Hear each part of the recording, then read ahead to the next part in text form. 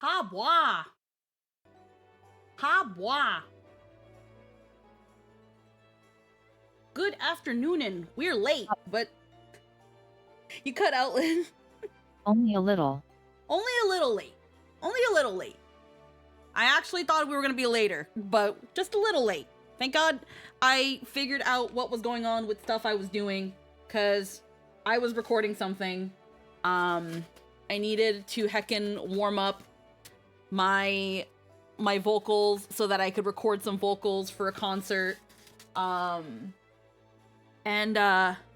Then I found some audio issues, and then once I fixed those audio issues, then it was like, gotta do it again, because, like, thank God that, like, I was recording this in portions, because once I saw that, I noticed it in, like, the second portion, which was the bit that I sent you, although that bit is after I noticed the audio issues and fixed them. I was like, oh, hell no, we gotta fix this. So thankfully I fixed it. And now I know what to be more aware of when I choose to record stuff. Because I chose to, instead of doing the studio, because that would take even more time, I decided to record this concert on this microphone. Because it's still just as good. It's an XLR mic.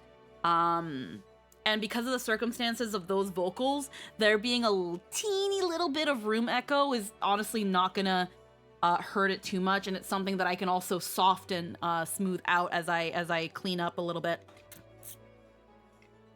But, oh my god. Oh my god, though. Lynn! Lynn! Wife! Sneaky. Wife. We haven't been on 14 in a fucking hot minute. Right? We really haven't. I let my God, I miss it. I do too, honestly. We let our subscriptions fucking die, and then we just didn't touch it. Everybody else has played DAWNTRAIL but us. Everyone has played DAWNTRAIL. If we had houses, we'd have lost them. Absolutely, actually. If I had a house, that'd probably be the only reason I'm renewing my sub. But heckin', I made this coffee super strong yesterday for the purpose of making iced coffee, and it's fucking ball. Fuck yeah. But yeah, it's been a hot fucking moment. Thank you for the housing reminder. You're fucking welcome. It's been a hot fucking moment since we've been on Final Fantasy XIV. We recently renewed our subs, and it's like, hey yo, freaking everything's died down. My timeline is more enveloped with hate for Wu Clement and how DAWNTRAIL bad. And honestly, everybody thought Stormblood bad. I thought Stormblood pretty good, so maybe DAWNTRAIL is pretty good. Too bad. Cry more. Yeah, honestly, I gotta kind of give some appreciation for the people that have nothing better to do than be a fucking hater on Twitter, because you have made it so that I have seen no fucking spoilers for fucking DAWNTRAIL. Everyone was too busy being a fucking hater. So for fucking once, I will thank Twitter for being nothing but fucking haters, because now I can enjoy DAWNTRAIL. Let's go. Listen, Stormblood has a lot of writing issues around the core characters, but other than that it's great. Oh yeah. I very much enjoyed Stormblood, but I also acknowledge that the reason I enjoyed Stormblood was most likely because of the fact that, hold on, let me fix this, because, like, I want to, like, full screen it the other way, but, like, it makes this happen. I fully acknowledge that that one of the reasons I probably enjoyed Stormblood as much as I did was probably because of the fact that I walked out of Heavensward being like, that was good, but that's it. Because everybody hypes up Heavensward. So then it's like, I played it and it was like, this is why I don't do hype. But now, everyone's saying that DAWNTRAIL is going to be, well, not everybody, but, like, there are some very vocal people being like, DAWNTRAIL is actually fucking kakapupu, so I'm ready to be like, cool, I'm actually going to be able to fucking enjoy this one. Awesome, thanks! So, let's go. So before anyone asks, we did kind of delve into it last Sunday when we talked about this. Me and Lynn, oh, it's congested, of course it is. Me and Lynn will be playing DAWNTRAIL. We're going to aim for doing it together, but at the same time, there is no pressure for us to play things together. If she decides that my ass is too busy with work and she wants to keep going, she is more than welcome to, and vice versa for me. And we are not obligating ourselves to solely streaming DAWNTRAIL and not experiencing it outside of stream. We want to enjoy this too. I'm already doing it to myself with Minecraft, so... hey, Vivi! Mwah, hello, Hunbun! How are you doing? But yeah, I have been... I have been camped out because I fucking left the inn in fucking, I left the inn in Charlian, and then I couldn't get back in because I didn't want to start it. So I've been in fucking I've been going between Limsa and Gridania up until my sub ran out, and then when I came back, because we renewed our subs about a week or so ago. Tired Av? Hunbun, why were you tired? What did you do? Are you partying? Are you partying? Freaking party animal? But also, hold on. Let me, before I'm actually gonna lower this buddy over here, and then where's my little Poeloh? Where's my little Poeloh? There she is. There she is. Poeloh, be a deer and just cover up the chat with your head. Peek behind Bernard there. Awesome. But yeah, so, what we're gonna be doing, actually I might need to make this bigger if I have to actually look at chat a little bit, and then let's make Poeloh's head bigger. There we go. There we go. He'll still peek behind Bernard here. Anyhow. Worst case scenario, if I have to push to help my raider friends, I have another character who has to do it too, but my hope is that we won't have to resort to that. Yeah. So we'll see. We'll see what happened. We'll see what happens. Again, I'm not pressuring Lynn to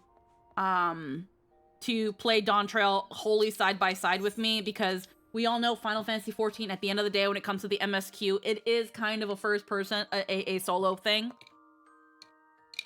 But we like the idea of reacting to the story and stuff together. But again, no obligation there. That being said, also, Bernard Bot is not on chat auto read, and I'm going to make that a point to not do that during the times that we're streaming DAWNTRAIL, because I'm also going to be keeping my eye not too hard on chat. I know my own habits. I know I'm going to probably keep looking at it anyway, but I'm going to try to, like, mentally slap myself when I do it too much, because we don't know if we're going to get the occasional rogue asshole who's going to try to spoil shit. That being said, it's going to be on site. If I see any sort of spoilers.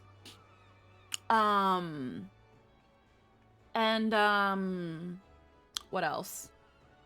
If I feel like we are getting too many people trying to, like, spoil shit or anything like that, if I see any spoilers, I'm gonna try not to read them, because I don't want to potentially spoil Lynn. I don't mind too much with spoilers. I'm usually fine with spoilers, and 90% of spoilers I'm usually okay with, but I'm gonna try to make sure if anyone does post anything in the chat that I'm not reading them. Again, for Lynn's sake, because Lynn is also is a different situation. And in the case we get too many bad actors, then we're probably going to switch to follower mode for chat or emote only for chat. I don't think it's going to get to that point. I see no reason why it should get to that point, but we'll see what happens. I know that there are people out there that have nothing better to do than to essentially try to spoil people's fun, but I'm relatively really small. People tend to want to do it with bigger streamers, so I think we will more or less be fine. So let's make our way back to Old Charlian. I've been avoiding it like the fucking plague. Oh my god, my coffee's so good today.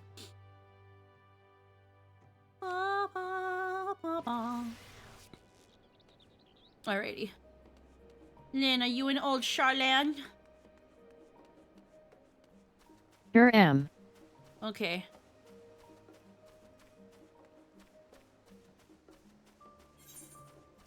I'm guessing you're in the annex already. Also, we get to admire our pretty full selves in DAWNTRAIL because we have also the graphical update. Lynn looking so hecking prettyful. Oh yeah, I should probably, yeah, that. Heckin'. How do you feel about the graphical update on your character, Lynn? How do you feel about it? The fuck? Honestly, came out great. Yeah, no, I think it's fucking ball. I think it came out heckin' ball. I don't My know. outfit looks even better. It really does. Heckin' Bernard looks great. Bernard looks so high res. I actually don't know if they did anything. But yeah, no, I love how you can kind of like, you can see the woven textures. There are some bits where like, you know, they didn't like super duper like, they gave it like a refresh, but they didn't like sharpen everything, which honestly, that's fine. Cause from like right here, it looks okay. It's only when you like freaking start fucking sniffing it that it's like, yeah, those details are like, they're really good. Obviously, I've heard for much newer gear, it's gonna be like fucking mint. It's going to be fucking minty. But yeah, no. Looks fucking fire. It's, why is it also, maybe it's because of the lighting, the new like lighting stuff. Is it dark in here? It also helps that I went from absolute minimum settings to borderline high. Oh yeah, too. Yeah, because you got that spicy new computer. Has it been still giving you that one issue with like account stuff, or has that been more or less fixed? More or less fixed. Okay, that's good. Jester was wondering about that. I don't know if you've got like, if you were able. I had to go through and purge your account from the registry. Oh, that makes sense. Yeah. Which was annoying. I'm sorry that happened. We probably But would have. did it. Yeah. Heckin', I don't know if you ended up getting, if you started getting Penny Umbra working, but like, I look cute as fuck. And we know. That's fine. I look cute but as yes, you do. I look cute as fuck, and honestly, because my totally custom made by Squeenix hairstyle, wink wink, was already had like really high res textures. It just fits so nicely. I'm really happy with it. I really like, it's such a subtle touch. It really does. It's such a subtle touch. But I love how, like, you can see the light kind of shining through the tips of aura horns. That kind of just really shows that they're hollow. They're kind of hollow. Or at least the tips of them.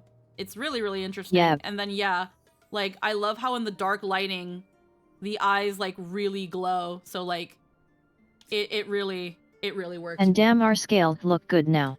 Oh, yeah, they look really good. We used to have the enhancement that, like, lightened the color because, like, before the update, they were like PP yellow. But now they've kind of like understood like, hey, they want their scales to look. Now they look more like ivory. Exactly. Like there is still an updated version of that enhancement to like up the brightness of the scales, but honestly, it's not that much of a difference to truly be worth it. And on top of that, it conflicts with my face patch. Because Poeloh doesn't have that aura, that big fat aura scale patch that Phase 4 has. So Phase 4 looks so much cuter without it. But yeah, it's dark as fuck in here too. Like, it's dark as fuck. And the texturing is so much better. You can make out all the individual scale patterns. Oh yeah, no, absolutely. You can even like notice like on the tail, like the light that kind of like shines through it. It's so fucking mint. It's so fucking mint. I love it. But it's dark as fuck in here. Like, holy shit. Like, look at those corners of like the thing. Creepers will spawn there. Indeed. Like, they gotta put a torch here. Like, just like a boom right here. And then just another boom right here. Because you're gonna have creepers spawn. You're gonna have creepers. It's dark as fuck in here. It's dark as fuck. But yeah. Heckin' whip. I have not talked to this fucker because I was like, ah, fuck. I left. I saw that he had the main quest, and I was like, well, I can never go back into Nor have I. I can never go back into the annex until it's time to play. Heckin', let's heckin' go though. Let's talk to the mans. We're ready.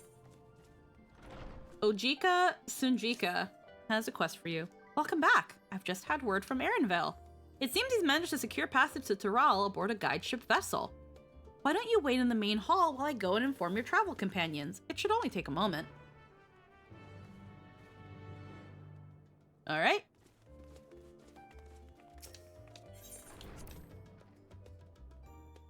Let's heckin' go. See, this one's much better lit.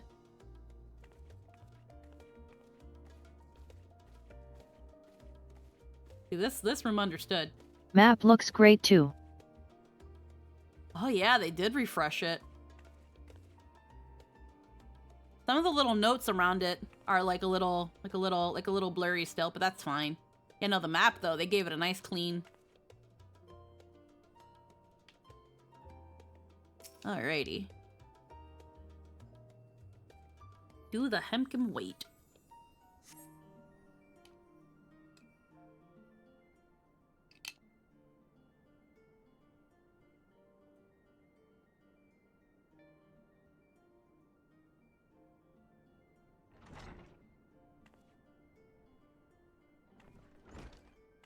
There will also be the occasional moment where I mute myself on Discord so that Lynn doesn't get me interrupting anything.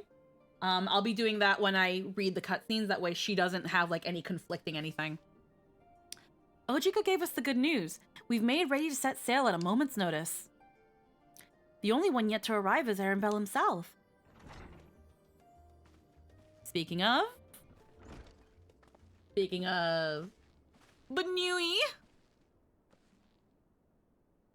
Ah, you're all here. It took some persuasion, but the Gleaners Guild ship has granted us places aboard a vessel bound for Tural. There'll be other passengers, researchers and artisans and the like, so we'll need to share deck space. Really? We came on a tiny-ass boat in that cutscene. That's fine, Erinvale. I doubt anyone expected we'd have a ship all to ourselves. They're not casting off just yet, so if you have any lingering concerns, now's the time to voice them. I wouldn't call it a concern, but everyone's still clear on what it is we'll be doing in Tural, yes? We've not forgotten. The nation of Poeloh is in the midst of deciding its next ruler. As your chosen allies, we shall assist you during the rite of succession and support your bid to becoming Dawn Servant. In addition to that, Alphino and I have another objective. As part of its reconstruction, Garlemald seeks ways to reconcile and re-engage with its neighbors. By visiting Tural, we hope to learn more about how its myriad cultures interact with one another, how they might find common ground, develop stronger ties, the sort of insights that might help our friends in Ilsebard. But we'll pursue this goal in our own time. You can be assured that we'll give the contest all due attention. That's all I ask, otherwise you're welcome to do as you like. You wanted to find out about your grandfather, right, Cryle? Yes, as far as we have determined from the old missive I found, he had been tasked with investigating the Golden City by your father, the Dawn Servant. Yet oddly enough, we have no record of that investigation in our archives, and nothing to explain the earring which accompanied the letter. Thus, for reasons both official and personal, I shall very much like to get to the bottom of this mystery. I'm sure there'll be a chance to speak with Papa. You can get your answers right from the source. I look forward to meeting him. In any case, you're not the only one with an interest in the City of Gold. The Golden City is a children's bedtime story. I'm part of this expedition only because the Third Promise has commanded that I serve as guide. Still playing the part of the stoic servant, I see. What of you? Don't you dare tell me you've changed your mind. We won't make you Dawn Servant by standing... Let's see. Hoist sail with the... We won't make you Dawn Servant by standing here and just talking about it. A woman of action. Right then, if all are still committed to the journey, then I say we make ready to depart.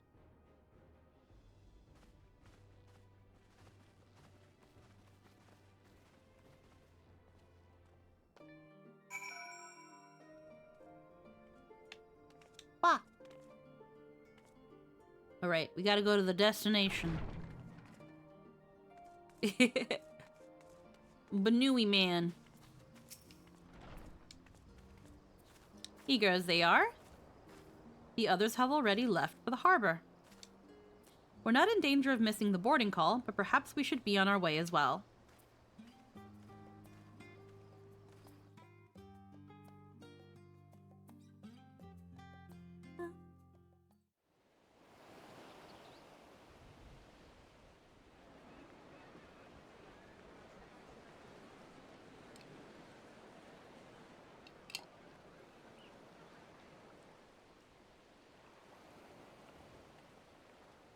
Voices?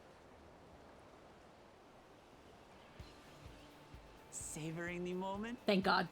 Feel your excitement, your eagerness to explore the unknown. She's so cute. Why do people hate her? Well, for once, the fate of the world doesn't rest on our shoulders. We might even get a chance to enjoy ourselves. People suck. She's girl. Yes, Brayden. Mwah. Hello, Hanbun. Oh, Tural may seem but a short sail away on a map. The vast seas between brim with peril. The treacherous waters of Shade's Triangle alone have claimed countless vessels. Even following the safe route plotted by Admiral Bufiswin herself, this will be no pleasure cruise. See, there's two kinds of haters. One is spoils I can't say yet. Well, I know, yeah, one of them are totally transphobes. Official pun guy, hooray, wacky warrior of light. Hello, Hanbun. I know that some people don't like her, one, because of her voice actress, and that's stupid.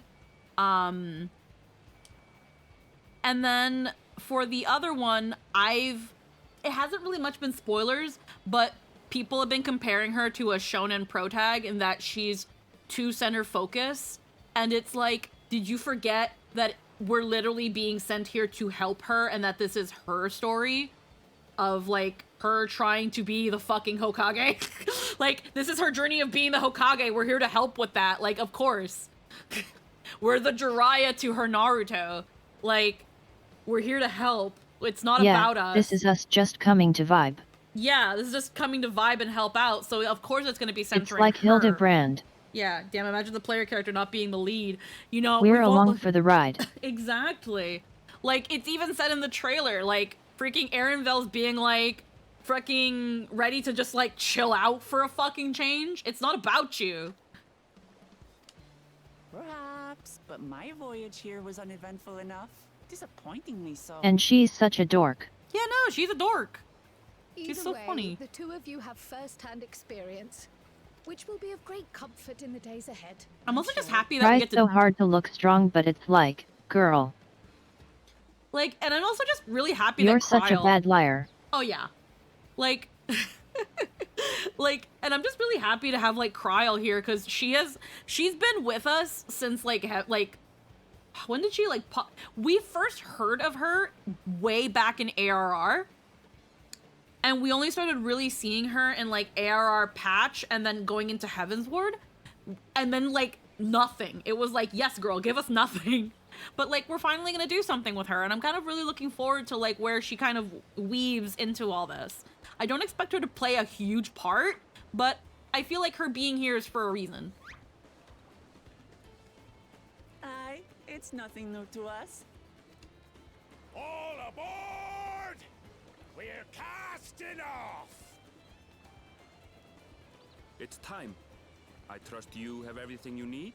I'm going over there occasionally helping sip margaritas. Ironveld narrator AO. Oh.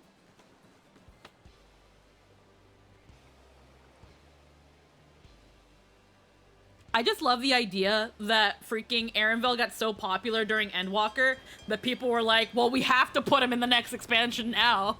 People love the Banui too much. And He's so great. does our ship He's cast really off funny. from the docks. I've seen little funny He hates it memes. here. We sail Oh west, yeah. as Though we Caterpillar love him. did some 80 years past, bound for the New World, known to her children as the continent of Toral. I love how like, cause it's been said that like, when it comes to Arenville, like everybody worships the Warrior of Light, but he's just some guy. it's just some chick. Just wait, Papa. When this contest is said and done, it'll be your daughter who sits the throne. Me, Woklamat.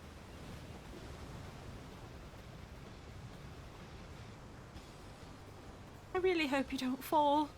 He's like, I've met them, they're great, and also weird as fuck. Yeah, they're kind of weird. You're good. Arenville would be the first one to tell us, do you need therapy?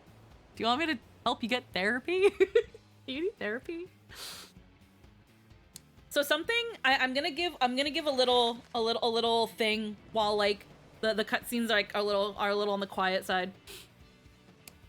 I'm a little sad I wasn't able to like secure anything because I thought it would have been really fucking cute.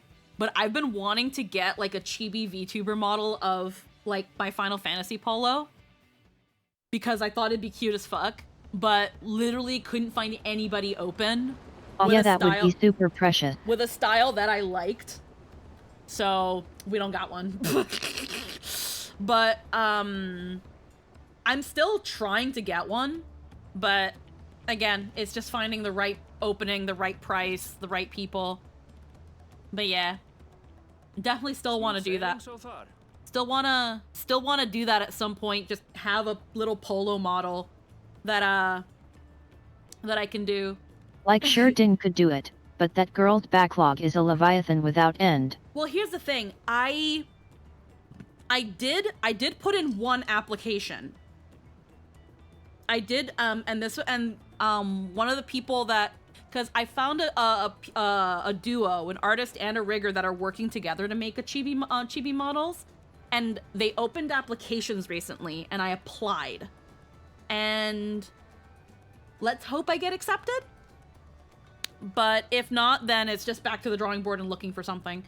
But yeah, I kind of want like a chibi model, and I already know like I want her to have a toggle where she's holding like a little Gallon plush of like Bunny Gallon and freaking be adorable as fuck. And like maybe have like, I'd have to see what they're willing to do with toggles and again style wise how it all looks. But yeah, I mean, how could you not think you're just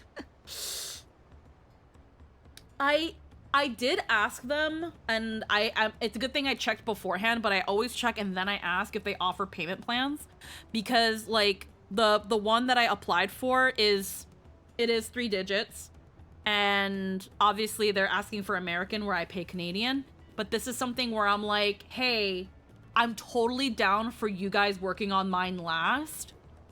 I just want to know if you guys offer, I just want to clarify that you guys offer a payment plan for this service, because after conversion, I'm dropping a lot of money, and like, I know that with my situation, I can still pay for this without putting myself in a uncomfy position. But essentially is I want to be responsible about it. But yeah, so fingers crossed. Hope your girl gets a contact. And you know, we go from there. But yeah, I would absolutely love a Poeloh model. So far, so good. And then like, if Lynn's internet was better and Lynn had an iPhone, I would love for Lynn to have like a little model so that we can do like the little VTube Studio collab, and then we'd have our little models bouncing around. I think that'd be fucking adorable. But Lynn needs an iPhone, a stable connection, and a model. Oh yeah, that would be so cute. I think it'd be fucking adorable. I know that the most we can probably get for Lynn is a PNG tuber. The stable connection is the hard part. Yeah, a stable connection is actually the hard part because of your area. But like, for example, if I ever decide to upgrade from my current iPhone for my VTuber, if I ever decide to upgrade from this iPhone to another one, like this is still in very good fucking condition because of how I've been taking care of it. Its battery is still 100%. Everything's mint and works. I don't have anything on it aside from like the 2-3 apps. Like, I could easily pass this along to somebody. That part's not hard.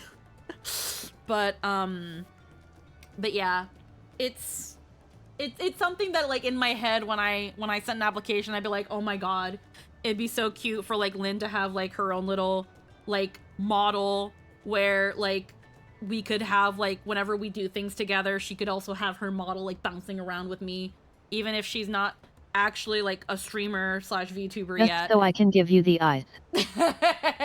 just to actually have your live facial reactions in some way, shape, or form, it'd be fucking...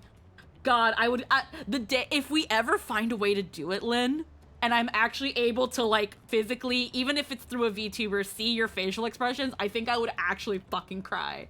I would cry.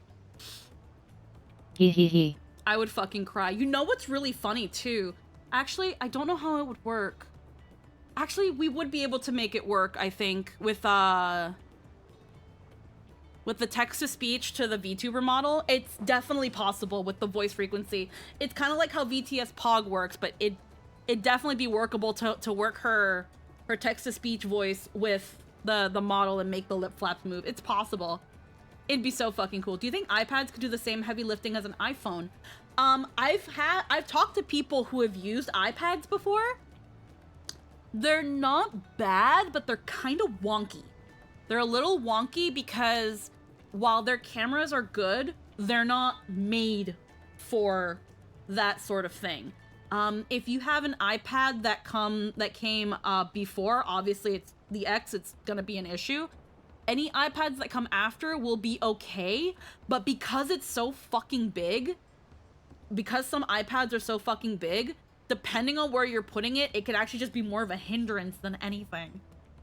It's still better to use some sort of iPhone. Like right now, again, I'm using, this is just an iPhone X.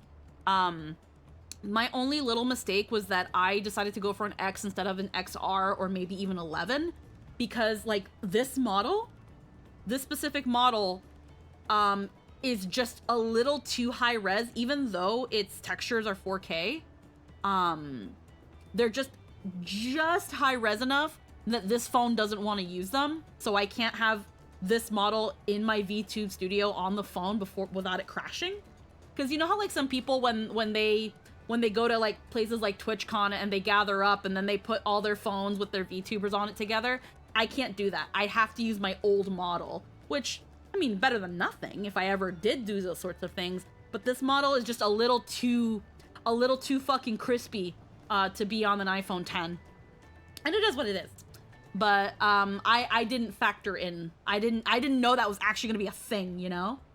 But it is what it is. That's why partially a part of me in the future wants to eventually upgrade to a better phone.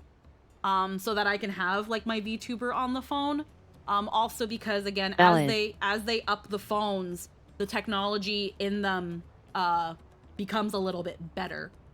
Yeah, I'm doing the research to see if there are any workarounds. Just prepare for what's to come. Yeah, again, you can use an iPad, but again, depending on how big it is, it's probably gonna... Yeah, if I could VTube with an iPhone 11. Yes, you can. Absolutely you can. Anything above an X is good enough. I'm thinking of if I do upgrade to get maybe a 12. Because as they get discontinued, they drop in price. And if you go to places like eBay and Amazon and just get a refurb, that's automatically unlocked, not jailbroken, unlocked. They're different. You could even just use it as your own phone or anything like that now. In this case, it's unlocked and everything, so I could just pop in my SIM and use it, but I don't know how to use an iPhone aside from VTube Studio. So, well, VTube Studio, I use Facial 3D Pro, whatever. But yeah. Wow. What was I saying? But yeah, I could possibly either give this one away, I could give it to Lynn, I could hold on to it as like a emergency phone, because again, she's in great condition. I got her only for $400. But yeah, don't sleep on refurbs. Go to eBay, go to a verified eBay seller with high ratings, and you can get a pretty much like mint iPhone for like a fourth of the cost, probably. But and one more thing, and then we'll continue with things, because I'm yapping now. Because of how, and I'm not gonna say this is all iPhone users, because I know it's not all iPhone users, but because of how like fickle iPhone users are, there are so many like new iPhone refurbs. So fucking many. Because so many people will get an iPhone, and then not long after the new one comes out, because at this point a new one comes out every year, and automatically Apple discontinues the old one, and everybody changes over, and it just all the ones that don't sell, all the ones that are like, that were, you know, that are lightly used, those all go to fucking refurbs. And it just, there's so fucking many. It's saturated. But yeah. So there you go. There's a fun little tidbit. Another VTubing on a budget. If you already have a main phone and you only need a phone for VTubing, get a refurb. Get a like new or good conditioned iPhone, and proceed with your life. Not to mention how we found out unequivocally that they sneak malware into software updates to make old models start sucking. Yep. Just get the refurb, get the amount of updates it needs, make them manual update, and then yeah, Apple kind of somewhat does that with their iPhones, where they kind of later updates, because obviously, oh yeah, they got taken to court for it. Yeah. I don't know if they still do it. No fucking wonder, always feels like my old iPhones start feeling like shit. Yeah, I don't know if they still do it, and I wouldn't be surprised if they still did. But yeah, after a while, depending on how far back the generation is, if it's still able to get updates, those updates will make it shittier. When I got this X, I think the 13 was already out, the 12 or 13 was already out, because Jester had the 12 from work. And, I only let it update so much, and then as soon as ArtGun was like, hey, don't update your iPhone, to this update because it fucks with the ARC kit and face tracking, I already had my shit on manual, so I just kind of stopped updating after that. It's pretty common fare for most phone companies, and that's why your old phones get progressively worse at existing. Yeah. Hello. Sorry, I don't mean to interject, but hi. Hello. Hi, Hunbun. How you doing? Apple was just the worst. I was in chat, and then I was like, wait a minute. I'm not doing Oh, hi there. that causes audio. I can just be in call. It's the girl. It her. Wow. Hello. Hello. How are you? I'm doing okay. Heckin'. Here, I'll do screen share, because I don't know how long you intend to stay, but if you just want to freaking chill and look at the pretty bunny men, you totally can. Yeah, I'll look at some pretty bunny men. Hello, I look at Lilia every Saturday. But heckin', aw. Hello there. I believe this is our 6th time meeting. But yeah, it feels like more. definitely have hung out with you before. Yeah, definitely a refurb is not a bad idea. Just give it the first round of updates and then turn it to manual update. And then yeah, just don't keep it on the charger 24/7 even when you're not using it. Because that's what I've been doing with my iPhone, where when I'm not using it for stream, she's unplugged. And my battery condition is still at 100%. Batteries obviously degrade after a while, and that also decides on the condition of certain phones. Like when you're looking at refurbs and you see like grade A, which is like new, and grade B, which is still pretty good, it'll usually be that the only imperfections are there's maybe a little scuff on the screen or a scuff around the general thing, and maybe the battery is between 80 and 90%, so it's only 10% degraded. But like, again, it kind of really depends. Smorg Yeah. said, how about an Android? Androids, their facial tracking is not bad. It's been getting better, but because the iPhone, unfortunately, because Apple Newer ones are better, but Yeah. yet. because Apple Yeah. is the proprietor of this sort of technology on a phone, it is unfortunately the best one. It will always be like the top one. Yeah, they That's hold why a monopoly on that, and facial Yeah. recognition in particular, since they've been doing the face scans for so long. Exactly. So while Android is catching up, it's still just far enough behind that an iPhone is still the standard. People will still tell you to get at least an Apple iPhone X before the newest Galaxy. It'll still be better. So it really kind of just depends on if you're willing, on what you have at hand. If you can afford an iPhone, then get it. And if not, then your phone is the latest Galaxy and it's got pretty good facial tracking, then use it. But I'm going to tell you right now, depending on how often you stream, your phone's gonna be busy. Your phone's gonna get hot. Your phone's Yeah, gonna go through standard shit. practice is just to get an iPhone dedicated to face tracking and nothing Yeah. else if your budget. Yeah, most VTubers will tell you that it's a lot easier to get a phone dedicated to doing it than having your phone not only be your phone but also be your streaming thing. You are going to put it through more wear and tear than if you had a dedicated phone. Obviously, think within your budget.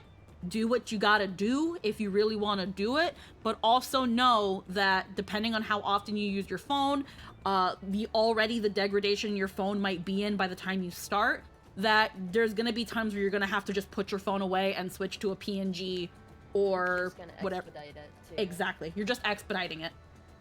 Because again, not only is your phone constantly charging because you're using it, but it's also constantly charging because of the usual wear and whatever that you put your phone through. Hold on. I have a browser. Let me see here. eBay, iPhone. What number would it have to be specifically stream? So, viable? anything X and above, because that's where the face tracking really started, was with the X. Word. So my iPhone X, I got it for like about $400, like new. I think I also got the 64 gigabyte one, so I went for the lowest space, because I ain't putting shit on it anyway. So... Yeah, there's a lot of them are sitting at about $159 on eBay right now. Yeah, so they're getting... Some of them are even at 65. Yeah, and again, are you looking at like new condition or good enough condition? Yeah. Yeah, and No, that's... new. And that's because, again, there are so many, and as iPhone keeps pumping out a new phone and discontinuing immediately the one before it, all those other phones go down in price. They go down, Yeah, because now, it's like, true. like I recently told a coworker that with the what is it, the one that just came out, the 16 just came out? I'm not the foggiest. I have no fucking idea. There's just a new iPhone came out, and when they announced that one coming out, they also immediately announced that they're discontinuing the previous one. I told my coworker this, and he was like, oh, that means I can upgrade my iPhone now. And it was like... Yeah. and that's how... And because of that fucking mentality that most Apple users have, the previous generations, as the latest one gets fucking downgraded, they just plummet in price. And now it's so cheap to get an iPhone. So... Again, like an 11, it'll probably be about $100 more than the X. The 12, probably $50 or $100 more. It just depends on what you're going for. And again, the condition. I'm just coming to terms with definitely needing to purchase one. Just because I was talking to my artist, and they were like, "You have a beefy computer, right?" I was like, Yeah. Really? Nowadays with certain physics, having a pretty decent computer is also well, when it comes to the tracking and stuff, having the phone do most of the tracking will save your computer. Especially if your computer is going to be if your model is going to be really like physicky and toggly heavy. And also depending on the texture resolution of your model. Like I remember Hana was telling me that like she was asking for my PC specs because she was like, this model might be might be pretty beefy. And I was like, okay. And I sent her my specs and she was like, oh, you'll be fine. Because this PC is pretty beefy. Yeah. But, And and I'm willing to make the sacrifices to make it work. yeah. And then outside of phone tracking, if your computer is able to take the additional strain of it on top of everything else you're doing when you're VTubing, webcams are kind of getting up there. Yeah, I use an Anchor something or another. It's Anchor webcam. Yeah. And I think it was around like 50. Yeah. And it's a 2K webcam. Yeah. The only reason I personally don't recommend webcam is for pretty obvious reasons. Right. They're pretty easy to unfortunately hack into. So I mean, no, this is just me speaking as me, but everyone knows my face anyway. I was on stream I think it was yesterday or the day before, joking about how like, oh, I have a super high quality 3D model that I like to show off on occasion. Yeah, that's the thing of, again, for those who don't want to show their face, like me in particular, I would not want to use a webcam because it's like I don't want that to turn on and see shit it doesn't need to see. So absolutely. And that's not even just like, and that's not just in terms of streaming. I mean in general, they're easy to hack into. So yeah, I closed my little, they can't see me. I have a window thing that I put on top. Thankfully, some of them have a little shutter thing because of that, but still. Yeah. But yeah. So there's 3 options. The standard, unfortunately, still is an iPhone, but like Bread just looked on eBay. I think you can also find some on Amazon if you want to go a little bit more trusted on Amazon, but at this point, some Amazon sellers are not any better than eBay. If anything, don't sleep on eBay. Yeah. It's you know, they can be pretty cheap. Thankfully, Apple user fickleness makes iPhones a lot easier for us VTubers. Agreed. It's very similar to how you would interact with a website like Etsy. Like, just honestly, look at who's selling it. Look at their location. You know, if it's somewhere really sketch and they're selling it for super cheap, and you look at the reviews. Maybe don't do it. But if they're within your country, you should be fine. Like I think mine was refurbed in Canada. But yeah, look, like Brett said, look at reviews, look at how many they've sold, see if there are an eBay approved or Amazon approved seller. That's the main thing you want to look for, and thankfully those sites will recommend you them. They'll get like a certification, or it's not like a certification, but when you're like a really good seller on eBay, they'll have the little ribbon on their pictures. Yeah, so look for that especially, and it's gonna be pretty easy because they will recommend them. They will recommend them first and foremost. But yeah. Anywho, we've yapped a lot. Sorry. No, it's okay. I love giving this sort of advice and stuff because when I was looking for this stuff, I didn't know where the fuck to start. So I totally don't mind answering these questions. It's just I'm a yapper. I'm a yapper and the bunny man awaits. I'll take my rest while I can then.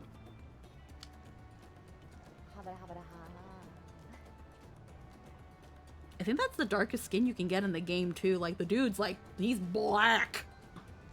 He's a black Banui. Oh, it looks so good on him. We left port what seems an age ago now, and we've seen naught but open water ahead. I knew Tural was far, but it's another thing to really know.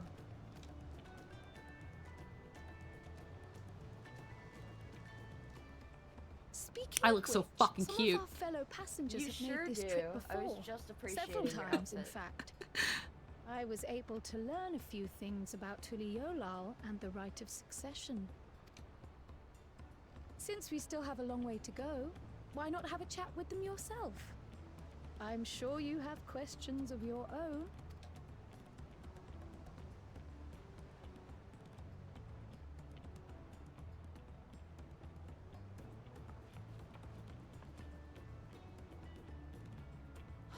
Did you look out across these same waters, Grandfather?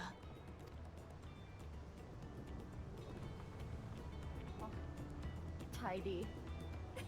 I love the freaking voice work in this game. It's so good. It's so good. And I love that so far, like, Because I know that there are some people who also, like, jumped into 14, like, skipped, I don't know why, but they skipped everything and went straight to this one. So it's like, you can also just jump into Final Fantasy 14 straight from this one. I wouldn't do it, because you're missing out on a really, really good story. But yeah, the story is we're on a boat to the new world, and we're going to America.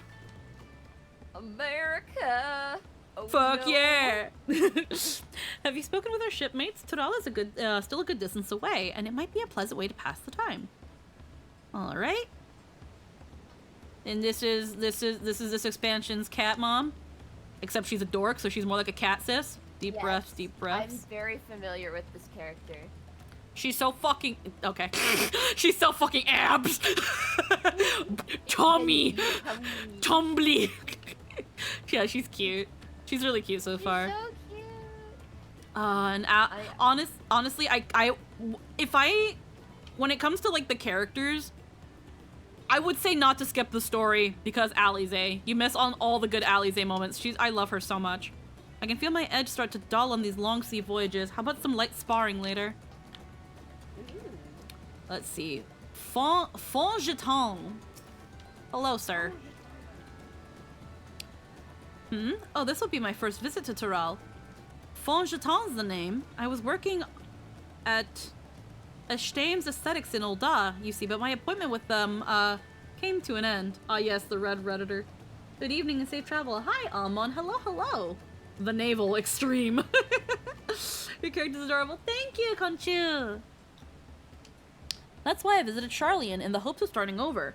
While I was attempting, and failing, to find a new job, some characters can also develop over the expansions drastically. Oh yeah, there are some characters that are not the same when you see them versus where they end up later on. Like again, this is like 14 is such an expansive story that has taken 10 years that like it just play it. just experience the story. It's so good. I know, I was sitting here, I'm like, you also get slowly but surely converting me. Also, you can be cute as fuck. That's why I visited Charlie in the hopes of starting over. While I was attempting, and failing, to find a new job, I seized the chance to board this vessel when I overheard a room for another passenger had suddenly opened up. I'm told the Dawn Servant welcomes all regardless of origin, and so Tuliolal seemed like the perfect place to begin anew. Hopefully things will be better this time. You could also do what I did and make Optimus Prime. Huh! Well, I mean, with the armors, I can see, yeah. Now that there's 2 die channels, it's more possible. Retired mercenary. Hello, sir. I see you in Eorzea before, you great and famous hero. Gah, I've had enough of playing the simpleton. There was a time when we took great pains to maintain the deception, but with more of you Eorzeans coming to Tural, it's become impractical. Besides, my mercenary days are over. Too many of our warband have fallen, and so we head home to lick our wounds. I'm tired of acting dumb. I'm gonna speak eloquently like I'm supposed to. My story? Well, since you asked, I wanted to retrace the historic journey of the great Kedenram, you know, the first Eorzean to set foot in Tural almost 80 years ago. The Mamulja's leader is said to have welcomed Kedenram with open arms and sent him home with a bounty of silverware as a token of their friendship. But the real treasure was the crops he brought back home. Popotos, tomatoes, and corn, which spread across Eorzea like wildfire. His grand adventure led to a culinary revolution. Wow, I can't read. The tales say Kedenram traveled to Tural several times after that, but his ship vanished during his last recorded voyage, and he was never heard from again. That even the seasoned explorer like him could meet such an end is testimony to the ocean's peril.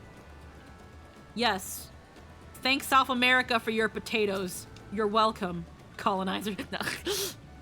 I'd heard Erenvel was looking for passage to Tuliolal, so I managed to squeeze his party aboard one of our chartered vessels. As fortune would have it, we had just scheduled an expedition to Tural.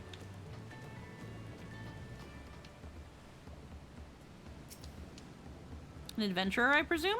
Merchant myself based in Ul'dah. Specialty imports and exports, Eorzean and Turali both. If this is your first time crossing the salt, as they say, do remember that the social mores of Eorzea are not necessarily the same as those over yonder. Consider this. It is not uncommon for the various races to be referred to instead by the names of certain clans. For the Mikote, the Hetsaro, the Hrothgar, the Gibral, Okay. Not because every member of a given clan is of the same race, mind, but because many individuals of said race are associated with that clan. A fair assumption in certain Hi cases. Anthony, what do you want? But take care not to give offense. Hi, Anthony. Oh, wait, hold on. Mwah. Jail time. One sec. Heck yeah. Let me... There we go.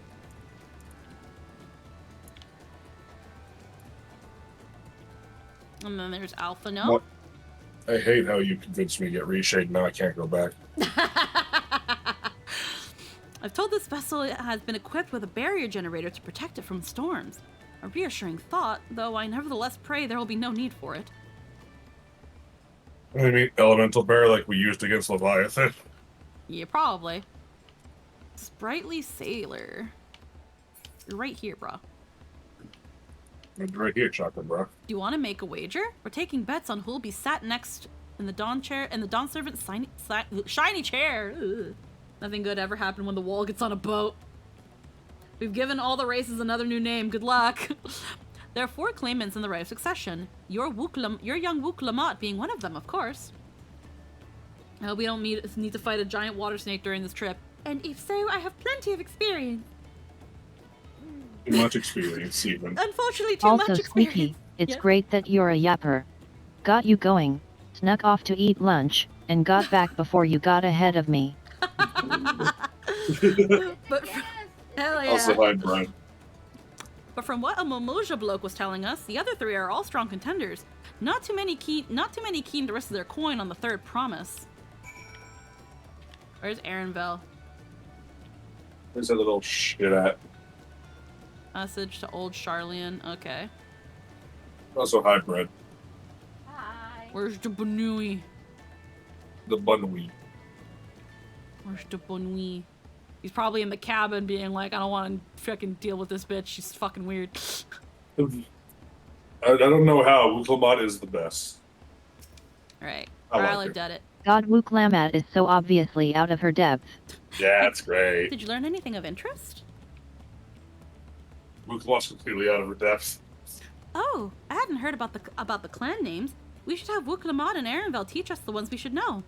Actually, it's getting a little chilly up here on deck. Let's all gather in the cabin.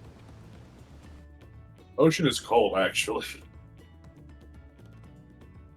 Bum, bum, bum, bum, bum, bum, bum, bum, bum, bum, bum, bum, bum.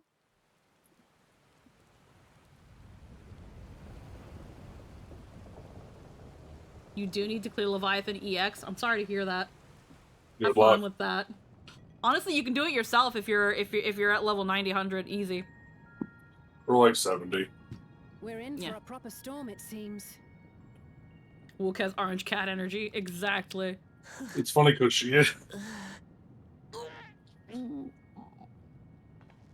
God, I love how the rings light in the How's your dark. stomach? Yes. Better?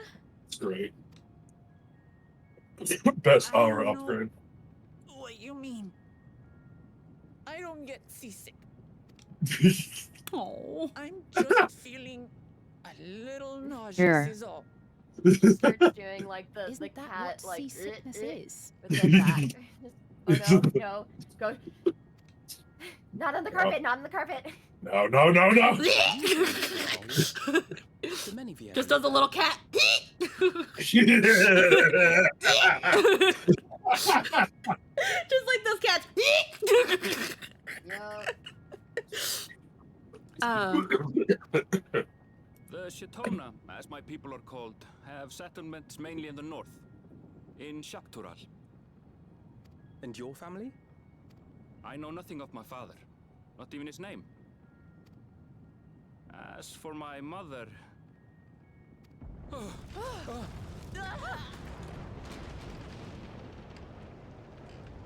Jesus Christ. Let's fucking glow.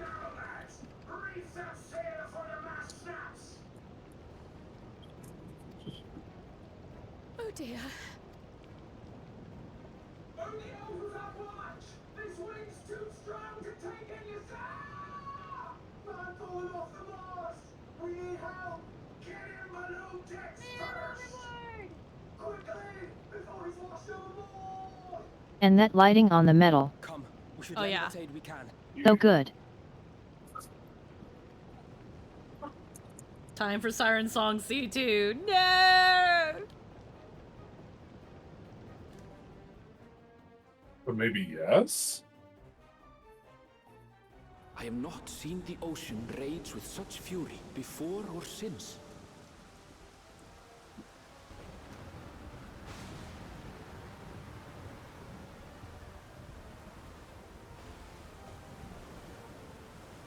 The heaving waves tossed our ship about like a toy, sending sailors tumbling. Ah, we get to the dauntless fucking North Alizé, Sea, brah. quick to the rescue, Yeah. was almost lost to the sea herself. Oh, shit.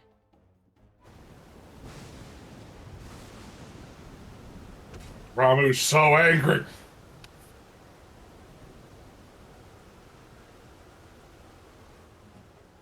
Where's that barrier for storms y'all were talking about? To deploy the vessel's magical defenses, and thereby shield us from the lightning.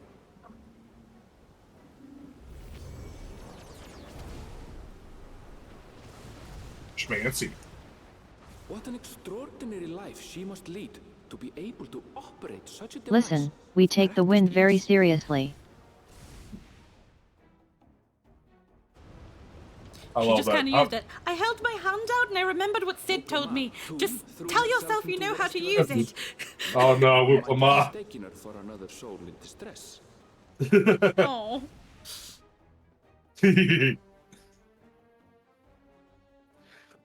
You did it too early and now you wiped the tidal wave. Little did you know you did it too early and now you wiped the tidal wave. Fuck. By the time the unruly seas had calmed, our strength was all but spent, and we had yet to even glimpse the shores of Tural.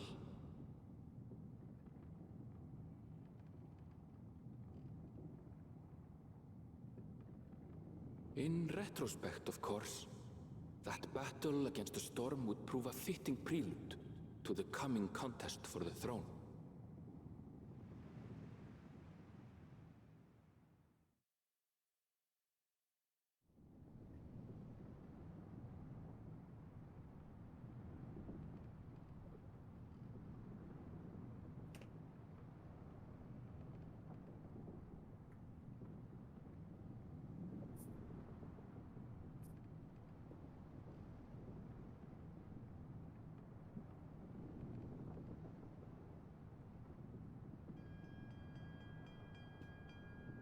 At least no angry water sick tried to kill us today, so today's God, they're troubles. really showing off the lighting updates. Oh Yeah, yeah, they are. absolutely. Of course they are. They're proud. They should be.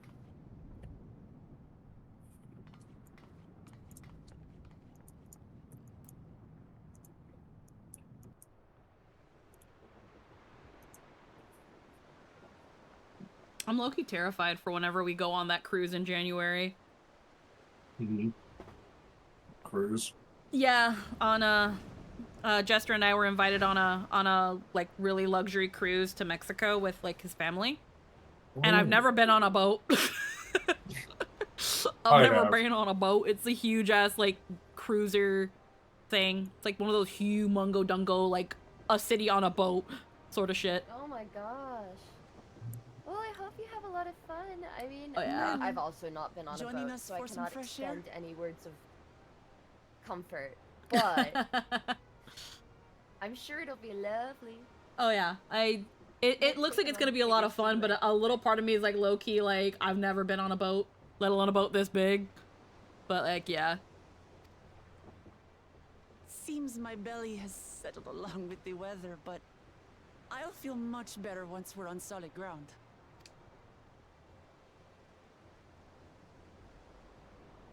Ugh. Can't be Oh, much no. farther now, can it? Oh no?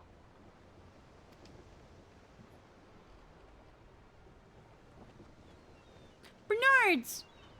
Boobies! Seabirds. The last time I was on a cruise ship, I A was whole very... flock of them. Yeah. I was very young and I was running around the halls, rounded the corner, ran into a person in a mascot costume, screamed in fear, and dove under a nearby dining table. Huh. Land must be near. You need only hold out a while longer. If you wanted to prep for it, you could watch all those people that were on that like 9 For a month dark cruise, moment, which I might thought still the be going. ocean might I swallow don't us. know Oh, if it's wow. still... Glad to have my Yeah, pessimism that's proven commitment. wrong. At least you're not on that cruise. God. Yeah, it's only gonna be for like about 2 weeks. In other good news, I examined the sailor who took a fall, and he's faring well.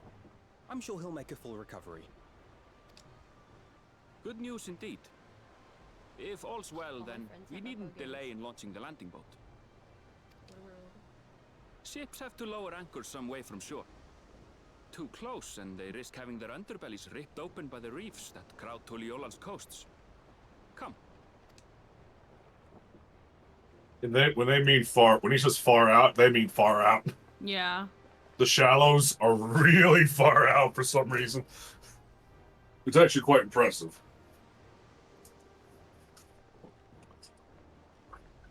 It's probably where we have like the little scene on the little boat in like the opening cinematic. us all this way.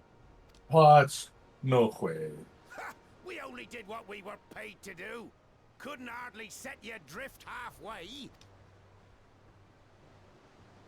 If anything, it should be us thanking you for helping us through that beast of a storm.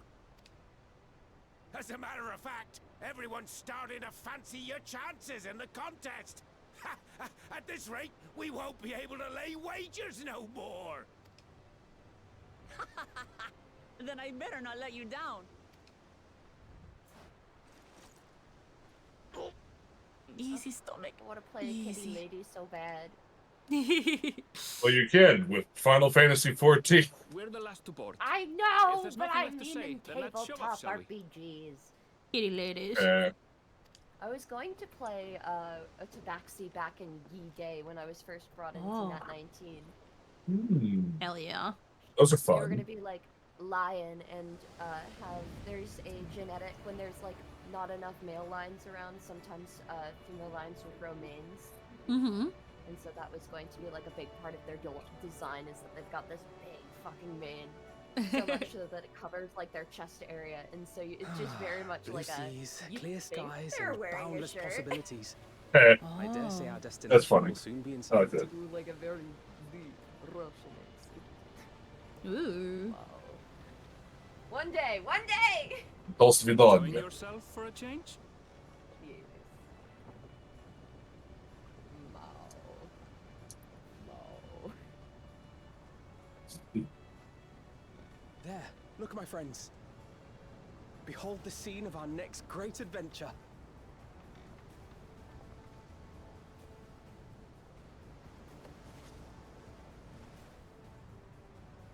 At last, I like her you hair. have come to the Yeah. land you call the New World. To my home. How many times do you think she chews on the feathers in her hair? Yes. Always. Oh my god, they literally just remade the opening movie for us. They Yeah, really they just did. Yeah. It wasn't a I trailer, it was a remember preview. when that preview came out, I saw this character and lost my goddamn mind. Oh, so many Have I people ever lost played their a shit when they Final saw Fantasy? Wook. So many people also lost their shit again when Arendelle appeared because they were like, "Are we gonna be adventuring with Arendelle? Yeah. Are we I gonna love have it. Pretty Bunny Man?" I love Tuliola. Look at that fucking It's so colorful, and It's Reshade so- makes it look so much better. It Whatever. is so much more pretty when I first started playing. It looks so much better. So much more. Is someone that dark going to be important? Wow, Hoyo could never. Holy shit! Also, the music of Tuliola, Oh my god. I mean, jazzy shit. Shots fired, but very true ones. Honestly, yeah. You keep it 100, Lynn, and I respect that. Hehe.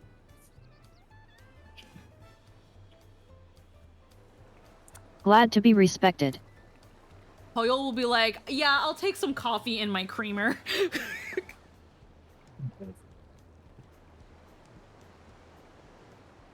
Gods. No coffee, thanks. I've seen Creamer will do. cities with an impressive mix of cultures, but this is Yep, something dump that in else. there. It's Is giving that very color blindness. No. I've never Very- seen Vanu feathers in that Well, color no, before. it's just giving racism, but you know. You'll find much here you never knew existed. There may be a sea route now, but visitors to Tulihiola are still few and far between. Honestly, if we wanted to do hot takes, which I wouldn't want to be on it for too long, but I know, like, right now people are, I'm gonna say, finger quotes, boycotting Hoyo because of the whole, like, the whole, like, skin tone things for those new characters in Genshin. But the biggest thing is that it's such a half-assed boycott because you still have people playing it. They're just being like, no, but it's free to play and server costs and blah blah. It doesn't matter. You're still playing it. That's not what a boycott is. And when people are like, well, there are different ways to boycott. Boycott means you stop using and interacting and doing anything with the thing. You're still playing the game. That's not a boycott. I'm sorry. It's not. Like, you can't say you're boycotting McDonald's and then when your friend's like, hey, I'm gonna go get a Big Mac, what do you want? And you be like, can I get a cheeseburger? And like, and then eat it, and your logic being, well, my friend bought it, I didn't buy it. Like, that's not how that works. Also, by actively asking, you've actually given the company more money because your friend had paid for you too. Yeah. Like, again, therefore, you might as well have just paid yourself. Yeah, it's a thing of, like, it's half-assed, and unfortunately, because of how long the characters have gone through the planning phase and everything, even if they had tried to go fully into, like, even if people went fully into the boycott, we probably weren't going to see any change with the Natalen characters. Maybe in future ones they could think about it more, because even the Chinese base is saying, hey, can we, like, vary up these skin tones? Because there are other Chinese games that definitely do. Hoyo just doesn't for some reason. Like, Hoyo just doesn't. Yeah, like, and also, for the record, I don't think Hoyo is racist. I just think they're capitalists, and it's a commentary on the state of racism overall.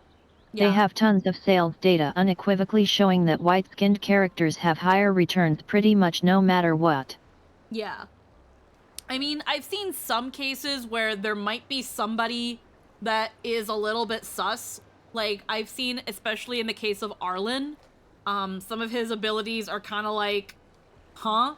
But at the same time, I'm not going to say for or against that because I don't know anything about Arlen from Star Rail. So maybe there's a reason the abilities are named like that, but I'm not going to go up to bat for that because I don't even use the character, so I don't care. But, it's... I think it just, like you said, it stems from their current market, and it's time for me to go on lurk. Please enjoy your funny adventures. Yeah, of course. Thanks for stopping by, and enjoy your lurk. It's just, it is very sad, but it's unfortunately really hard to take that boycott seriously when there are people still playing the game. Whether it's free to play or not, you're still interacting with the game. You're still showing numbers that despite this quote-unquote boycott, people are playing the game. I saw a video. There's apparently a Star Rail player in China that apparently when he wants to pull on Both a character... games have some darker-skinned characters, but yet, the darker characters don't sell as well, to the point it's statistically a minimum 20% loss in revenue if a character isn't white. Yeah. So there's also a thing of, at the end of the day, this is a gacha game. And gacha games have whales. An example with Star Rail, Fei Xiao recently came out, and there was a Chinese user that pulled 300 copies of her light cone. 300 of Fei Xiao's light cone. I'd fucking die.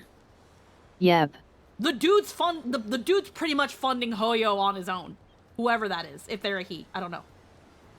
Addiction's a terrible thing, but God, it doesn't make so much money. And that's not and unfortunately, and here's another thing too. They're like, and this is just a thing with like Probably the same mega whale who bought 100 Akiran cones. Yep. Then there's like some of the voice actors that still choose to stream Star Rail. They're spending money on the game. They're They're spending money on the game. And whether they're for or against the boycott, whether it's even if it's the fact that they're not playing Genshin, they're still playing a Hoyo game, and they're still probably putting money in the game to pull for the characters that they play or the characters that they like. Like, that's still a thing that's happening. And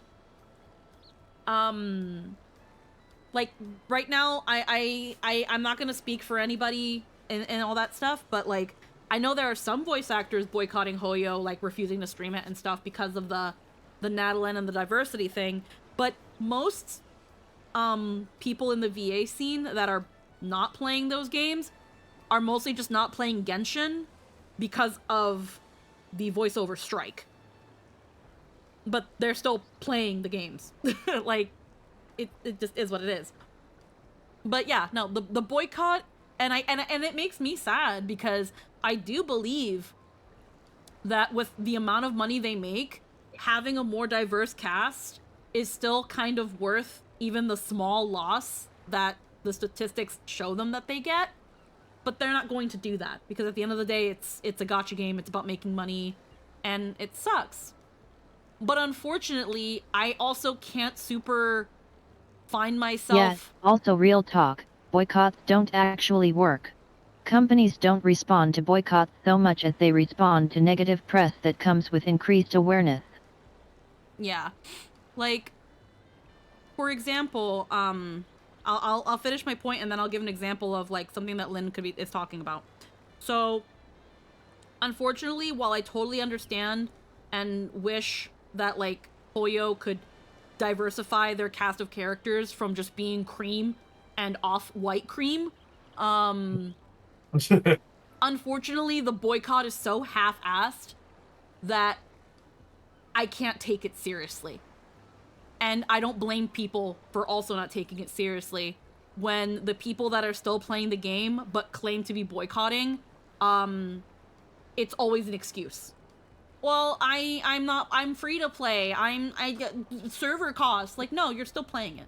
That's not what a boycott is. That's not. There's other ways to boycott. That's a cope. Sorry, you're coping. It's okay if you want to still play the game. The Nadalin characters are out. They're not changing them. Your boycott didn't work. I'm sorry. It didn't work. And yet, it's worth noting that it's generally not up to the developers, it's up to the producers, and those people are never going to approve the make less money option. And capitalism, yeah, yo. And unfortunately the producers listen to the investors. So there you go. It's capitalism. Sorry. An example though of like where Lynn is saying that boycotts also kind of fucking don't work. Disney. People say to boycott Disney. Disney owns half of fucking everything. And boycotting Disney hasn't really shown any sort of effects or anything. The most recent thing that kind of made Disney kind of bend backwards a little bit was the case where the guy was suing Disney for his wife's unfair death due to an allergy. Disney was ready to freaking really sink their heels. Like, they were ready to dig their heels in. It was only until they were getting bad press and everybody reporting, look how awful Disney is for saying that because this dude signed up for a trial of Disney Plus, that it's not their fault, that it's not on them if his wife dies from an allergy at a restaurant. When really, and funny enough, Film Theory did like a thing on this where it was like, even if that excuse did fly in some way in court, because there have been times where the whole thing of like, well, you signed the terms, so, and I can't remember what the actual term is, but the court can be like, sorry, you did sign the thing, so moving it to other kind of court and not like trial. They pointed out that at the end of the day, that the thing still doesn't count because he signed for a Disney Plus trial under his name. That has nothing to do with her, with his wife that passed away. She didn't sign up for Disney Plus, and he's kind of doing it in her he's kind of doing it for her. He's suing for wrongful death for her. So I whether can't believe signing up his- for Disney Plus makes Disney immune to any times you would die on their property. Well, the thing is though, again, technically by the case of again, you have to watch the film theory on it because I don't remember the exact lingo. Because the Disney Plus trial was signed in his name and not hers, that excuse does not fly anyway. Because it's under him. He is suing like for like again in her name and her house and her kind of, I don't remember the exact things. In like for her estate. And unless like essentially the logic was that excuse would only have a semblance of a chance in trial if she was the one that signed for the Disney Plus trial. But because she didn't sign shit under her name, that just by and also that kind of argument is so nakedly evil that only a complete sociopath would act on it. Yeah.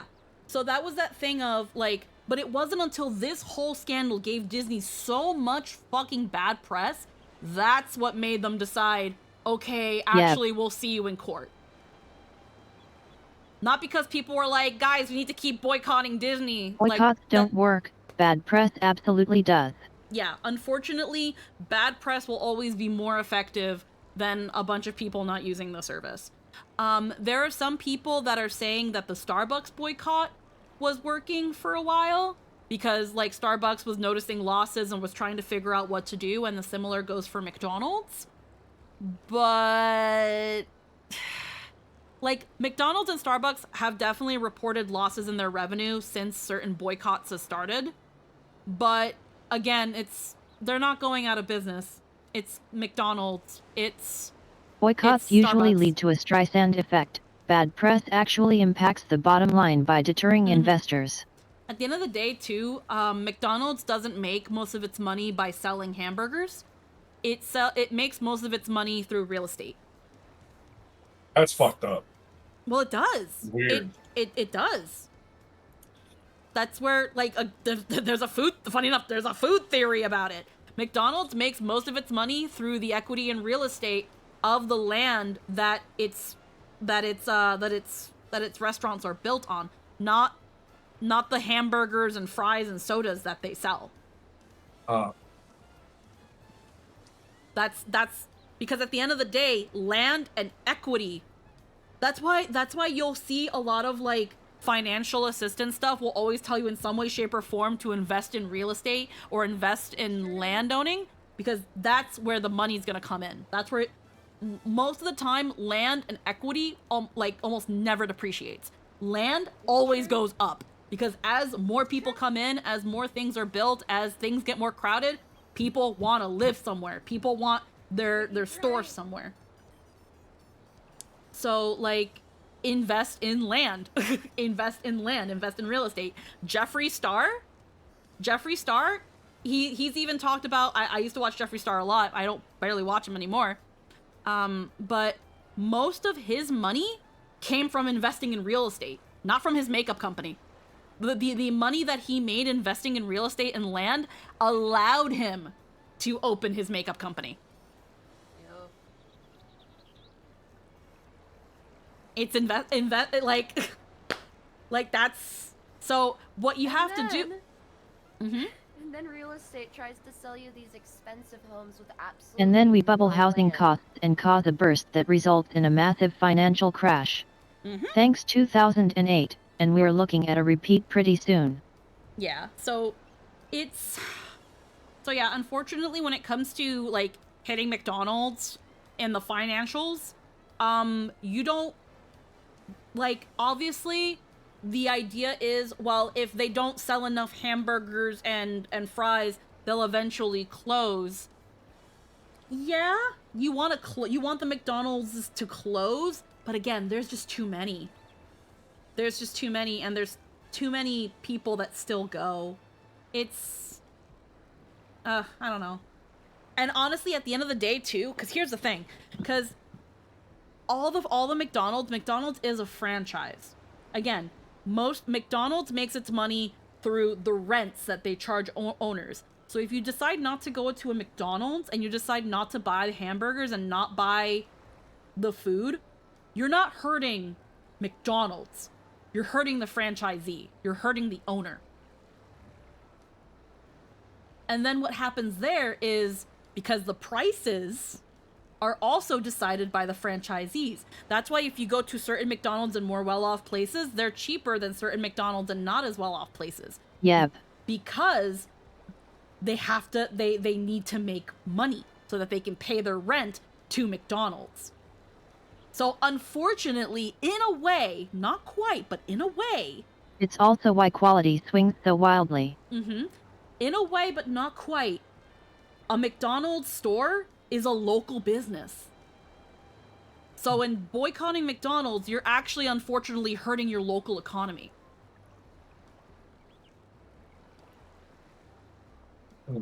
Okay, that's not true. Not true?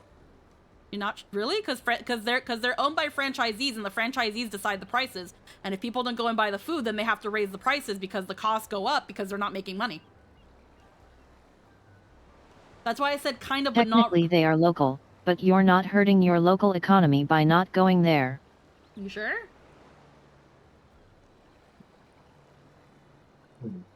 I mean, if that's the case, then fine. That's why I was like, kind of, but not really. Franchise businesses are wealth extraction units. Okay. I don't know then. Because I know, like, in the case of the franchise that I used to work for when I used to work at the cafe, because it was a franchise, corporate never really ever got involved. We just paid obviously, the franchisee would just pay royalties to the franchise. But not much else. Like, they couldn't really make us do anything, and if the franchisee needed to raise prices, then the price would fluctuate depending on things. Their bit of money goes back to the parent company, which drains it from the local economy. That's fair. Again, that's why I kind of said it with kind of, but not quite really, because eventually at the end of the day, if that store closes, if that McDonald's theoretically goes out of business, the one that's going to be hurt the most is the franchisee. It's why Walmart is considered an economic cancer. Oh yeah. Oh, my VTuber freaking disconnected. But yeah, the one that gets hurt, the one that gets hurt most when a McDonald's closes is the franchisee and the employees. Same thing with Starbucks. Yep. Same thing with Starbucks. Starbucks is also a franchise. So when a Starbucks closes, now a bunch of people are out of a job. Now, a franchisee has lost what is probably their main source of income. The major company will take a hit, but not as much of a hit as the people that are being impacted on a local level. Like, I remember when the boycotts were initially happening, It's the great thing about franchising. You internalize the benefits but externalize the risks. Yeah. It's at the end of the day, decide what you want to do with. You can't lose. Free money. Yeah, unfortunately, it's like, do what you want to do with your money. I already don't really go to Starbucks because I just kind of like a predatory in the form of assets. Yeah, the only reason I don't go to Starbucks is because I don't really want to spend my money there. I know that my work gave us a Starbucks gift card for like reaching like sales goals and stuff. And when it comes to a gift card, it's like Starbucks already has the money. Right. So that's the only time I've gone to Starbucks where it's like, well, I have this Starbucks gift card. They already fucking have the money. It's just a gift card is just a glorified coupon. So, and then you have Carrie that goes to Starbucks every fucking day. So, do what y'all want to do. Subway is way worse than McDonald's. They basically give zero margin for profit to the franchisees and let multiple open up nearby to compete against each other. Yep. That's what it is. So yeah, that was... gift cards are a scam too, but that's a whole other thing. Honestly, the biggest... I'm gonna do one final yap and then we're gonna go back to the plot, I fucking swear. So our mall, our local mall, because you know how some malls offer their own gift cards? I have to yap about an earlier point too. Yeah. So, you know how some malls will have a gift card where it's like, get a gift card from the mall specifically, and your recipient can use it in any stores in the mall, like that sort of shit? Or is it just my local mall that has that shit? No, I'm sure my mall is fun. Yeah. So, right now, because I don't want to potentially freaking give away my location, I'm gonna call my mall the biscuits. Bitch, cash can be used in any store in the world. Fuck off. Yeah.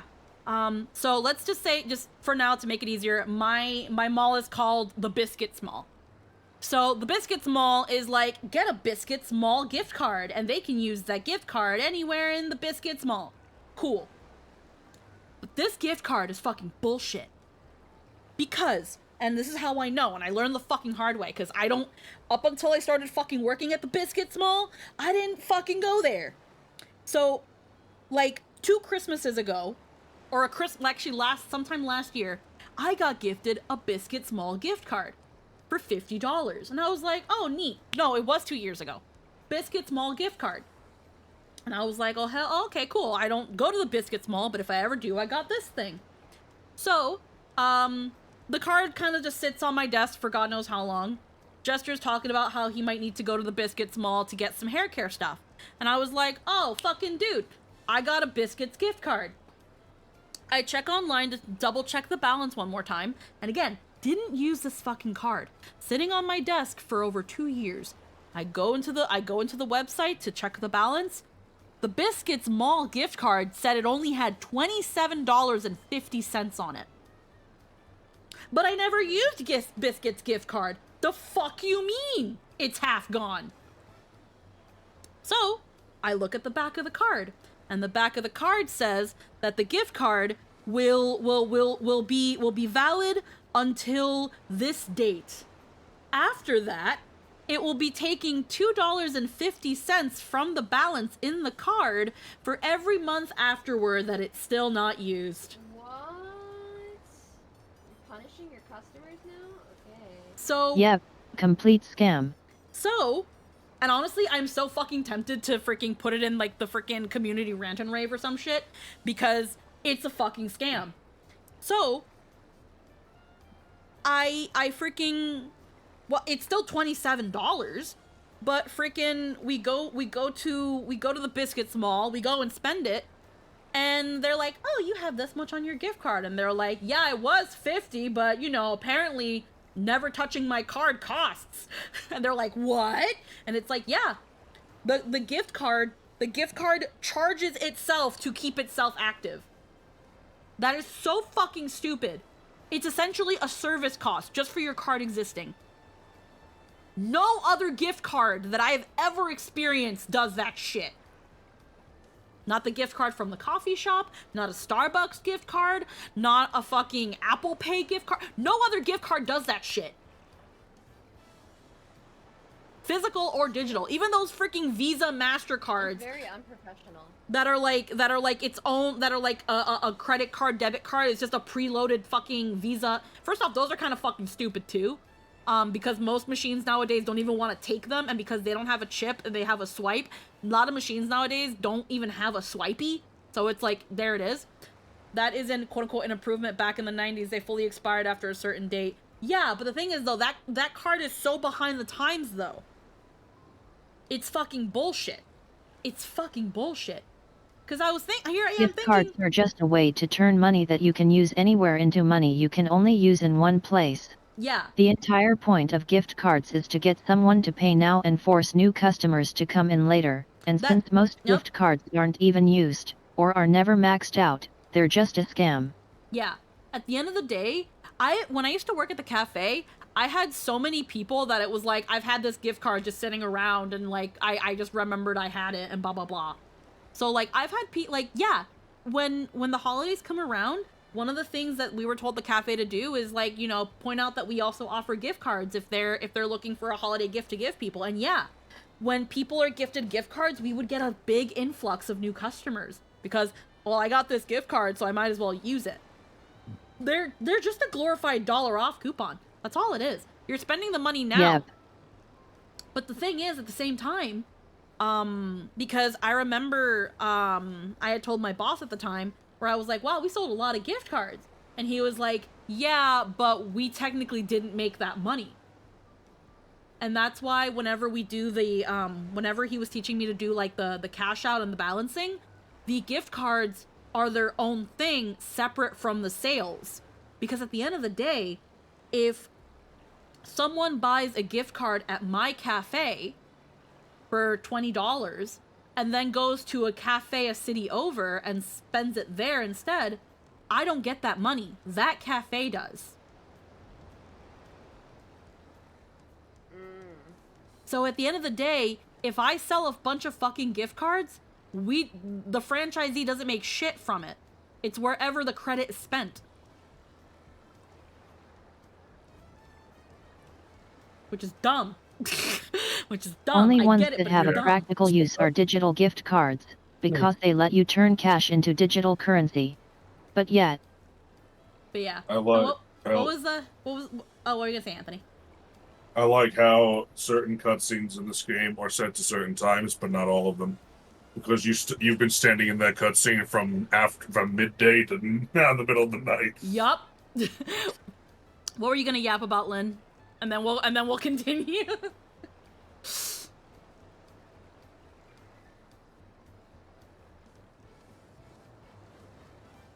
It's on the Hoyo skin tone thing. Oh, absolutely. No, go right back to it. Go back to it, and honestly, we'll probably end up having a longer stream today because we're not having Theros, because Anthony is not feeling well even though he's here. I'm just sitting here. That's fine. So we've got so much time. Yeah, sorry.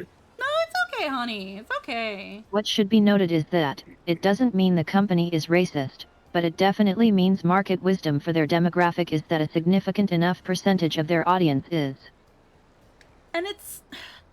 And yeah, and the thing is though, at the same time, I know that there are some people that will definitely call it racism, because to an extent it is, but I say it's more colorism than racism. It's definitely more colorism than racism, because at the end of the day, they still seem to be doing some research and some look into other cultures and other countries.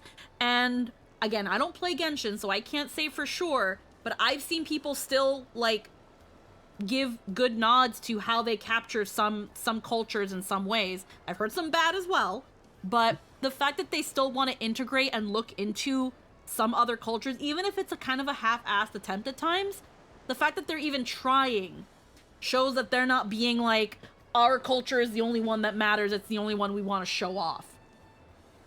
They still have to do some sort of research. Just the names of some of the Natalan characters and their origins in South America, in the Pacific Islands, Southeast Asia, and like African and stuff like that. They had to look into those. And while they still created these very, very pale characters, it seems like there was still some research that went into those things. It's just absolutely, and that's the main clue that tells you the devs aren't being racist, but the producers are. Yeah. The characters you see around the world are quite diverse. Yeah. The ones you can buy. The ones you can buy and you cut off on. Aren't. There we go. Yeah. So it's definitely more of a colorist issue from the people that are making the final decisions, which again are producers and investors. Does that take Hoyo off the hook? Still, no. I don't think so. But unfortunately, until they see actual hits to their profit margins, the investors and the producers are not going to see any reason to change what they're doing. And unfortunately, Mr. McWhale, Mr. 300 Light Cone McWhale is all the more reason for them to continue doing it. So unfortunately, while Hoyo is an issue, your biggest enemy is not going to be Hoyo first and foremost. Your biggest enemies are going to be the whales. Because if you're not spending money, they sure as fuck are. If you're the kind of person that only throws $5 into the game every other week, they don't give a fuck about you anyway. It's a legitimate problem, but the way the people who make that call go, they aren't going to change until they see data showing their audience has gotten less racist. What are you saying, Brad? I could kind of hear like smidgens of you saying something. Oh gosh, I was saying, that they're looking for those people that have, like, the gambling addiction. Yeah. Yeah. At the end of the day, yeah, absolutely. They need to see a hit and these characters not selling. Unfortunately, they need characters like Fei Xiao to bomb. They need Ling Sha to bomb. They need freaking the fact that Robin and Black Swan and Kafka, those need to bomb. Those people can't be pulling on anything. Free or not. And then when they do decide, let's make a character that's... I don't know what the Fate Stay Night collab is going to be. I don't know if they're going to whitewash Archer. I know people have been joking that they're going to whitewash Archer. If Archer is not a free unit, if Archer is a unit that you actually have to pull in the gacha like everybody else, that is going to be, at the moment, the only chance for the player base to show Hoyo that we want darker skinned characters. That darker skinned characters can profit. And maybe, this is me just being kind of hopeful. Nah, making the other characters bomb is boycotting, and that doesn't work. Honestly, I think what's happening now is pretty solid. Yeah?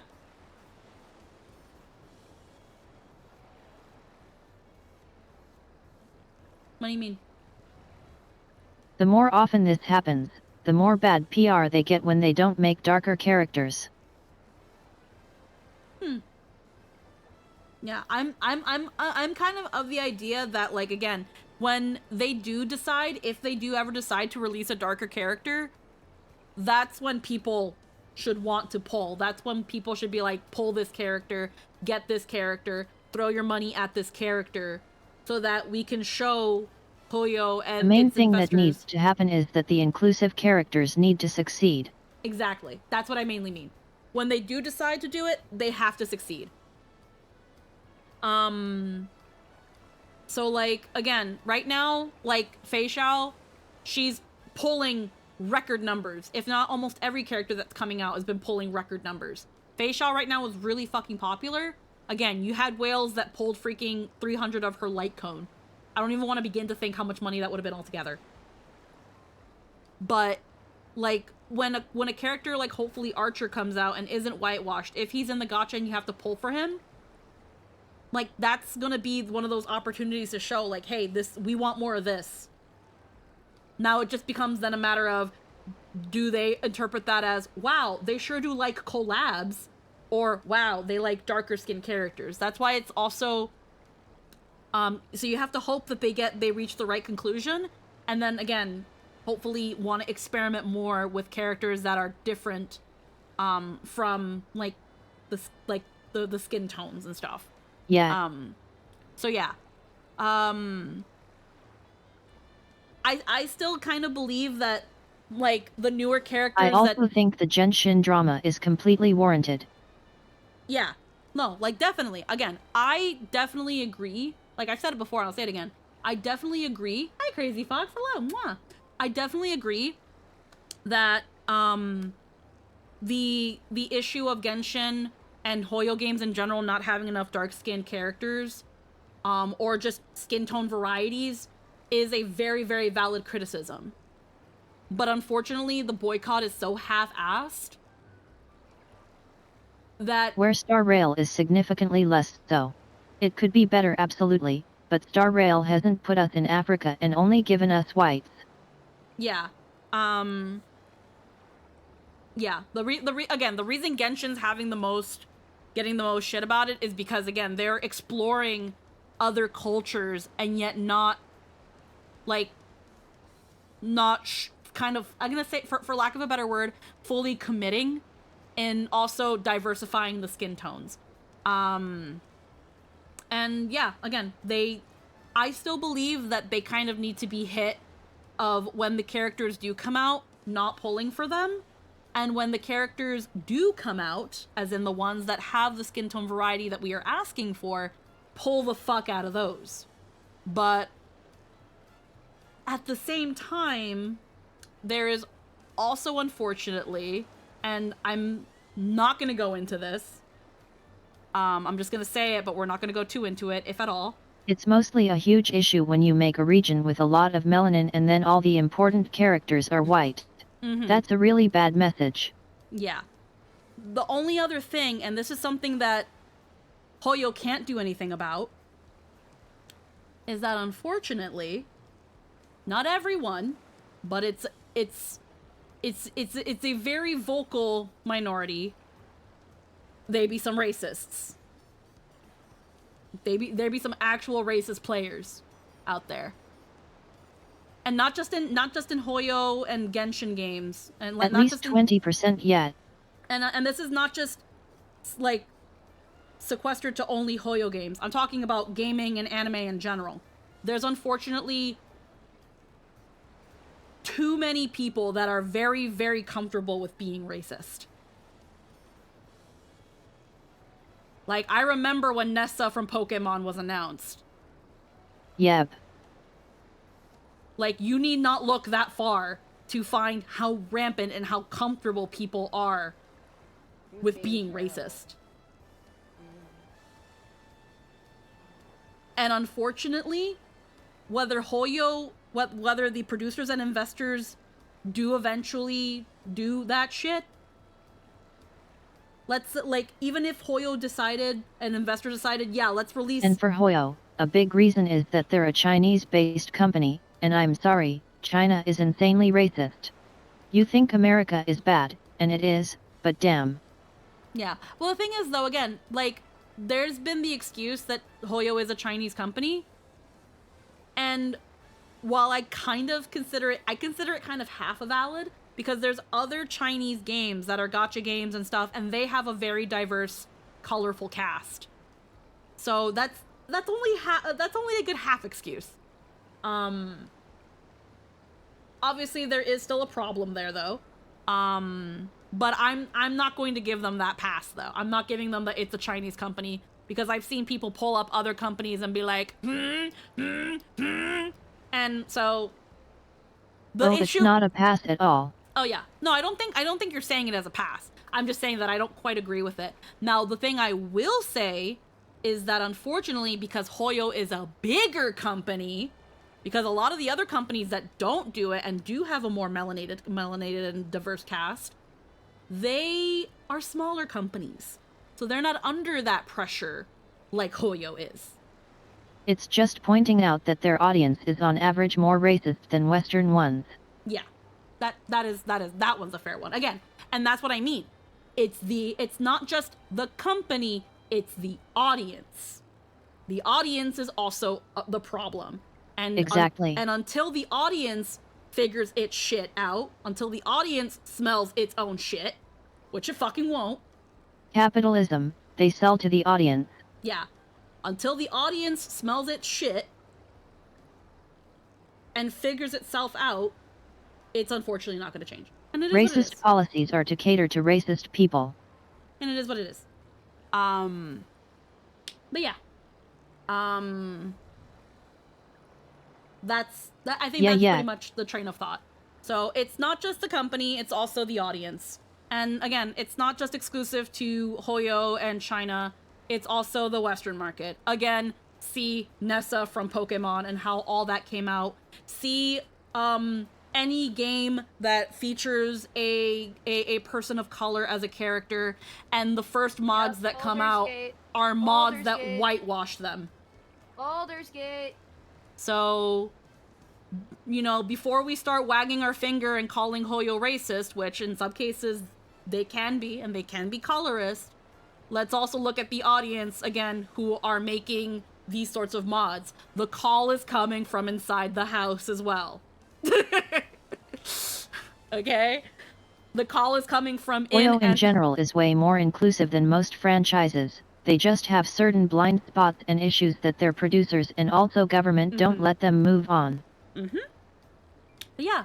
So again, until these overarching communities, the anime community, because damn Hoyo games are gay as hell.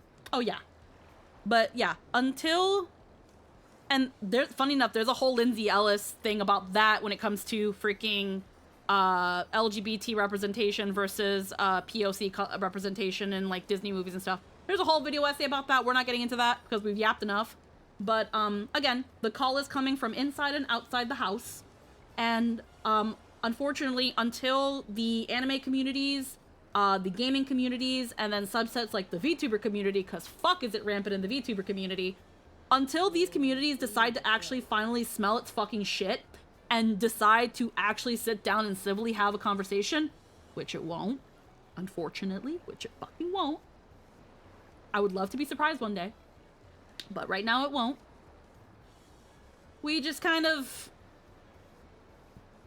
proceed until it decides to have that conversation and smell its shit. It's unfortunately not going to change. So all you can do is be excellent to other people to promote that kindness. Yep, just be nice to other people. And this is probably why I'm never gonna blow up as a big VTuber, because I talk about this sort of shit on my stream. But we need more people talking about it. We need more people being willing to talk about it. Because at the end of the day, you already know that you are most certainly not allowed to broadcast in China because you're probably talking about this. Like, it's a good thing. It's if a company seems to be racist, under capitalism, the main thing that tells you is that catering to racism has shown to increase their revenue.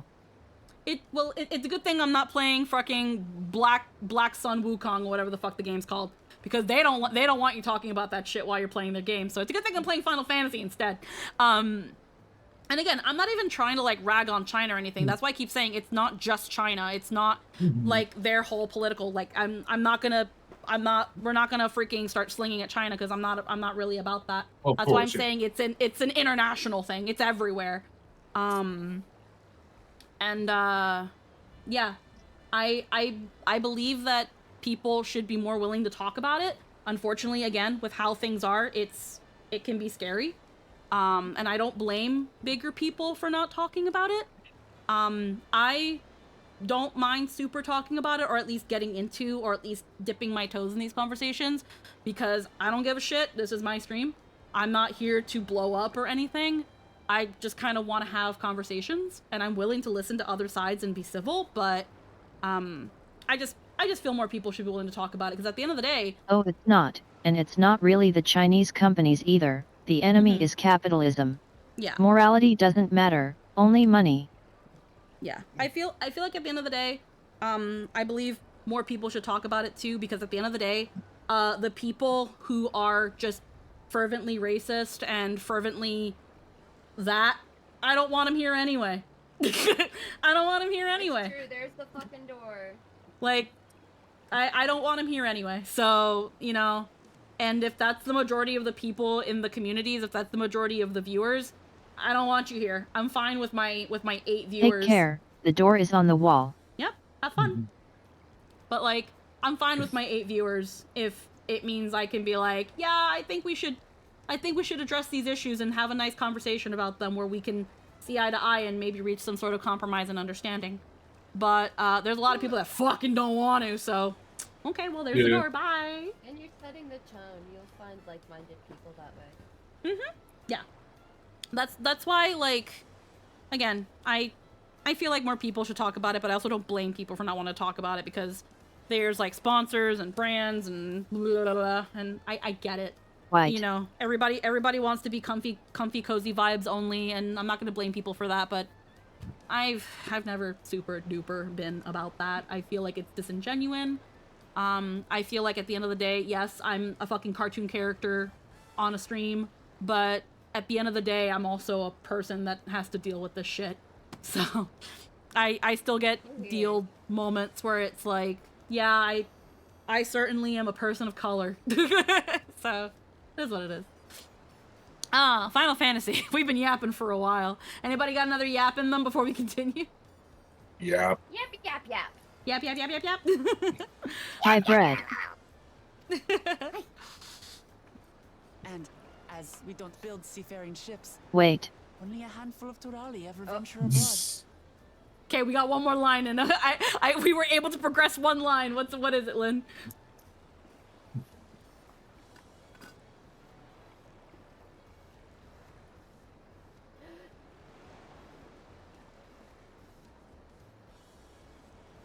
Do we not call you bread anymore? Is there a story there? Bread. I want to make sure I'm not messing up. Please, you could call me Bread. You could call me Braden. Either or. I'm, as a VTuber, I think I'm going by Bread because it's already what people call me. So I'm not gonna make that any more complicated and try to rebrand. But you could call me Braden too. Like if there's. Oh, okay. Pardon the awkward question. No worries. No, I love awkward questions. What if we say breaded instead? Well, Bread was a misspelling of my name on Skype. And so just kept Also, favorite kind of bread? I like rye.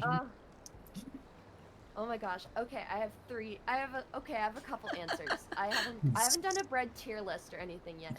So, I love brioche bread. I love cinnamon raisin bread. I love a Jewish rye bread. Oh, I love it. I love a multigrain. I love a German. It's like a very dark bread. I'm trying to remember what it's called. Hold on. Is it just Dark like a rye is where it's at. Is it just like a dark rye? Yeah, maybe, but it's like a Or like pumpernickel? It's like a very dark. I'll find a picture of it. But, Sourdough. I like sourdough. I like sourdough too. I mean, I haven't met a bread that I don't like. Yeah, no. I'd say I've gotten to appreciate like certain like ancient grains bread. But I still do very much enjoy rye and sourdough. And then I like croissant bread. I like croissant. Oh yeah. It is rye bread. Oh, it's a German dark rye. Okay. It's the rye that comes like in a plastic wrap. Yeah. Oh, that was smoked fish or like sardines with a little bit of. As long as we can all agree that white bread is mid at best. Yeah. White bread is practically dessert. Yeah, it's alright. I guess I'm sweet. Like I am white bread. When it comes to when it comes to white bread, I find if it's there, I'll eat it, but I would rather toast it up and make like a grilled cheese with it. Yeah. But like I usually reach for rye and like again ancient grain bread. Ancient grain because the fiber is good for my stomach, but rye because it has just that softness, but just enough like, I guess if it makes sense, bread flavor that it's like, yeah, I like this with my sandwich, you know? Yeah, I get it. Yeah. A lot of bread alternatives out there don't taste like bread. Yeah. And once you have bread, it's Mamulja hard to... sellswords mostly. Those willing to play the fool sail with Lomins and merchants to secure employment in Eorzea. What? But alright, when you VTube, put bread tier list on one of the debut streams. Heckin'. I don't know. Yes. I don't know what they're called. I think they were just called fucking. And put yourself at the top of it, because self-love is important. I don't know what the actual name is called, but I remember I saw it. I used to buy it a couple times at the grocery store. It was called like Paris toast or something like that, where it was that pre-toasted bread. I don't know what it's actually called, but I fucked that shit up. I just realized. Okay, I don't. Yes, know it's called Paris toast. Are we pro Costco in this household? Oh yes, absolutely. How do we feel about Costco? Okay. Yes. I have those baguettes, those mini ones that you can heat up in the warehouse oven. stores are amazing. I'm actually gonna quickly make some of those. I will be right back. Oh hell yeah. You guys should, or I'm gonna preheat the oven to do it anyway. I'll be right back. Yeah, of course. Yeah, no, I love the little hecking Paris toasts. That's what at least this brand is called, where they were little mini toasties. And I had a moment that whenever I was like And there was also like Bimbo brand. And then there was like Bimbo brand, and then there was these where just kind of like dipping them in butter or like margarine, like giving them a little spread of margarine was like such a good little snack. But yeah. Oh man, we've yapped so much. I suppose that makes us a rare sight. It's almost morning. Yeah, it is. Rare and currently It's great. undocumented. Were there some forms we should fill out or... Forms? Did you forget who you're traveling with? I cannot read. We've made 20 minutes of progress and nearly 2 hours of high chat, we have thought. I love the aesthetics of their armor. You are outsiders? Visitors to Tural? We are. Our nation is soon to hold a right of succession to choose its next dawn servant. We will not abide interference from foreign agents seeking to foment trouble. What brings you to Tuli Yolal? I can answer that. These fine people are allies in my succession bid. Third promise. If you vouch for them, then all is I well. love how they've added more facial expressions to the Mamuja. Yeah. Accept our apologies. No, to bow and scrape. That our soldiers are so diligent in their duties fills me with pride.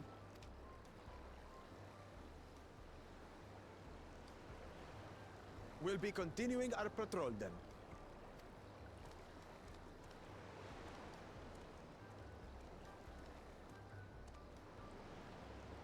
Well, well. You really are a figure of authority here. Are you suggesting I don't look the part? Act, mostly.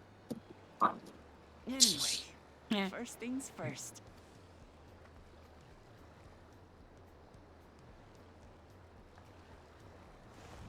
I bid you welcome to Tuli Yolal.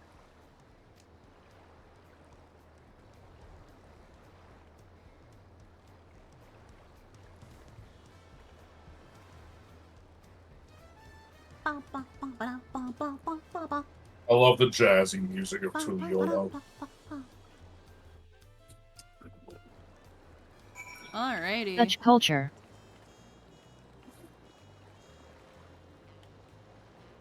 It's foggy. I was like, what color is foggy?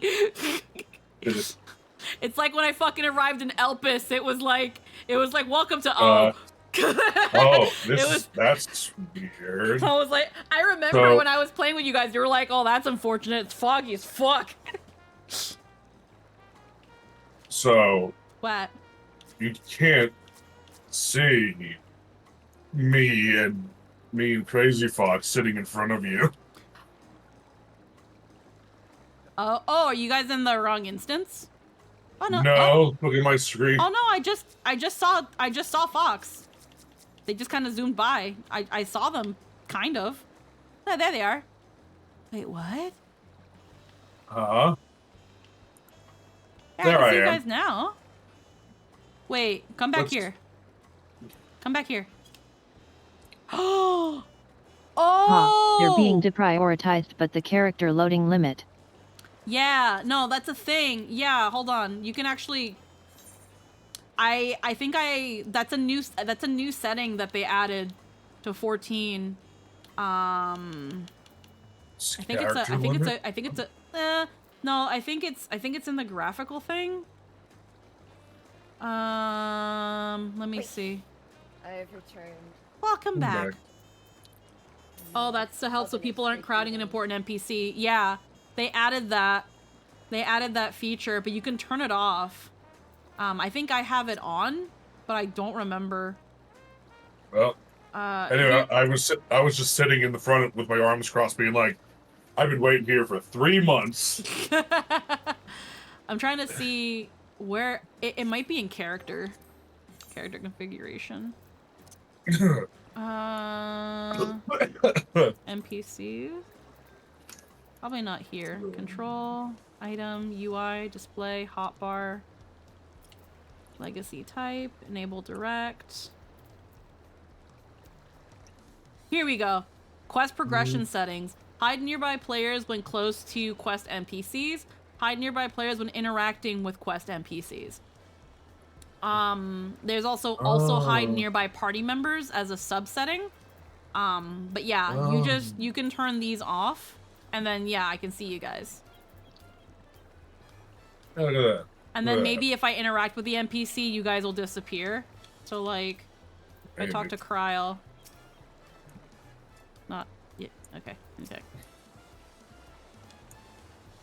Yeah. So when I talk with Kryl, like you guys disappeared for a moment. That's really cool. You just disappear on your screen. Yeah. So that's the I didn't apply it, so it didn't. And away I go. Oh. Oh, hi Netic. And now I'm back. And now I'm gone. Well, no. Now that I'm talking to the NPC, it shows everybody. But That's when funny. I stop, then depending, yeah. So that's what it is. This sparks joy. Yeah, that's interesting. Yeah, hide it's nearby a good players when idea. close to NPCs. Also hide. So if I do this and apply, then when I talk with Kryl, let me talk to Lamont. Okay, because they're not quest NPCs. Okay, so let me. If you talk to Arenville. Yeah, I have to talk to Arenville. I just wanna talk with everybody else first. Wait, what? According to Arenville, the Vanu I thought belonged to a clan known as the Hanu. It seems they share more of a physical resemblance. So if I talk to Arenville, yeah. So when I interact with him, you guys go away. Get slurped into non-existence. Despite the storm's efforts to the contrary, here we are, safe and sound. Welcome to foggy-ass Tuliolo. You've arrived in Tuliolo. You can return to the city at any time by speaking with the sprightly sailor in Scholar's Harbor in Old Charlian. Yeah. Netic showed up to pay me back for a loan I gave them a long time ago. Heh. So yeah. I'm actually gonna turn it off because I can. The thing that mostly lags systems isn't so much. First off, DAWNTRAIL has been out for a while. That there's not gonna be big crowds anymore. But also the fact that like, the most of the thing that will lag the system is all the UI names and stuff. So yeah. Yeah. Alrighty. Move Lamont. Oh, 645. Mountain Chromite weapon. Yep. I like the outfits in this game. Hell yeah. Right then. First things first. I still feel a bit queasy. No more boats for a while. Realize we've just arrived, but we should get you familiar with the city before the rite of succession begins. No arguments here. I should very much like to explore. Then I'll guide you. Are you sure you're in any condition to do so?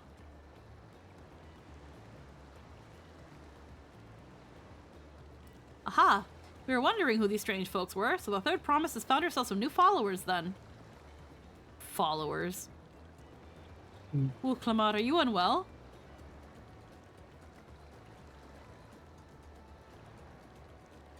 No, not wow. Look at the detail there.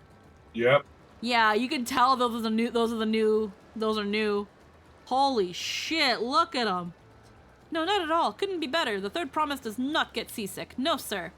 As for my handpicked entourage here, I recruited them to help me win the rite of succession. I was about to show them around the city, in fact. That sounds lovely. But a group of foreigners is going to attract attention, especially when they're in the company of the third promise. Everyone will be curious. We certainly were. Your siblings have a tendency to, command a respectful distance, but you're so easy to approach. Ah, I enjoy it so much when you do. Please, don't ever worry that you're a bother to me. You're very kind. Good day to you, third promise. They did have a point. Wook is technically royalty here. Like it or not, a person of her station surrounded by this many outsiders is bound to draw a crowd. Wait, what do you mean, technically? I suggest we move in 2 groups so as to attract less attention. Just technically ignoring me then. Poeloh, you and Krile can come with me. I'll take the twins then. We'll get in touch once we've had a good look around. The voyage was hard on all of us, so take it slow and recuperate. We have enough time for that. We have time enough for that.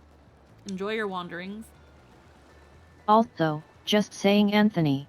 Nice outfit. Thank you. It's literally just the class set. Perhaps we should wait a bit, at least until Wook nausea subsides. No need for that. Look, I'm ready to go.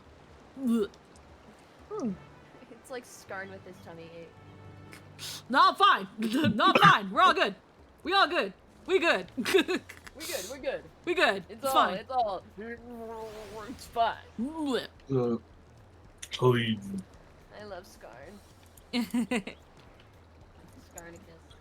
Let's see. So yeah, so let me look at this dude for a quick second. This person? Yeah. Look at the like, for example, okay, thanks. Yeah, just be all over him, Anthony. No, look at my butt. Okay, so well, actually, since you're wearing the class set, it's also a good example. But like first, let's look at Lynn's outfit. Now, Lynn's outfit is obviously from older versions from older expansions. Some things have been changed and refreshed, but some things haven't. Like again, look at the pattern on her, on like the white pattern on her thing, or look at the heart pattern on my legs. There's that little bit of bittiness to them that it's like, yeah, these textures are a little bit smaller than the high definition. And then look at this dude and look at the patterns on that shit. Textured. Look how it looks actually fucking woven. Stitches. Like, that's crazy. The level of That is detail. awesome. Like, it's night and day. And obviously this would have the fidelity and the look of it because it was made for this graphical update where everything else, corn! Oh, yes. We'll get to that in a second. I want it! Alright, fucking come with, you have side quests up yet? Maybe, I On don't the know. map? Hold on. Open the map. No, yeah, you gotta do the intro still. Okay. It's a series of side quests that go across every single zone in this expansion that start at the dock over that way. Oh. In this city. It starts like that way. The corn servant. The corn servant. He is corn. That is so fucking cute. You know, little corn legs and little corn hands. Little snack. Yes. Catechus. The Catechus. snack you Caduceus. can find even after monsters eat him. Terrible. Tit. Snack. Oh my god. I'm so looking forward to all the cute little fucking minions. I saw that there was a fucking well, I showed it to Logan, and I know that you have to do like fates and shit. But I want to get a capybara mount.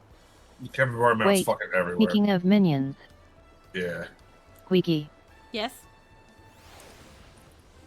Oh! Yeah! Hold on. You got it from the mailbox already, right? Oh yeah, no, I've gotten my... I've been got my minions. Hold on. Let me... The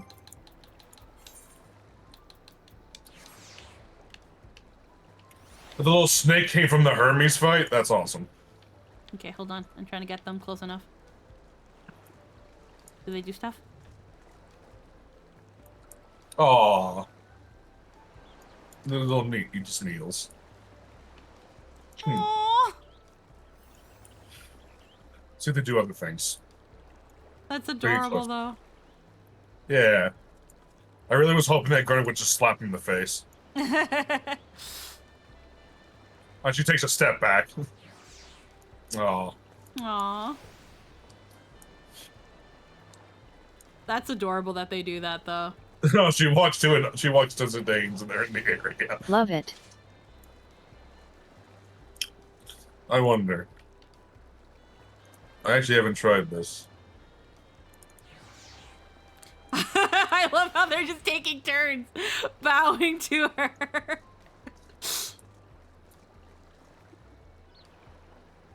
No, he won't. I don't think he'll climb on anything. Nope. No, they don't climb. The Oh. the Final Fantasy. Yeah, they don't. It'd be super cute though if it did do that. Oh yeah, no. If he was actually like a little monkey, it'd be funny.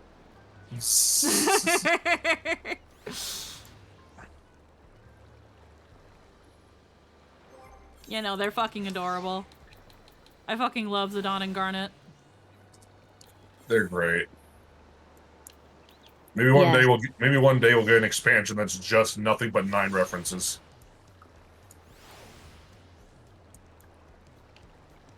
Man, I wonder. Final Fantasy 14-9. Okay, let me put Bernard back up. I do have the Aerith minion. I think this was one of the first minions I actually bought. I don't think I ever need 7 minions on me. If there was a fucking Barrett minion, I would have bought it instantaneously. I had to get, for obvious reasons, I had to get the Aerith minion.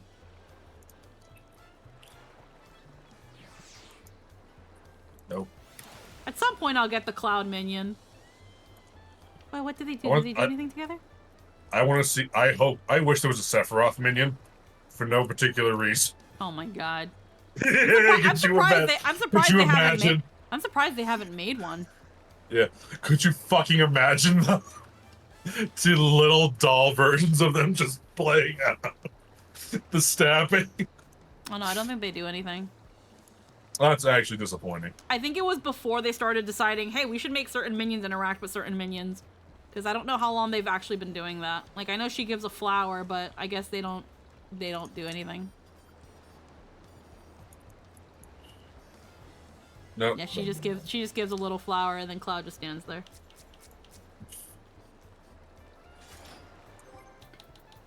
Alrighty.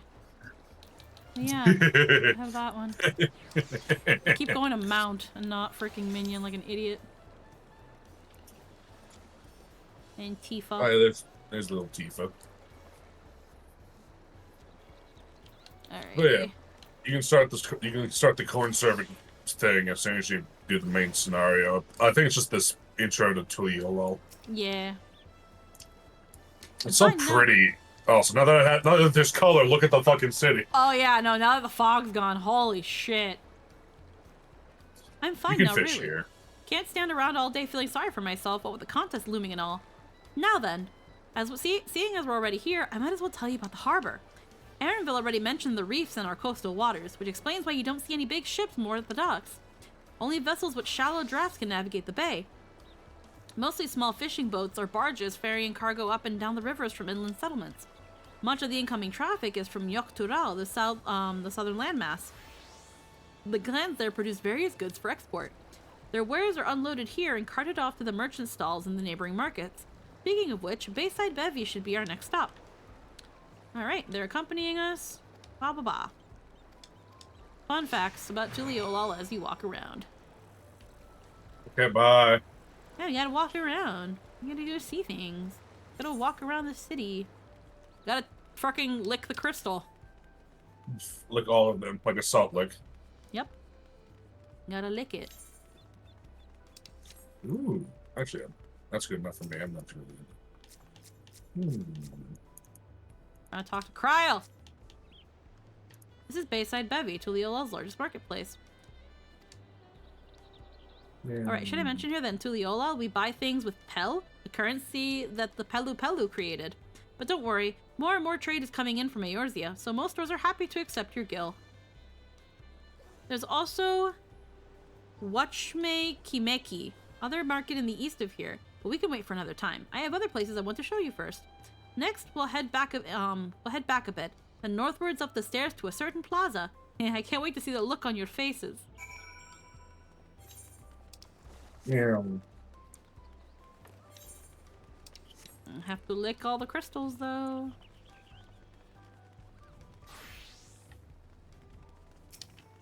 Oh. I need to get class ups. Viper is it's really it's kind of complicated. Is it? A little bit.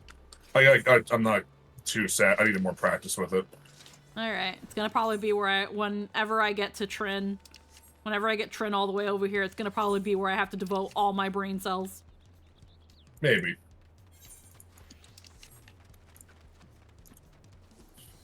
Welcome to the beach. Do you want to stop at the bar?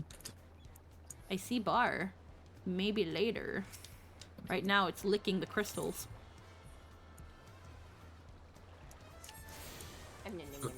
This place is so fucking pretty. It's like licking a battery. It's fun. Yeah. Now that's what I call a culture shock. As long as you don't suck on it. Just don't suck on batteries. I like how Lynn just vanished into the ether. Heh. It's a big gong. Lynn's actually getting things done. I'm fucking dicking Yeah. around. Hey, look. Alpaca handler. Oh yeah, I Look, want an look. alpaca mount. Look at them all. This one's so eepy. It's so fucking cute. Eepy and neepy of a nap. It just goes. I love them. I love the alpacas and I love the llamas. They're so fucking cute. Alpaca keep. Alpaca, look no further. Iron alpaca porter. Instead of chocobo. Chocobo, they have alpacas. Yep, these are the chocobo keeps. Yeah. Oh hell yeah. They're mean brats Because- though. Sitters. Yeah. Yeah. But yeah, because chocobos are only native to Eorzea Yep. and to the Far East, not to Tulio though. Which I like that. I like geographical in like exclusivities, Yeah. you know? Kinda like I like the Amaro from Shadowbringers, but that's like a different dimension too, so Yeah. you know, I didn't quite count. But look, also look, baby Used to have one, Mamulja. and then we ate it because Yes. die. I know there's one where it's like I've seen the gifs of one where it's one that's like happily dancing and it's holding a taco. Yeah, that's down back near the docks. Yeah. Yeah, look, they have little baby. Also, you might, if you talk to any of them, you might know they don't talk in their broken English like they usually do. No, it's all a front. Yeah. I love that so much. They were just in it to fuck with people. Yeah, no, there's Ow. there's one on the ship where Ouch. he was like, "We hear you, hero," and it's just like, "Pfft, okay, no, we're done. We're not doing that shit no more. We're done here. I can't wait to I'm fucking done. go home and be smart again." They do it so they can make people drop their guard, and it's like, yeah, I guess that works. That's fucked up, but it works. Yeah. Air balloons. Dirigibles.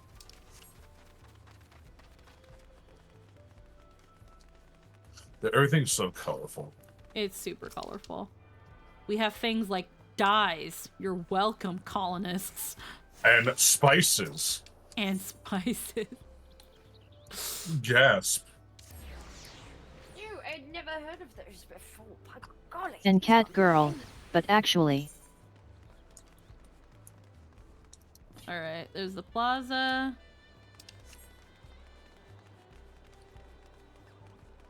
Okay, hold on.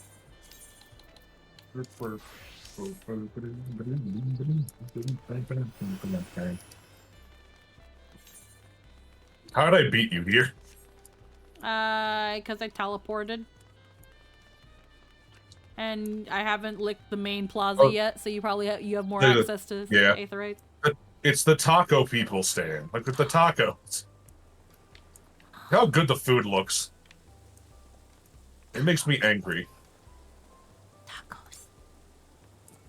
It's funny here- because I saw a clip of when Lily was playing this. Because I didn't tune in to stream because again spoilers. But like there was one where she was ranting about the tacos. Where like they had said a hard shell and she was like, "What the fuck? No!" Like that is wrong. Because yeah, no, in South America, like the tacos and stuff, they don't use hard shell. Yeah. It's a mix of all different kinds. Yeah. But yeah. no. But it's the thing. I like soft shell more anyway. Yeah, the hard shell tacos are strictly an American thing.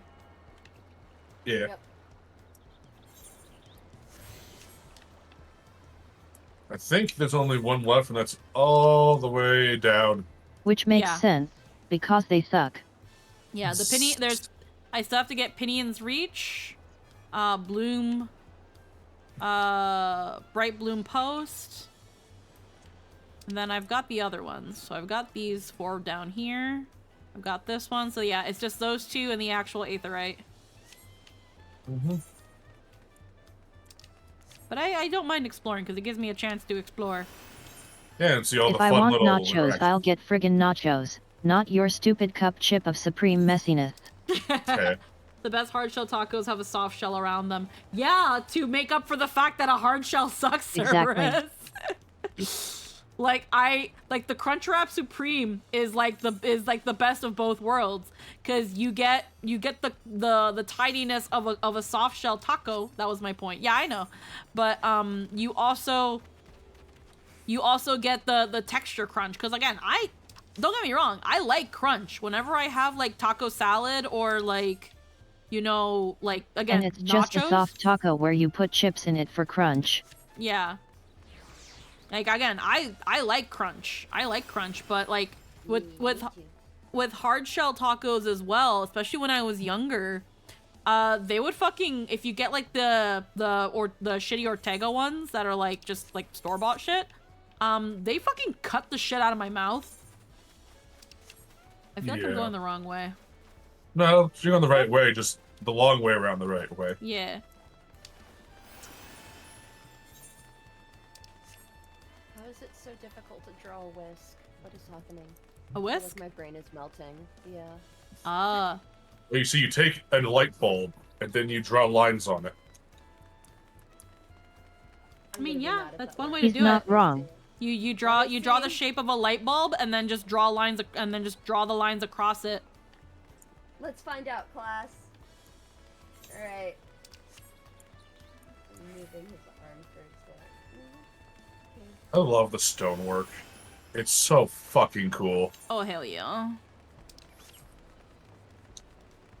Oh, that's where Lena.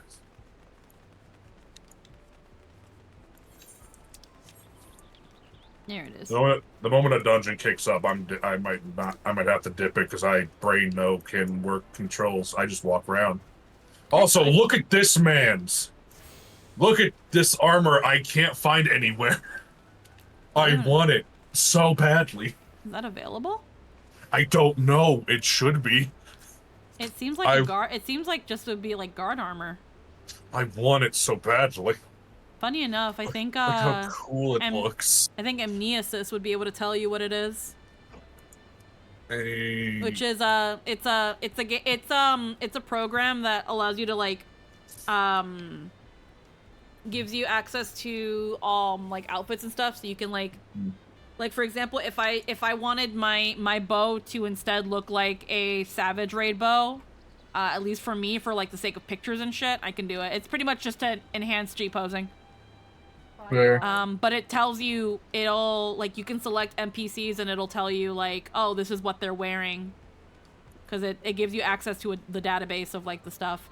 I haven't updated mine in a bajillion years though, so I don't think it would work. But yeah, no, I'd be very surprised if this didn't come out later. I need it. It's probably wolf marks aren't like wolf mark. You need to buy trophy crystals. Nedic says it's Heliometry gear. Heliometry? Yeah, Helio as in like Helios, and then Motry.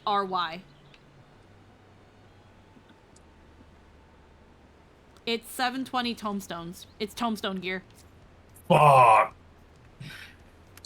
Like the new fancy tomestones, or is like the poetic tomestones? Oh no, heliometry tomestones. Never mind. That's the new 450 a week tomestone. God damn it. Oh, but there you go. Yeah, the new ones. There you go, though. Yes. All right, I'll get to working on it. They also have a bunch of new idle animations that they show off in this place. Oh hell yeah. Like synchronized things. It's cool. It's the maiming and fending set. That's so cool. So you can wear it as a tank, though. I need it. Now you could probably dye it too.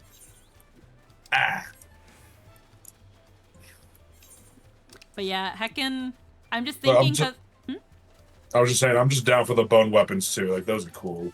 Yeah, heckin', like you were talking about like the colors and stuff, and we were like talking about dyes. I probably talked about it before because like, so like my dad's side is Peruvian, and they're I don't know how rooted in like native indigenous they are.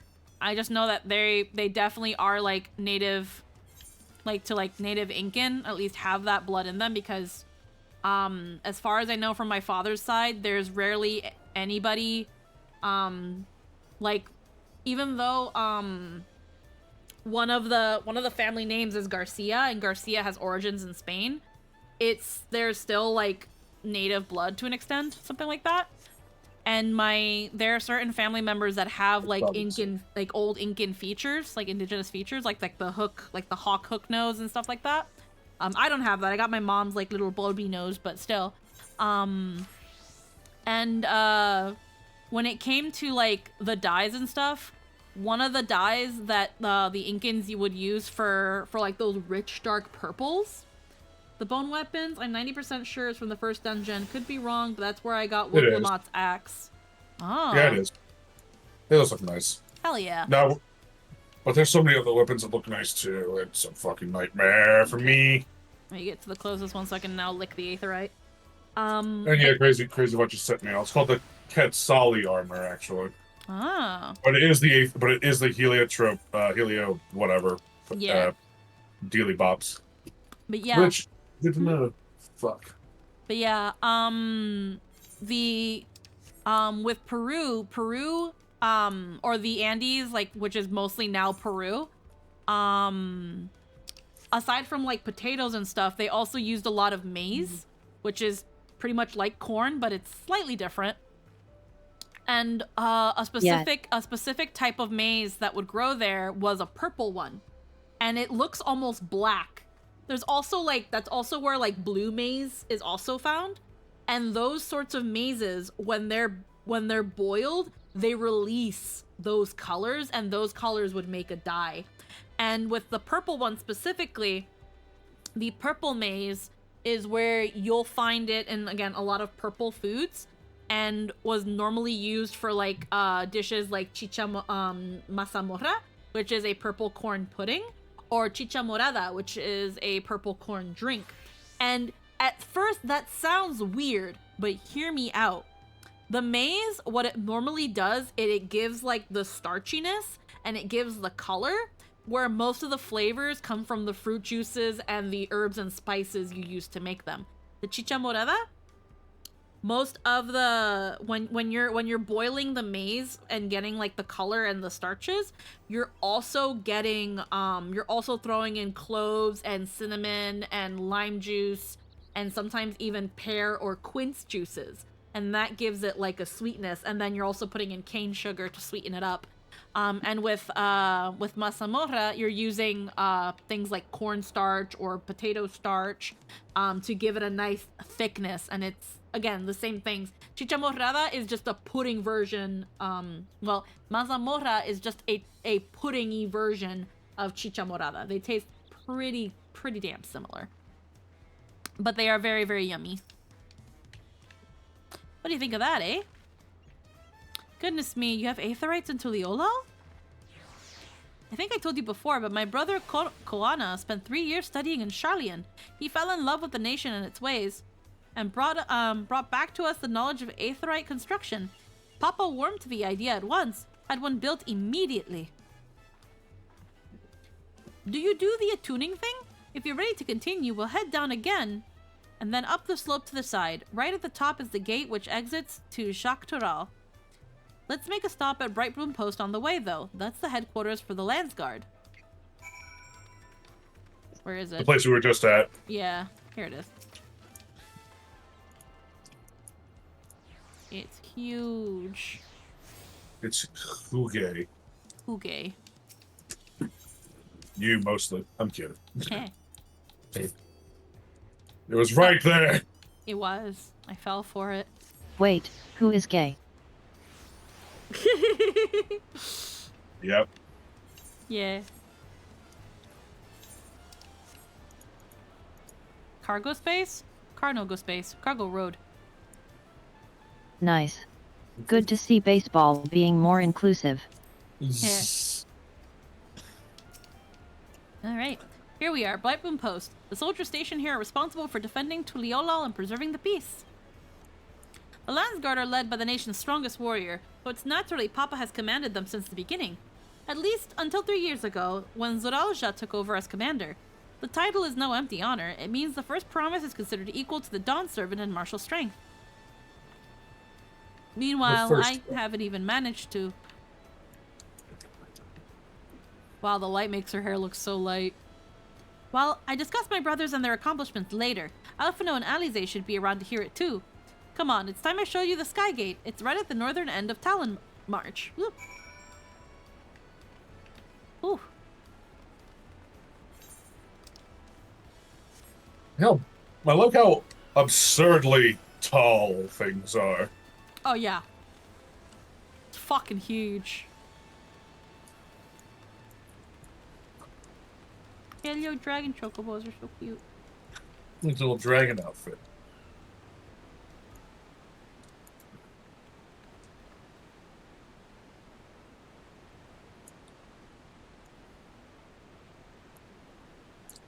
Massive, isn't it? And on the other side is an equally massive bridge to match. Both were constructed by a race of giants, the Yuk Hui. Strictly speaking, Tural is actually two separate continents. Yok Tural, the southern lands of the mother, and Jacques Tural, the northern lands of the father, which lie beyond the bridge. Legends say it used to be one giant landmass, but long, long ago the two gods fought a titanic battle, and when one threw the other to the ground, the impact was so devastating as to split the continent in twain. A familiar sounding tale, I am put in mind of the conflict between Heidelin and Zodiark. But getting back to Jacques Tural, those lands are also part of the Tuliolan nation, correct? That's right. Isn't my father incredible? He united the peoples of two continents into a single nation. The many clans of Tural had been at war for generations. It was only when Papa traveled the lands and put a stop to their myriad conflicts that we finally had peace. And that's the main reason I want to win the throne, so I can preserve the peace he built.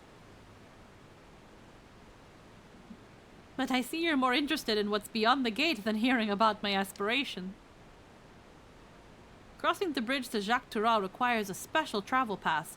Unfortunately, they won't issue any new permits until the rite of succession is over.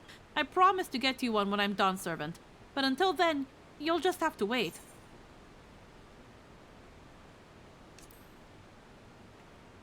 Well, I will hold you to that.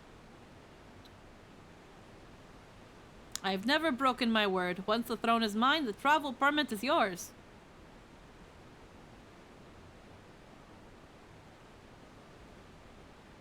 If you look at the world map, there's a non-insignificant amount of space between these two continents. Yeah, I mean... Like, it's an artist's depiction, of course, but it shows that there's a big fucking crack. Yeah, I'm trying to, like... Here we go. World map. World map. One more. There we go. Yeah, see that? Look at that fucking trench. Yeah. Just all this. Pretty cool, though. Oh, yeah. Okay, I see. Jacques Tural, Yok Tural. Alrighty. Hell yeah. We must have covered half the city by now. Tuliolal is unlike any other place I've visited. I'm thoroughly enjoying myself. You should see what your new weapon looks like. Depending on what class you want to use it for. We'll probably still be maining White Mage. Wuklamad is ready to commence the second half of your Tuliolal tour. The City of Stairs. Let's see. Right, Mountain Bye, relic. Goodbye, relic weapons. Anyway. The Larcane. Lark. The Chani. Okay. Currently equipped with a recommended gear for a White Mage. LOL. Oh. My fucking bunny cane is better still because it's 650. That's funny. Well, what's that? I actually don't know what it looks like then. Let's see. Neat. Armory chest. Yep, my staff is better too. The Larcane. Ah, coño. Actually, hold on. I have to equip it anyway so you can see it. Okay. Oh, Yeah, looks cute. it looks like it should be glowing. It looks like, yeah, like the center should be glowing. It almost looks like Eden, but like the empty frame of Eden. Yeah. Also, the tassels don't dangle, and that makes me upset. They're flat. They're Yeah. straight lines. Here's what it is. Yeah, I know. Not everything can be perfect. Well, like, for example, with this, the star, like, when I hold it sideways, the star doesn't dangle either. It's kind of artificial physics. Listen, I can let that go because it's like DreamWorks or some shit. Yeah. Alrighty. Lol. Book the mod is ready to commence the second half. We'll head west next, toward the Arch of the Dawn. The dirigible landing is on the way. You have dirigibles, too. Tuliolo certainly doesn't want for methods of travel. We get by. Now, if you've seen enough of this area, let me know and we'll continue on. Is The Arch that of your the Dawn is painting? So speak up if you see something that interests you as we walk. That's your Viper outfit. I should have known. Wow. Heh.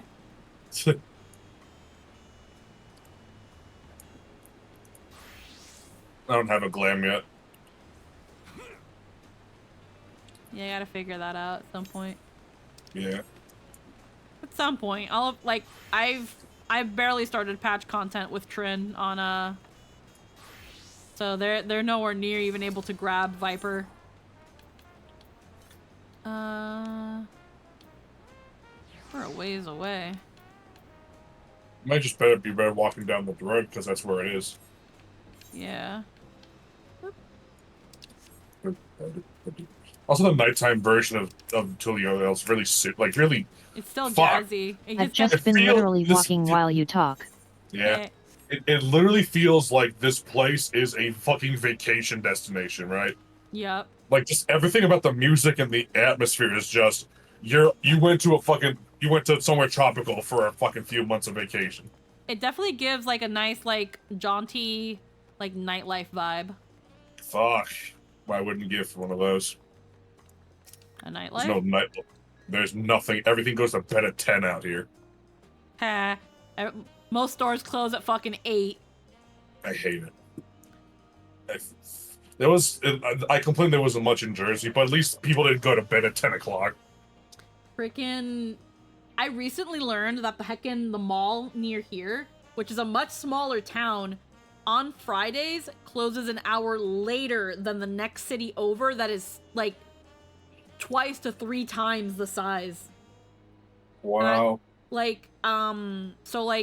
Biscuits Mall on freaking Fridays closes at 8, where the other fucking mall, which is, I'm just gonna call it freaking, I'm gonna call it the fucking Gravy Mall, freaking on Friday closes at 7, and I'm like, are you fucking kidding me? I told my boss that the other day, and he was like, what?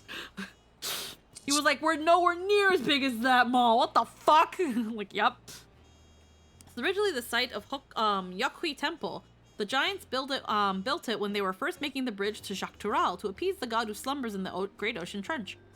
After the Yokhui withdrew, the temple stood empty for centuries. When Papa was establishing his new nation, he saw a structure he could refurbish into a palace, sitting practically in the center of Tural. He gathered artisans to do the work, and the houses they built for themselves became the foundation of the city you see today. Speaking of houses, we'll be passing through the Resplendent Quarter, the biggest residential district in Tuliolal. We climbed these sets of stairs here all the way up. I hope you're ready for cardio. More floaty demons.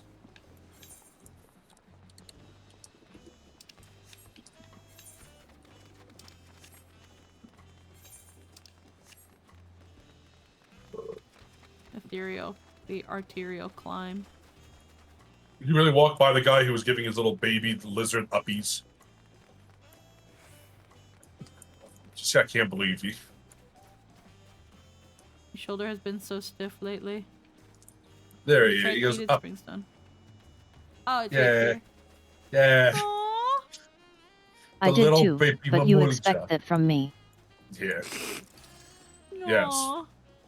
Uppy. It made little chirpy noises. You gotta listen pretty close.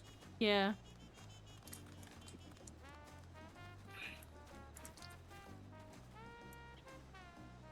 Aw. That's adorable. It's just so cute. And I wasn't ready for how cute they were. It's just... Again, they just look different. They're still people.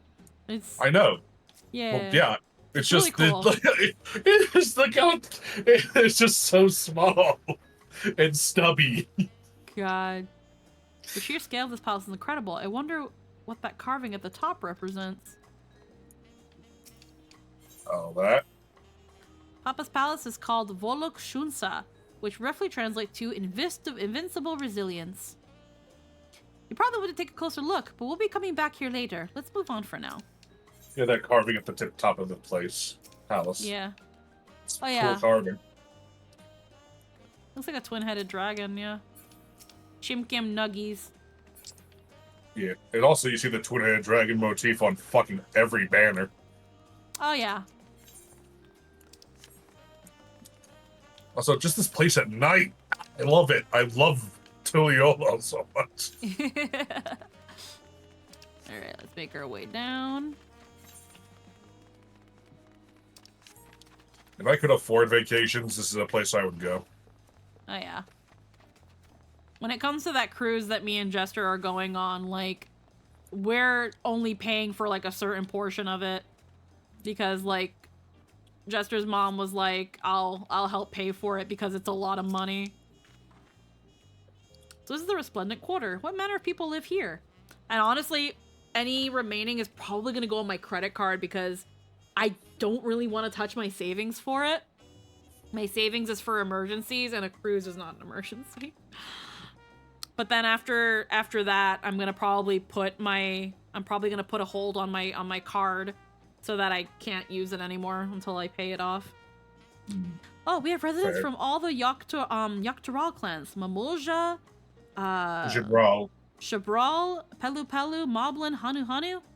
We have Tona Wauta, Rasaro, and Shatona, who moved south from their ancestral lands of Jacques Tural. In essence, it's a gathering of people from every corner of Tural. A true representation of Tuliyollal's diverse character.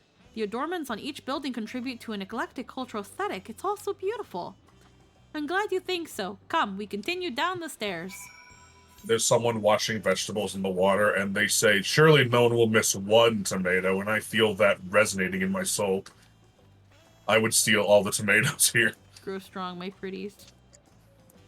These are the these are the foods that go down to the taco stand. Oh, hell yeah. I had a lot of fun being on stream, but I think I'm gonna head out for a little bit. Yeah, no worries. Thanks for stopping by. Hey. You're always welcome. No, my pleasure.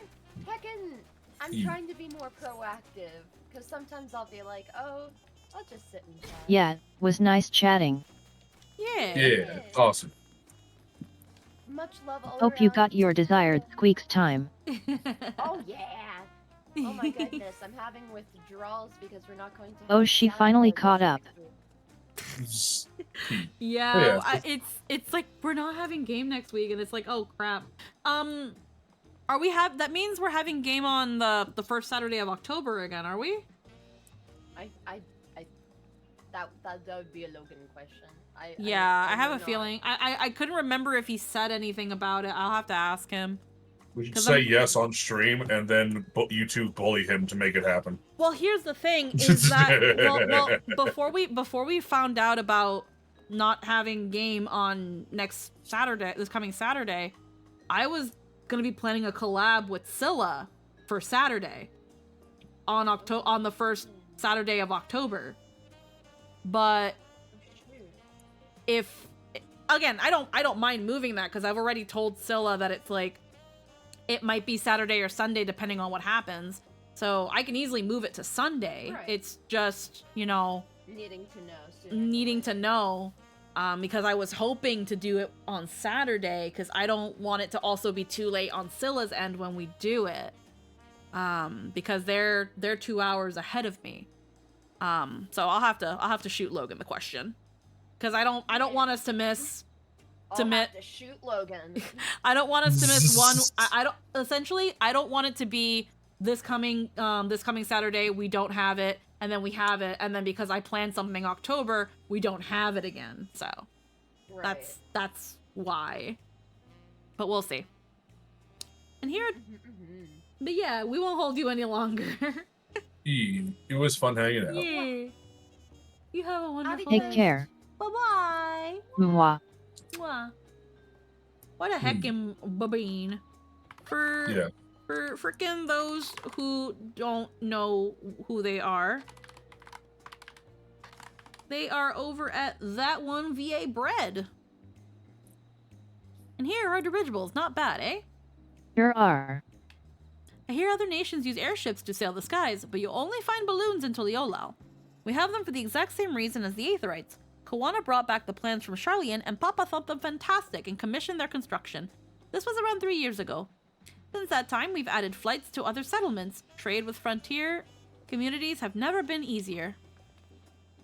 But that's enough about dirigibles. The Arch of Dawn awaits. The Arch of Dawn. The Ach. There's a little bubble here. A little bubble fun fact.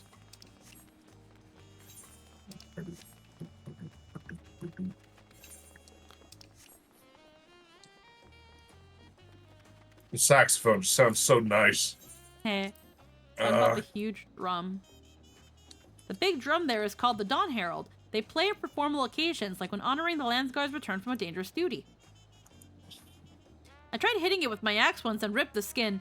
Earned me a proper scolding. Let me tell you. I think that was the Watching one that was... Squeaky sprint around like a maniac while I walk is great background scenery. Let me tell you. I think that was the time Papa held me upside down by the ankle. I've never seen such an enormous drum. What would one even use to beat such an instrument? From what I'm seeing, 2 really long sticks. But Yeah, now no, there's someone beating it.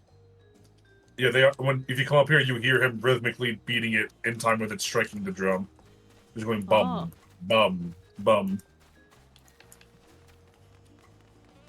Also, there's a side quest that has you helping the drum people. It's not much, but it's just there. Yeah, I can hear it. You go all the way to the top with the guy. Yeah, I see the stairs now.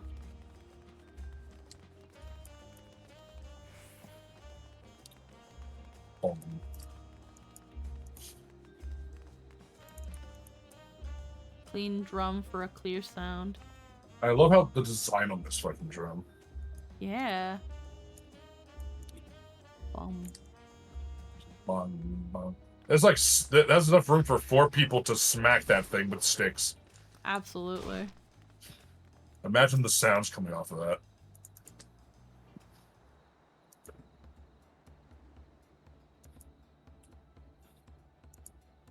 This is it, the Arch of the Dawn. When the Giants were still around, it was known as the Yaktural Landgate. But when Papa founded Tuliolal, everyone began using its present name in honor of his great achievement. Through this gate is Kozama Uka, the wetlands south of the city. Depending on what the Right of Succession asks of us, we might end up going in that direction. Kozama Uka. The name alone is intriguing. The name like that should sound familiar. Speaking of which, what were those fluffy animals we passed earlier? Oh, I forgot about this. Those are alpacas. Fearsome, 4-legged fiends. Fearsome? They seem quite placid to me. You'll learn soon enough, Kryl. You'll learn soon enough. But forget the alpacas. I have something far more important to show you. Come along. Fuck alpacas. They look like long sheep. Leaps. Leaps. They look like long-necked sheeps.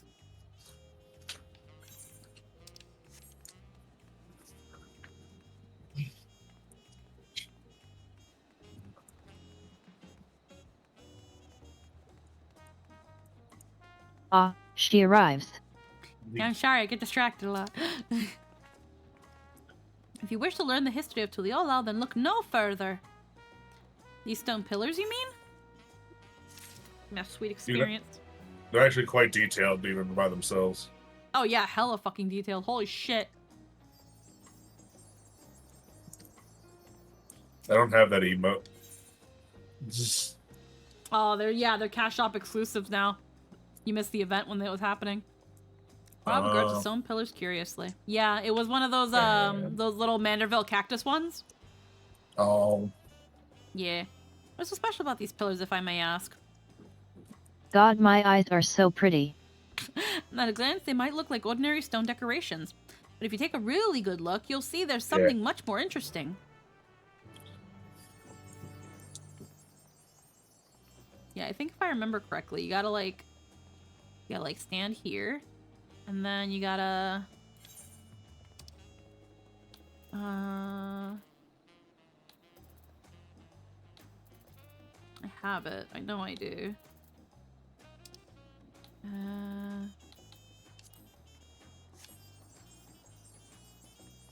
Yeah.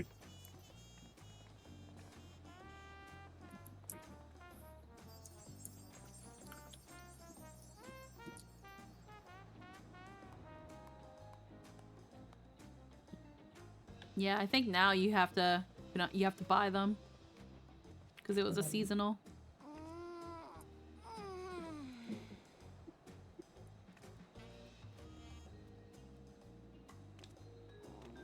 Oh yeah, I forgot about this one. Oh yeah. That was actually really good timing. That was actually really fucking good timing. It like hit her and then it was like, huh? That was adorable. The following event cannot be skipped. You may wish to cancel any pending duty finder registration things. Inspect the stone pillars? Oh. Alrighty, let's see.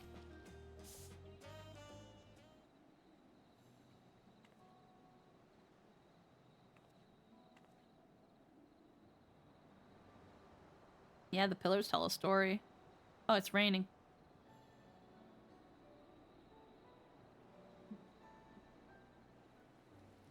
Yeah, it is. I've got to have the fancy umbrella now. I've seen the freaking holographic one. It looks nice. Yeah. And then I think I remember I showed you the really nice one.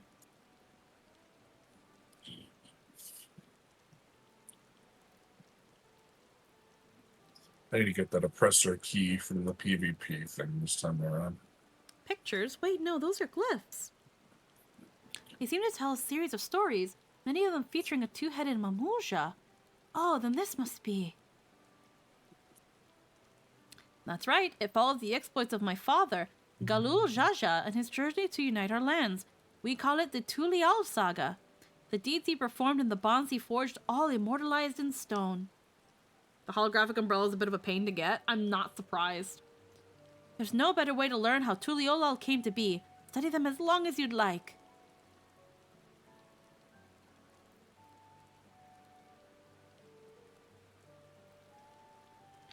Oh, this is an interesting way of doing it. Lay of the Brotherhood. The pillar tells the Lay of the Brotherhood. It depicts a scene where Papa granted an audience to the foreign explorer, Ket... something. I can never remember the name. You mean Kedenrem? Ah, that's the one. Kedenrem's arrival in Tural is what prompted Papa to embark on his own journey. It's said the two grew to be close friends, brothers in spirit, if not in blood, but no one knows what became of the explorer in later years. Kedenrem's disappearance is a mystery in Eorzea as well. The records say he traveled between our lands and yours for a while, but then it's assumed he was lost at sea.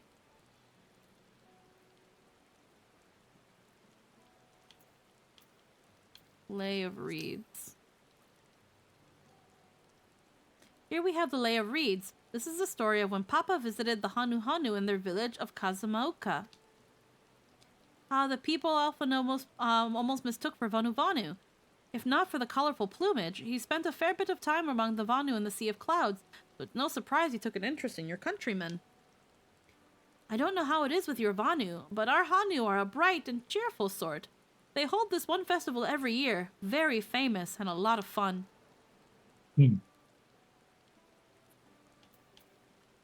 Lay of Pots. Let's see. This one is the Lay of Pots, which depict the moblins of Kazumaoka. They might wear odd masks and sound weirdly muffled when they talk, but the gold and silver work they sell is the best you'll find anywhere. Moblin goods are the standard when it comes to gift giving. Clearly, the Vanu aren't the only people with distant Turali counterparts.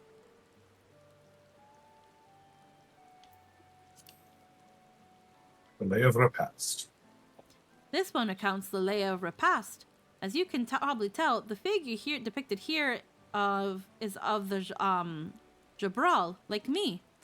For decades, the Jabral and the Mamuja were at war for control of the forests of Yaktel. The actions Papa took to end that conflict have since been hailed as the first steps in the founding of Tuliolal. There's a clan of Hrothgar and Bajna known as Hellions. In their society, the women rule as queens, and the men serve as devoted subjects.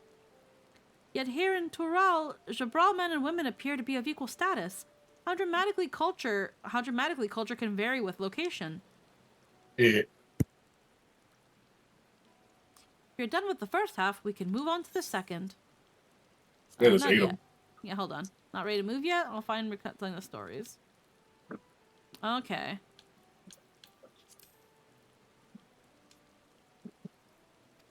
Yeah, move on to the second.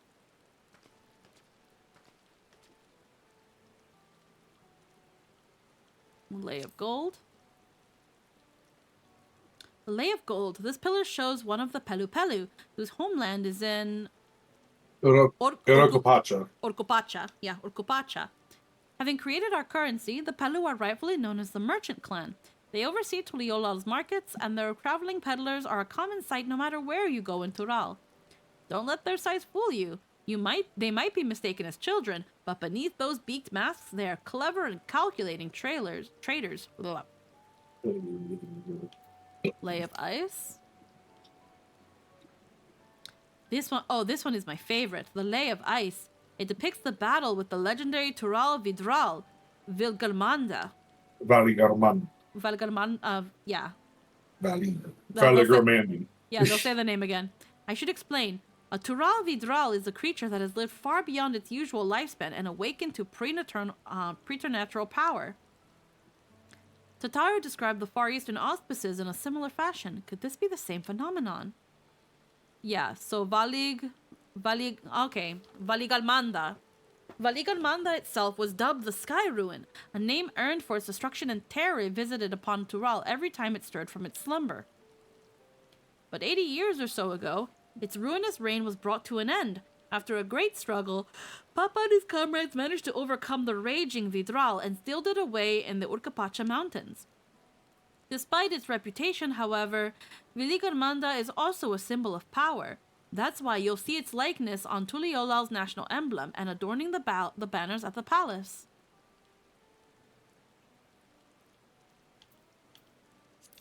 Yay. Oh, this one is unmarked. Papa says he left a blank pillar for the next chapter of Tuliolal's history, whatever that might be.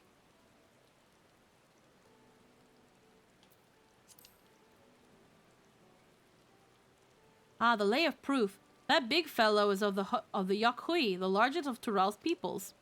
These giants once used their great size and strength to establish a dominion encompassing all of Yok-Tural. Having brought the southern reaches to heel, they then turned northward, setting their sights on Yok-Tural. You'll recall that massive bridge they built beyond the Skygate. Sometime after launching their northern campaign, however, they just gave up. They abandoned the lands they conquered and withdrew into the mountains of Urkopacha. Wait, what's the bad guy this time? Because the last one was literally the universe, if I remember correctly. So that question will be answered as we go on. Yeah, I'm guessing it's going to be answered. So here's the context I just want to give. Mm-hmm. This is not exactly your story. It's more you're here for the ride of someone else's story. Mm-hmm. Yeah. More or less. You'll see. But for the majority of it, you're on a ride for someone else. You have to remember that this expansion is a new start. Yeah. Yeah, that too. I've never seen any of their kind as much set foot in the city. This was a people with the power and resourcefulness to raise a temple on the The mountaintop. bad guy this time is free time. On the mountaintop and build a bridge across the sea with stone. What would move them to renounce their ambitions and their place into Raleigh history? Hydrophil of history, then? Yeah, so this expansion is going to be about Wuk-Lamat. She wants to be the Dawn Servant, which is essentially the ruler of Tural, and we're here to help her get that. We're here to help her become the Hokage. We are not Naruto. We are Jiraiya. Essentially, yeah. I say this because one of the critiques that I've heard about Wuk-Lamat, and it's for some reason a negative one, is that she's a shonen protagonist. And it's like, okay. Yeah. So are we. Glad to hear it. It also seems like she's less concerned about becoming Dawn Servant than she doesn't want the others to win it. You know, I feel awfully hungry all of a sudden. No surprises there, seeing I couldn't keep anything down for a while. But now I think I'm ready to eat again. Let's go and have ourselves a bite of a local delicacy. Come, I'll take you to the best restaurant in the city. Ready for some fucking tacos? I like Let's the sound of go. that. Big fat tacos? Yes. Oh, hell yeah, tacos.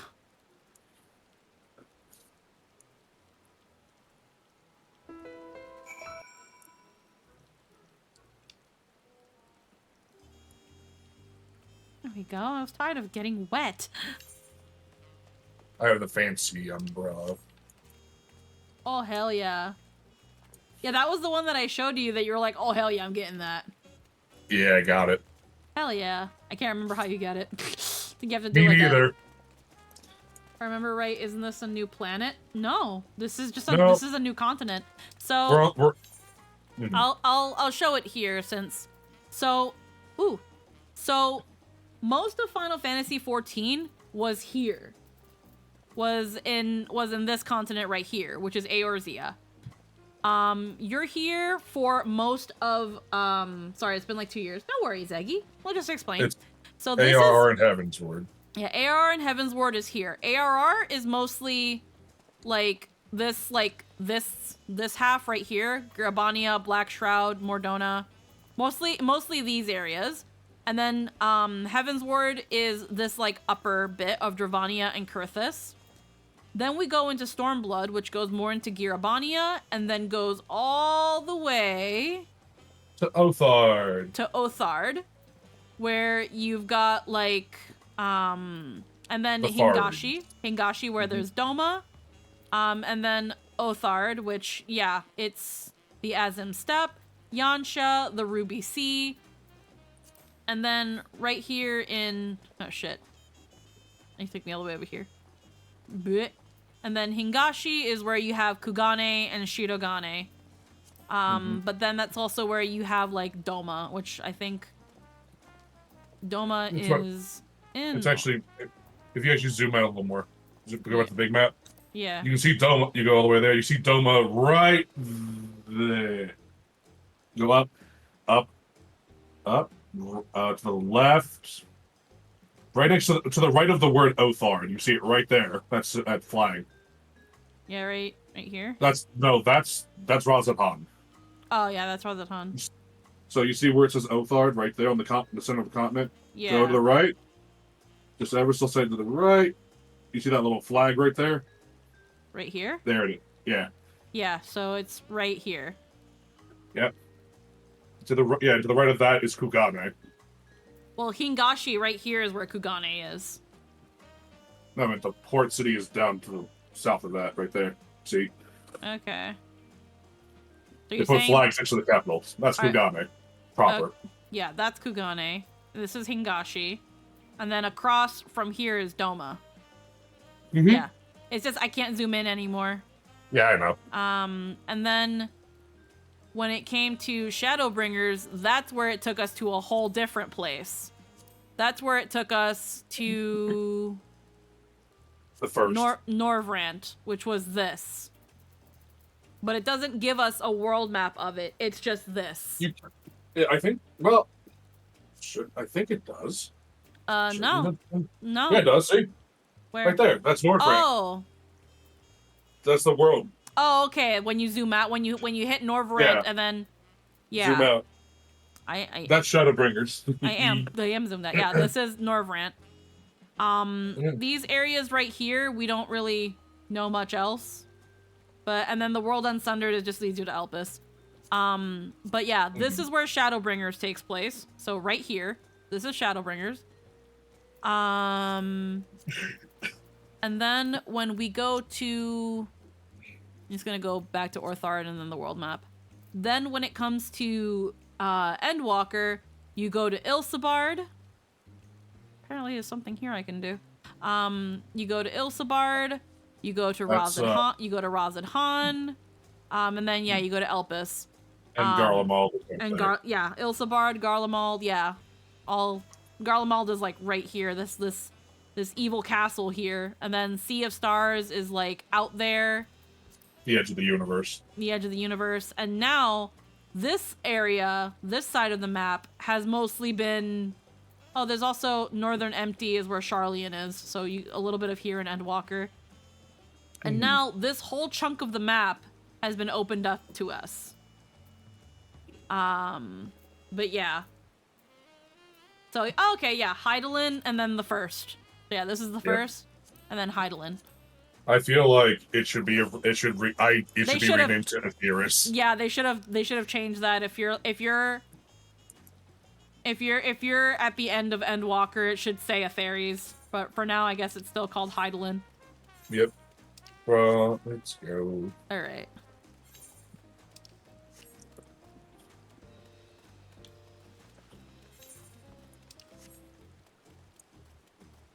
Oh, look, there's the holographic one. Yeah. Oh, there it goes. Well, they just had it.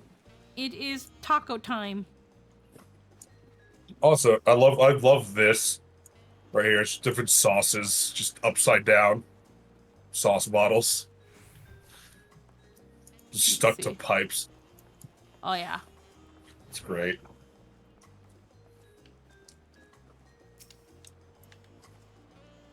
Have you ever had tacos? They're a Tuliolol classic. You bake this is where Lily got mad. This is where Lily got mad. They're a Tuliolol classic. You bake a crunchy shell made from corn flour and fill it with meat and salad. There are lots of shops in Seoul sell them, but I like how they're made here at Zbayav Tier best. And I need one right in front of me right now. Let's head downstairs and place an order with old Brook Evu. Hold on, I'm actually gonna go find the fucking clip. The clip. I have to go through Lily's channel. One sec. Where's Lily's channel? Let me also switch. Here. Subscriptions. Shorts. Also, they wouldn't call it corn. They'd use maize. Yeah. I mean, yeah. Let's see.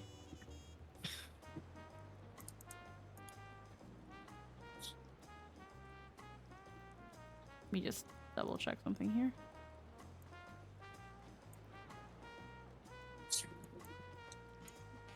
Oh, like currently Lily's streaming, but they're looking at like My Little Pony anime girl figures.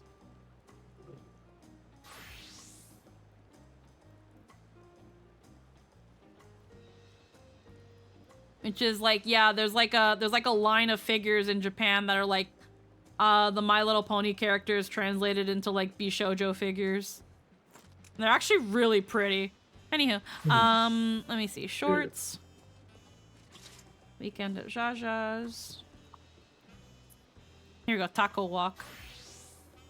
Okay, one sec. Unmute. And then let me...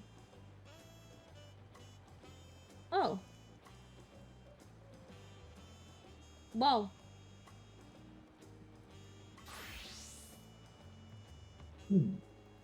Just noticed I had I just remembered that apparently I have like a specific game capture for 14. Lol, that I've not been using. That's really funny. Could have been using that. Anywho, so yeah, let me go here. And then browser. Here we go. Let me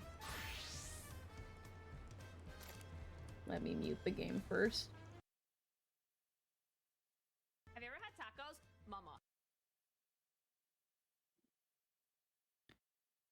Have you ever had tacos? Mama. They're a Turio's classic. You bake a crunchy shit. I'm leaving. I'm leaving. Crunchy! Yoshi P, you had one job. One job! What do you mean crunchy? Es un puto insulto a la patria. They're not supposed to be crunchy. That's American tacos. Didn't you go on location, you pleb? You fucking managed to put mezcal in Uriander's drink, but you don't know that tacos are not supposed to have hard shells? Wait, no mames. Worst expansion ever. You bake a not crunchy shell made from corn flour. There you go, and fill it with meat and salad. Voy a llorar. Ensalada. No, cabrón. Cebolla y cilantro. ¿Cuál ensalada? No. By going location, he meant going to Taco Bell. Yeah, clearly. Nos fuimos a Taco Bell. Nos fuimos a Taco Bell. Fuck up my culture so bad. Hey. Have you ever had tacos? Mama. It's great. I love how she's like, ensalada, no mames. Ensalada. I can't hear it since I'm in call. Please post in stream chat. Yeah, I'll post it in stream chat. She freaking loses her shit. She's like, didn't you guys go to location? And then someone's like, location, by go to location, they mean Taco Bell. He's like, no fuimos a Taco Bell. Fuck. Yeah.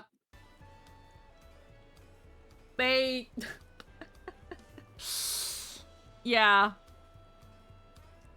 Cebolla y cilantro. Yeah. The act of putting lettuce and like tomato and all of that, that's all American. Classic tacos. It's usually just meat, sometimes some sort of lettuce, but it's usually just meat and onion and then like cilantro or like it's funny because there was a little meme where Wuklamat's voice actress talked about like except for cilantro so it doesn't taste like fucking soap, and actually suggested a different herb that was native to South America, because cilantro isn't native to South America. There's another herb that tastes similar that the soap gene doesn't react to. I just can't remember what it's called. That actually is used more. Although I think cilantro has kind of become more widespread, and that's why we also use it, because it's easier to grow, I think. But yeah, cilantro originates from like, I think Asia, or Southeast Asia at least. But yeah.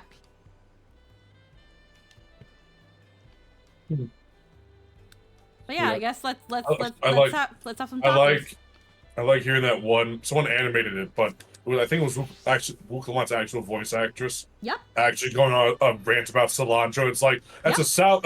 It's a south. You put an East Asian herb into a South American dish. Leave it alone. It's already got their own spice. Yep. I don't want to hear about your fucking soap G. Yep. They put this instead, and it'll get the flavor and won't taste like fucking soap. Yep. To taco land we go.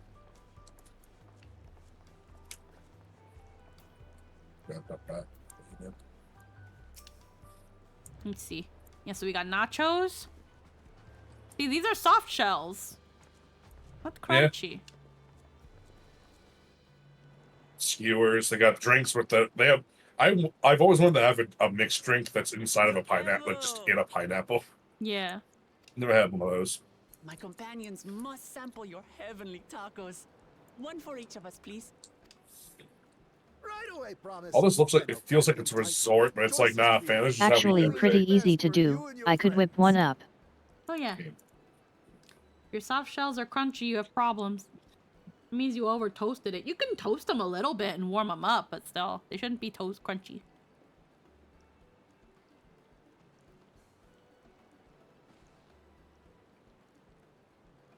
Did you hear the silver scares are back? Seems their overseas foray ended in disaster.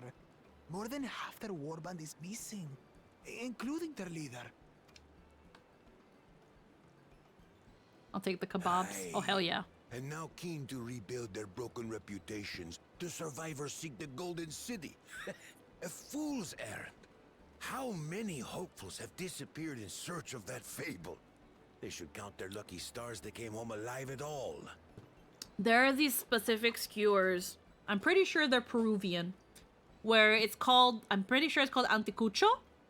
And what it is you take beef heart.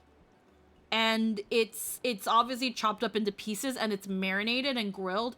It's chewy, but it's so good. And that's like Peruvian street food too.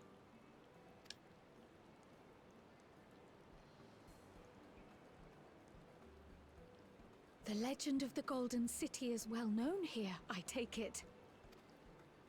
It is, but as no one's ever seen it, many question if there is any truth to the tale.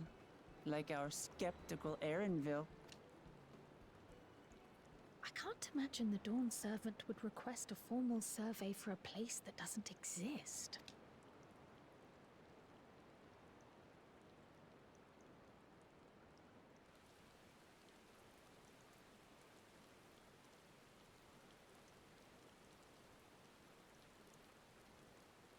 Now to find a spot with a pleasant view to enjoy our crunchy spoils.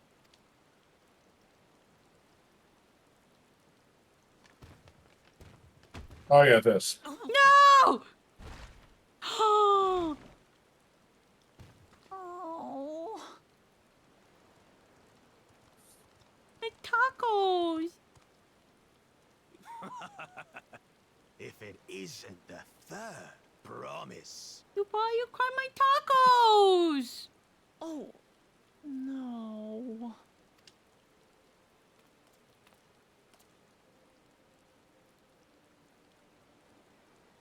I don't know these ones. New salt. Dredge from foreign waters is my guess, brother. Of course, that's it. Wuklamat is so afraid of the coming contest. I've killed for less. that she went Square up, lizard crying man. for special help. You're buying us the- new tacos, please. Like, You wouldn't be the first who had Mamuja life killed. Bakul Jaja? And this oh, is this Bakul is the Jaja. fucker? This is This Bakul is Jaja. him? This is the man, the boys. It's Bakul Jaja. I knew that there was a character called Bakul Jaja and he was one of these two-headed fuckers. And that everyone fucking thirsts for him. Like, this was the one everyone got horny for. I don't know about that part, but okay. The third promise remembers us. Such an honor. The mighty head Worry on your and the mystic name, head. brother. The mystic. The mighty. And on Yep. yours, brother. There's a lot of Mamuja lore in this expansion. Nothing more. I am Bakul and he is Jaja. No, actually, they're both named Bakul. That's how the name I works. know, Child yeah. of the Dawn Servant? Another child. No, this brute. We have no ties to their farce of a family.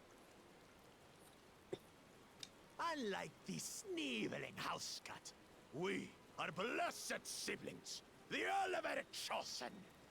We alone are fit to succeed Golul Jaja as Dawn Servant. All peoples are equal in Tulihiola. Your heritage gives you no greater claim to the throne. Shall we test that idea here and now? See if your strength is equal to ours.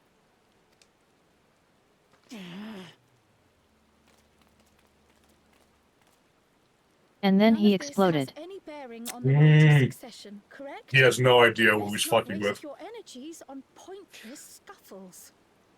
I finished replacing a toilet seat. Oh. Correct. Can you at least can we at least replace the food we've just wasted? I wanted to have a threatening option so badly for this moment. The kitten comes to the house cat's defense. Make fun of her hoodie, asshole. Pathetic. Since when was our nation overrun by mewling weaklings? I feel like this is racist at this point. You keep bringing up the fact that she's feline. I'm gonna rip your fucking dicks off.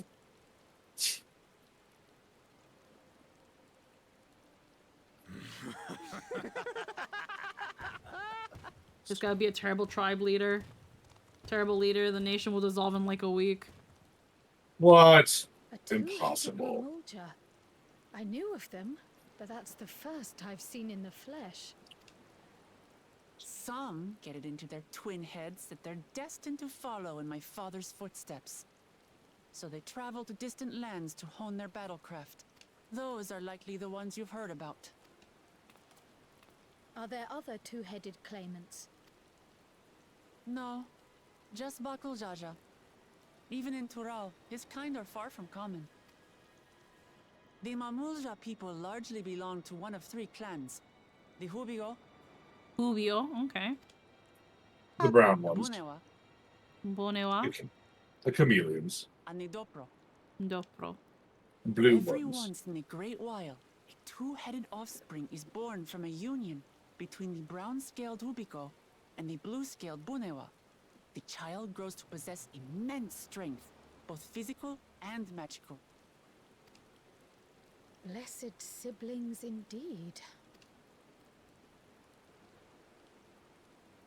Forget I was them. living for the Let's Mongol join lord, my not gonna lie. mortals. I can think of nothing better to rid me of this bad taste in my mouth. I haven't had food either. Lion, God hello, damn it. welcome. Yeah, I Enjoying your forgot. tour of the city, I trust. We've seen our share of notable sights and took a moment to rest. When I woke up, I took the time I needed to like record some stuff first, and then immediately went to stream. I have not had actual food. Eat. As such, we're ready to present ourselves at the palace for the rite of succession. Shall we meet you there? The palace it is. I'll let Wuplamart know. Destiny calls. I ate lunch while Squeaky yapped, as mentioned. Otherwise same. So it goes. But she's hungry now, Cryo. We can't eat those. It's fucking nachos now. I know. I don't know if you can get. I don't know if you can talk to any side quest givers yet, or none in the map. Not yet. Not quite yet. That's fine. Yeah, we can wait for you. To the big palace. I was looking forward to trying some authentic Tuliyola cuisine, but we should hurry and join Alphino and the others at the palace. All right. I was gonna say I'm super mad that I still will probably never be able to buy that bike because I just saw the minion version of the neon bike. Yeah. Eh. All right. It's a bit of a climb to the top, but you can head How up much? from Resplendent Quarter or even the Eastern Side. Yeah, because of course Link can buy it. Now that you have an Well, idea of how to. It's like 5 or 8 million gil or something, Oh. and you can only buy it way later in the Oh, expansion. so practically nothing. Good for you. Practically nothing. Gotta start using the retainers. Free money. I try. Oh, sure. Thanks, I Crazy mean, Fox. do you want one? I can get it for you. I think Crazy Fox is giving me all the money I need Oh right my now. What the fuck? God. I'm gonna be here for a minute, I think. Yeah, you do that.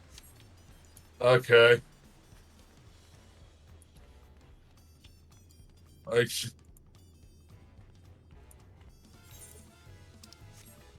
Okay. I think that's enough. Yeah.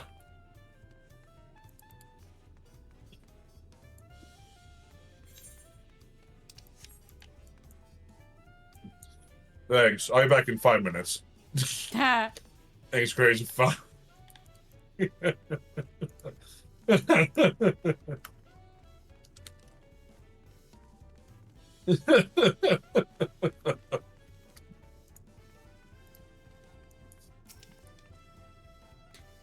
feel for the city now. Imagine being poor. I play games to escape my reality. You made it. Good. Then we're all here. I'm still hungry Exactly. enough to eat a whole I'm roasted richer than God colibri, here. but the contest won't wait for us forever.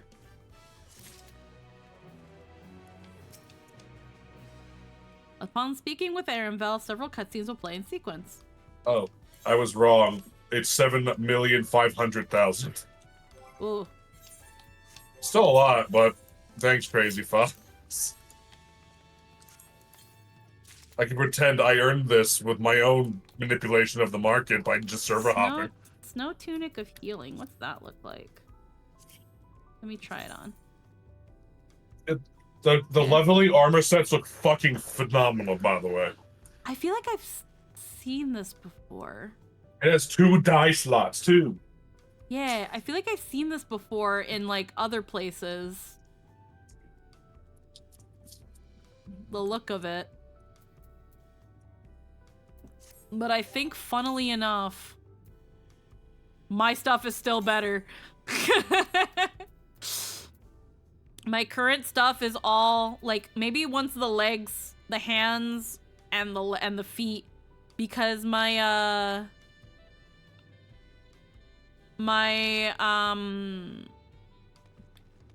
top is 660 and it's 645. So we'll see.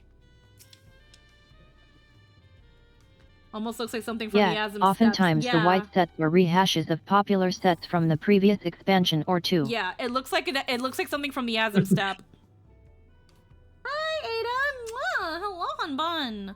Oh, I could ask Namika to cook me something afterwards. Bunny, man. Sexy Banui, man. Oh, hello, Ada. Happy to have you. Oh, yeah, hold on. I gotta fucking... Okay, hold on. I'm actually gonna take a very quick little bathroom break. I've been needing to use the bathroom for a hot second. If we're gonna jump into cutscenes, I'm gonna BRB really quick. I'll go on screen. I'll be right back. Wow.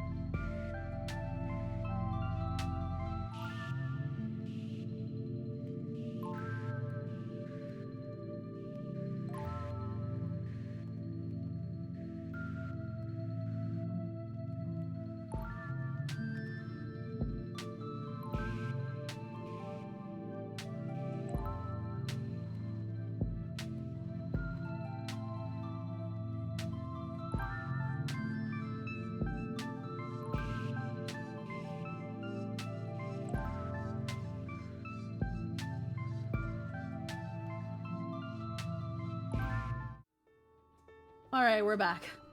I had to really use the washroom, and then I chose to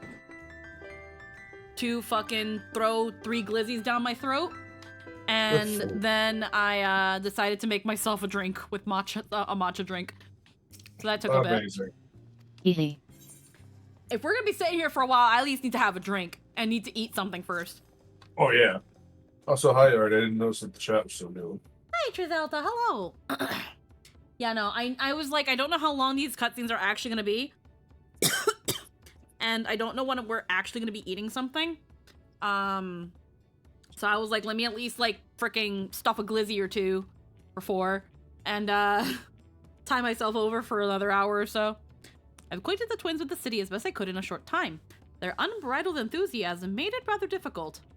Invariably something would catch their eye, spurring them to run down an alley to investigate. 'Twas like herding a pair of unruly quarrels. Yeah. Yeah, that's the them. twins. That's them. Heh, I understand all too well. Charlene had the same effect on me. Right then, now it's time we saw the inside of the palace. Papa will want to know I'm home and to meet the allies I've chosen. Oh, thank you for the snuggles. Given how impulsive he is, though, there's no telling what we might be in for. Oh, we broke V-Bridger. Ah. Connect.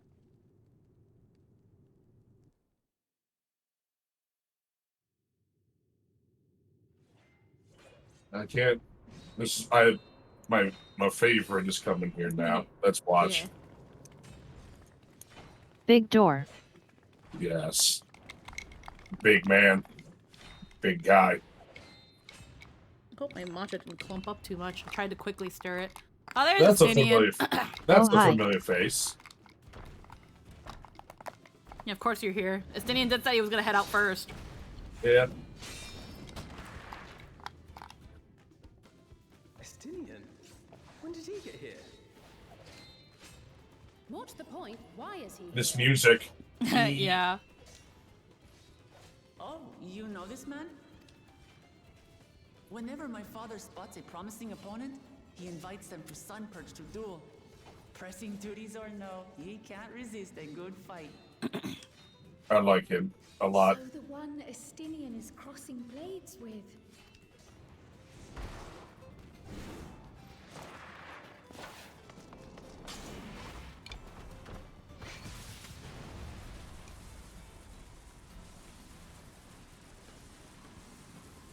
I like how you're the only one that's not being pushed back by the wind. Huh. That will do, Spearman. I will receive my darling daughter. The vow of resolve, Galul Jaja. Hmm. Know that you are the strongest I fought in many a moon, if not longer. It is the privilege of a life long lived to face such a formidable soul. The other one's not even moving.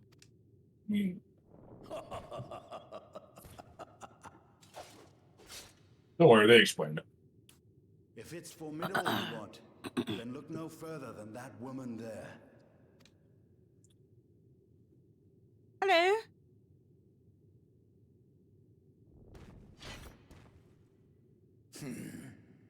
I see you, warrior.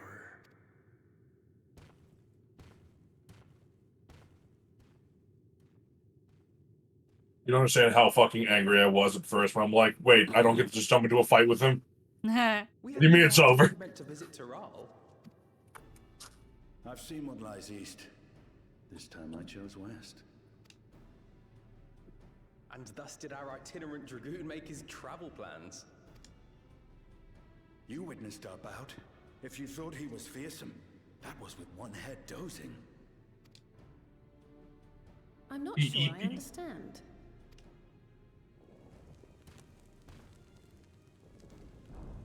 Like a parakeet, you just throw a blanket over the one head and it falls asleep. The old man has been feeling his years. Hmm. The uncovered side is the head of resolve. and age has only deepened his love for combat. But the head of reason, wiser of the two, sleeps more and more these days. As I understand it, the veil helps with the restoration of his magical energies. See, I told you. The Enough about me, Lamati. I want to hear of your adventures. Ellen.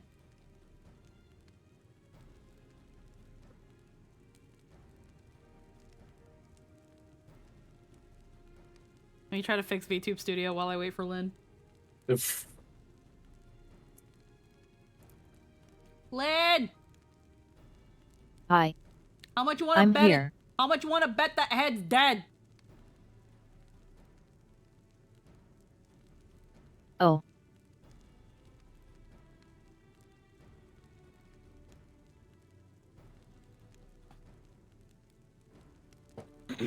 I feel like that combat, the head would have at least stirred a little bit, as in like a Have you ever seen a really sleepy old man? They don't wake up for shit. I guess? He just, maybe that sleep veil makes him sleep heavier.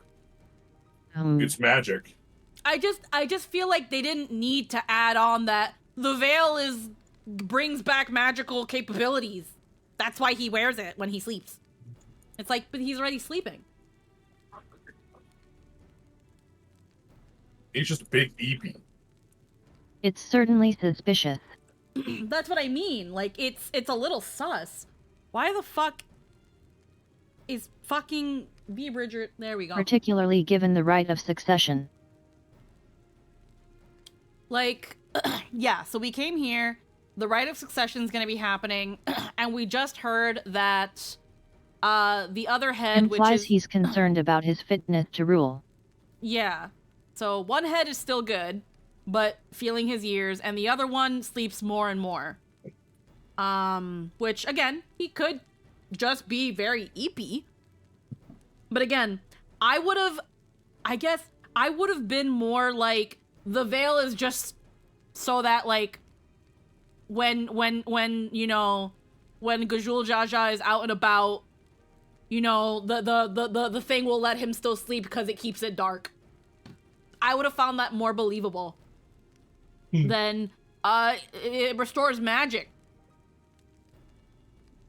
It's like you can just say that they're like parrots, where it, like birds, where you just throw a cover over the cage and they fall asleep.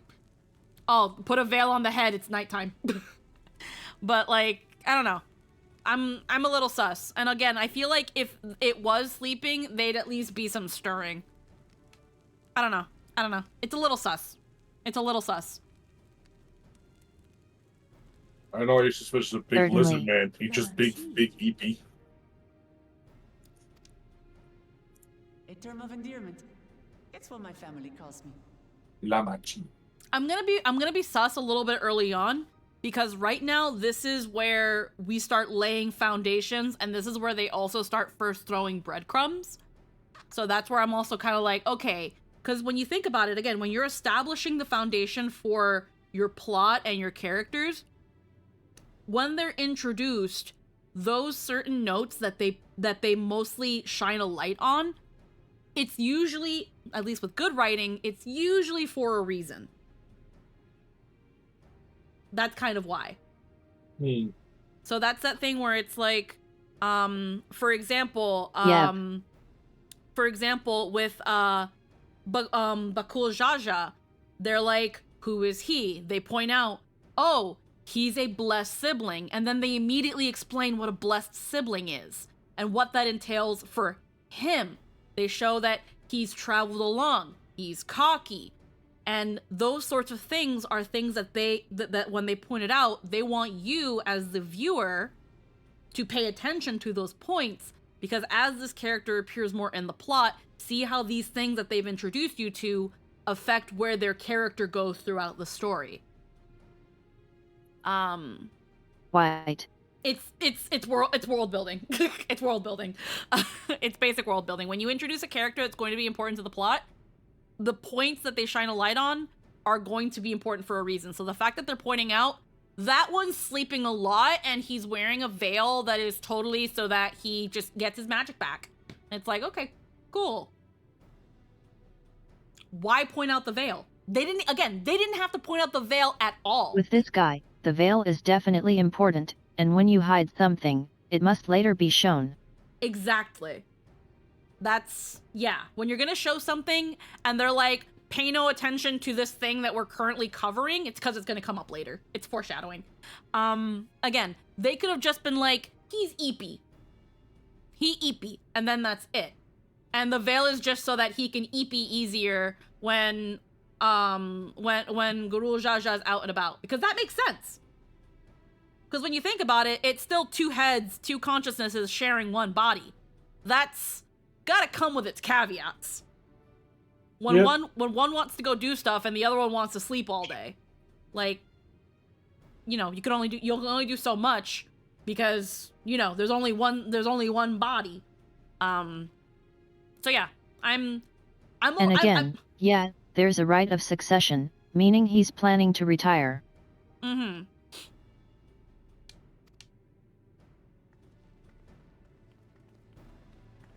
We'll see though. Again, I'm a little sus because it's not moving, even like in that way of like sleep. Mm-hmm.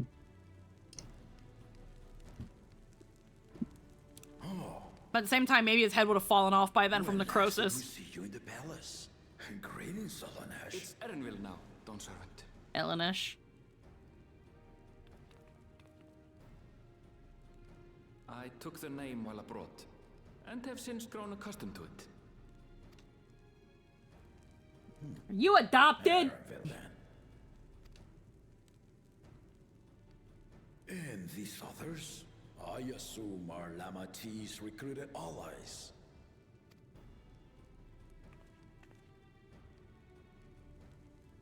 Ha! All-tempered steel. Yet as much as I'd enjoy testing their metal, the hour of the right is at hand. I will summon the other claimants at once. I love Gulu Jaja. Then I shall leave you to it. Good fortune, my friends. This ain't my problem. Oh, I'm gonna go get some tacos. I'm gonna ask him to remove the cilantro because I have the soap gene because it's Stinian wood. He would be cursed. I like that the throne's made of solid gold. It's just something the Elezen have. The Elezen, especially Ishgardians, just have the fucking soap gene. Because they don't have the ability to have fun with anything. I just remember that one time where like you're in Garlemald and they're eating the Azem steppe soup and they're like, this is too spicy. Yeah. I like how you can see Golul narrow his eyes at Bakul. Like, this guy. The claimants are assembled. He might be trying to seem weaker than he actually is. The first promise is kinda a dick and might plan a coup if he isn't the successor. The Ishgardians have the must lick salt off a rock gene. The first promise. Zerolja. I wouldn't call him a dick, just determined. I mean, to be fair, have you ever licked a salt rock? Yeah. Yeah. Yeah. I've fucking fucking rock salt lamps. I've licked one. Yeah. I like Zeralja's outfit. He's got good drip. Ishgardians aren't giraffes, they're deer. First promise fucked with your tacos. No, not this one. It was Bakul that stepped on my tacos. Not this one. This one has one head. He hasn't done anything. The second promise. Kona. Okay. The third promise. Uklamat. Got them mixed up. How? One has two heads. What?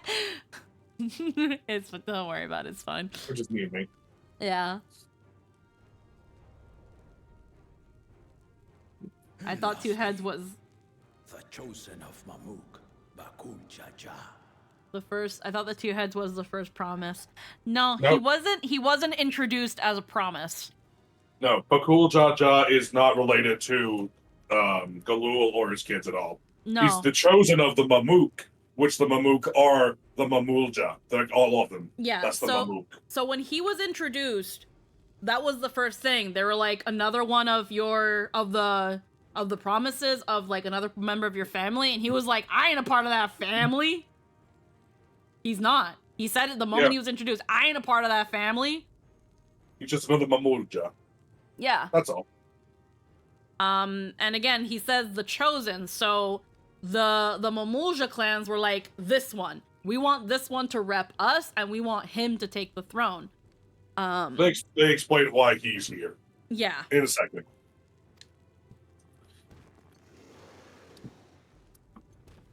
Oh, so he's a cocky trick. Oh, of course he is. Four will compete in the right of succession, the outcome of which will decide who takes my place as Dawn Servant. I am not the man I once was.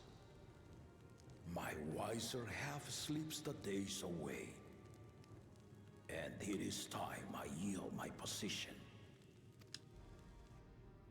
But mine is a torch that has never been passed. Tuliyollal is young, and so I look to thee always for inspiration. The rite of succession, the means by which the autarch of Mamuk was chosen. Only the two-headed were deemed fit for this contest, but the Tuliyollal I built is a nation of many peoples. Our leader needn't have two heads, nor be a Mamulja at all.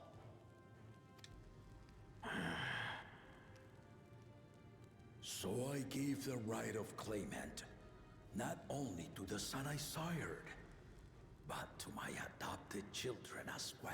Do they have two dicks? Yes. Oh. Well, most lizards do. Oh. Yeah, they ain't special. Oh, okay. I was about to be like, I understand now. You understand fucking what? What does that do to change anything?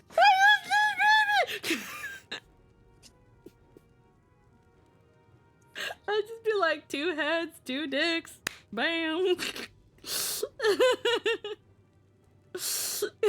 Kiki's a degeneration. Look, I was trying to understand the thirst, okay? Oh, don't worry about that. It's like, I was just like, oh, like, if you fall in love with one, do you, like, pick a dick or you just take both? Like, what goes on here? So, the really fucking weird thing about the Blessed Siblings, Mm-hmm. they are the same person, but the two heads are also somewhat independent. Yeah. But they both have, but they're both also the same. It's like Gorthos's bodies having their own personality and also having Gorthos. Well, like, right? Well, here's the thing. That actually reminds me of an actual case of conjoined twins. I can't remember their names, but they have two heads. They both have their own personalities and thoughts and stuff, but they share one body. I didn't think about that. From what I understand, though, from the Blessed Siblings, is that their minds are usually perfectly synchronized for most things. Yeah, no, it's similar with those twins. But... It's kind of similar with those twins as well, where they're kind of in sync because they're still twins. Like, twins naturally have this weird, like, synchronicity to them. But on top of that, they're also sharing one body. Like, I think I remember news stuff, like, would follow them pretty closely. And one of them, I think, either has a boyfriend or recently got married, while the other one is still single. That's really awkward and horrifying. I mean, it doesn't matter. Horrifyingly awkward. I mean, doesn't matter if they have two heads. I'm sure as a hot-blooded male, the blood goes to the other one. The other ones. Yeah. So strange to think about. Yet the opportunity to rule was still not equal. That is why a recent tournament offered a place in the contest as the winning prize.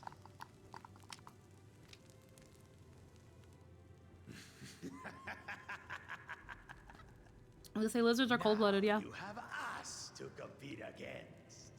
Yeah, he literally won a contest of power. Yeah.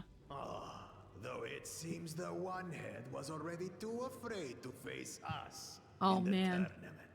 Yeah, it's gonna be like that. No, I really find it funny because it's like, you know how like we kind of when we want to be like sarcastic, it's like, okay, 5 head. Like, yeah, because big exactly. brain. But this is like 1 head, so it's an insult because like you have less brain. Okay. A 1 head. Are you ready for some really weird idiosyncrasies? Because we're in for some weird idiosyncrasies. Our brother was in Shock Tural leading the Landsguard on a campaign to eradicate a Tural Vidral. Anyone with sense would know he was too busy for games. Eat shit, he was doing something meaningful. Now for the part you've been waiting to hear. The nature of the contest itself. To triumph in the right of succession, and thereby claim our nation's throne, you must travel the lands of Yogg-Tural and find the City of Gold. Oh. The contest is Dance Dance Revolution.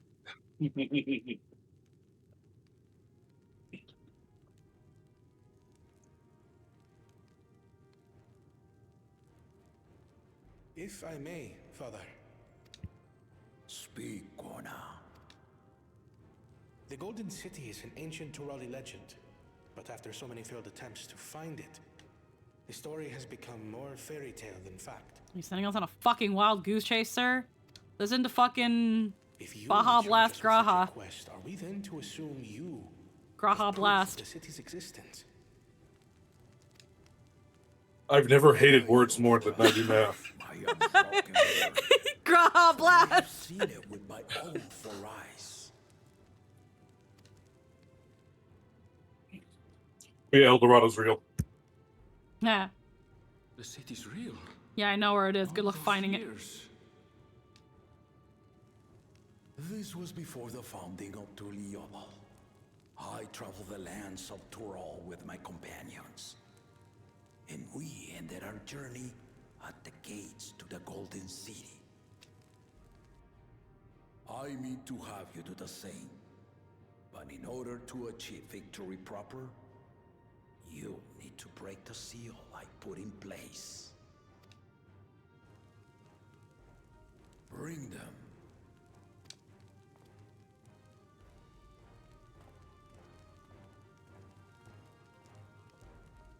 I was like, how cool is it that we get to see like the first ever right of succession of a nation? Oh yeah. Like whose founder is Like, sitting in front of you. It's so cool.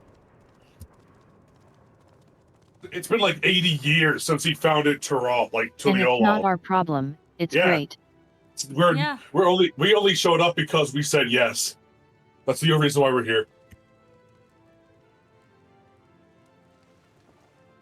Ah.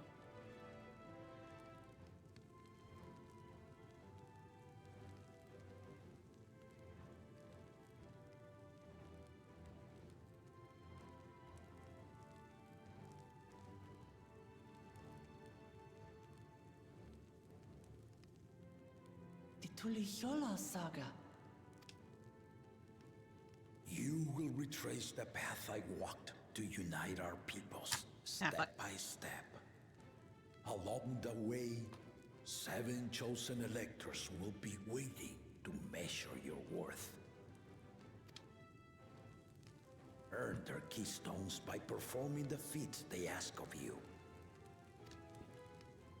Once you've fitted each of the 7 tablets with the keystone, you'll have the key to unlock the seal on the Golden City's gates. I don't know, I love a Graha Blast. Honestly, Baja Blast is so much better than regular Mountain Dew. Regular Mountain Dew fucking sucks. So the contest is in stages, none of which can be skipped by rushing to the ultimate objective. Exactly. Exciting, isn't it? Martial tournaments, hunting festivals, and now this? You do so love your contests, Papa.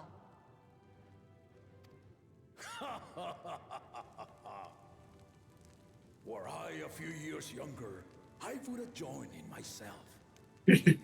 Proper challenge. You gotta beat me too, or I just fucking. If you all fucking lose, I stay here until I fucking die. But I am yielding our nation's throne. Let me have this final indulgence. Well, let this old man have some fun, kids. A waste of time. Just name Bakunja as successor and be done with it. Ooh, that look. Right of cessation. Anyway. Anywho, just ignores. Anywho. Yep. With great interest.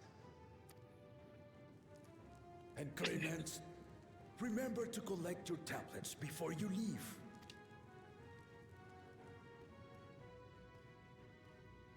Sir All hasn't said a fucking word.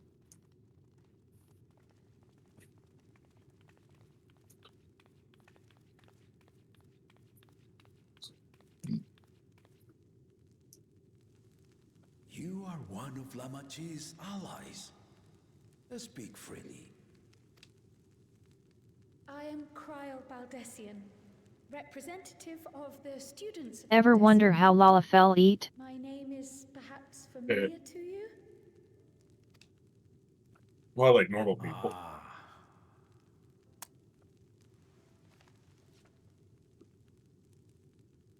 It would seem you sent this letter to my orders some years ago.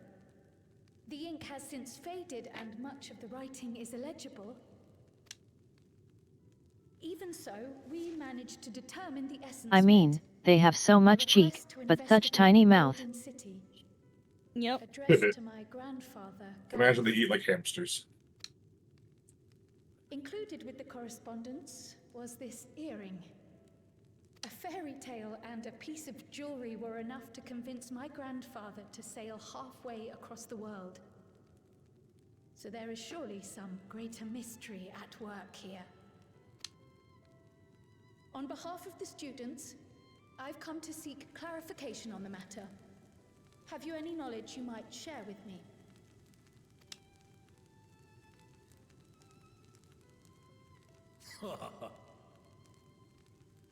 No, not at this time. I have tasked the claimants with finding the Golden City. Yeah, he can't tell you. He just fucking. Fulfill your request. Would afford one of them an unfair advantage in the right of succession. You should have asked that before. Well, to be fair, we just got here. But yeah, He no. probably would have said it anyway. Yeah, he probably would have said it anyway. Like, you're traveling with one of the people trying to become Dawn's servant. I can't risk you spilling the beans and then giving them an unfair advantage. You just gotta fucking help her. But once the contest is decided, I plan to entrust Yep. the entire truth to my successor. If you want to hear it, Oh hey, have some motivation. help Lamachi win. Yeah. Very well, Dawn Servant. And here's your reason why you're here, Cryo. Let's go. On my honor as a student of Baldessian, I will find your Golden City.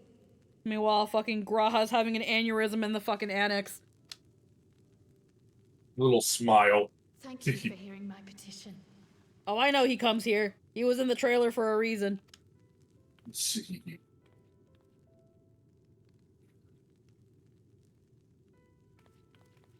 Have a little motivation instead, Cryle, as a treat. And that man wouldn't pass up the next adventure. No, he would not. He wants it so bad. She's grown into a remarkable young woman. You should be proud, Galov.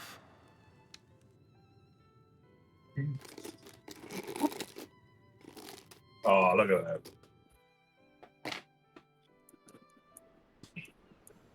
They could have even had a little fucking comedic thing where they would have been like, what, but your brother, how is he? But they didn't do that. That Final Fantasy would immediately do that if it knew it could. But are you sure you wish to be part of this? Our third promise is not wont to take no for an answer. Though you may have agreed to help, I wish I could sleep as hard as the Vow of Reason. Enthusiasm. That fucker gotta be sawing logs. Or perhaps not you've a been peep lured by the glory of the Golden City. Either way, this contest for the throne will place you and yours at the heart of political turmoil. Will it? If you are second-guessing your decision, tell me now.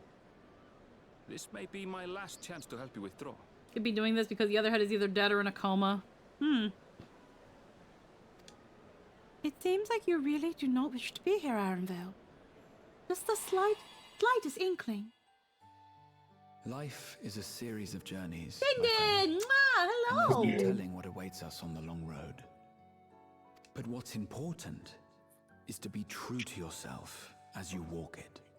Only then can we hope to be content when we arrive at the end of one and step forward into another.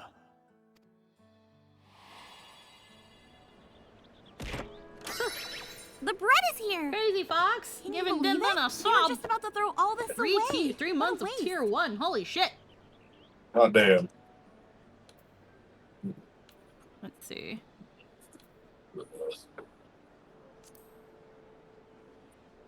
Well, I've made my decision. And I do mean to see it through. Is that so? Is something wrong? I will speak no more of it then. As for my own involvement, God, he's so fucking pretty. I can no longer conduct myself as a mere guide, I think. Not after the Dawn Servant. Yeah, he is.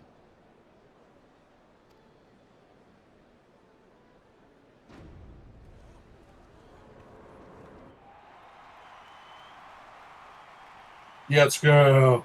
He's like, well, I can't leave anyway. And those eyes serve him so well. Unfortunately, he has let it spill that I am also adopted. They're so expressive. Yeah. Make no mistake. He clocks in for his 9 to 5 and then he heads home. Prettiest, most normal man ever. Yeah, Ada, the Banui man. Ugh, it's so fucking dark. The cold weather stunts our crops. This is how you do Melon and Hoyoverse. Take fucking notes. Looks like Eric You ascend the throne, from Pandemonium. Yeah. grant my people new lands, please. Serelja. Take heart, tiller of the soil. The Resilion son, blood heir to the Dawn Servant, has heard your pleas.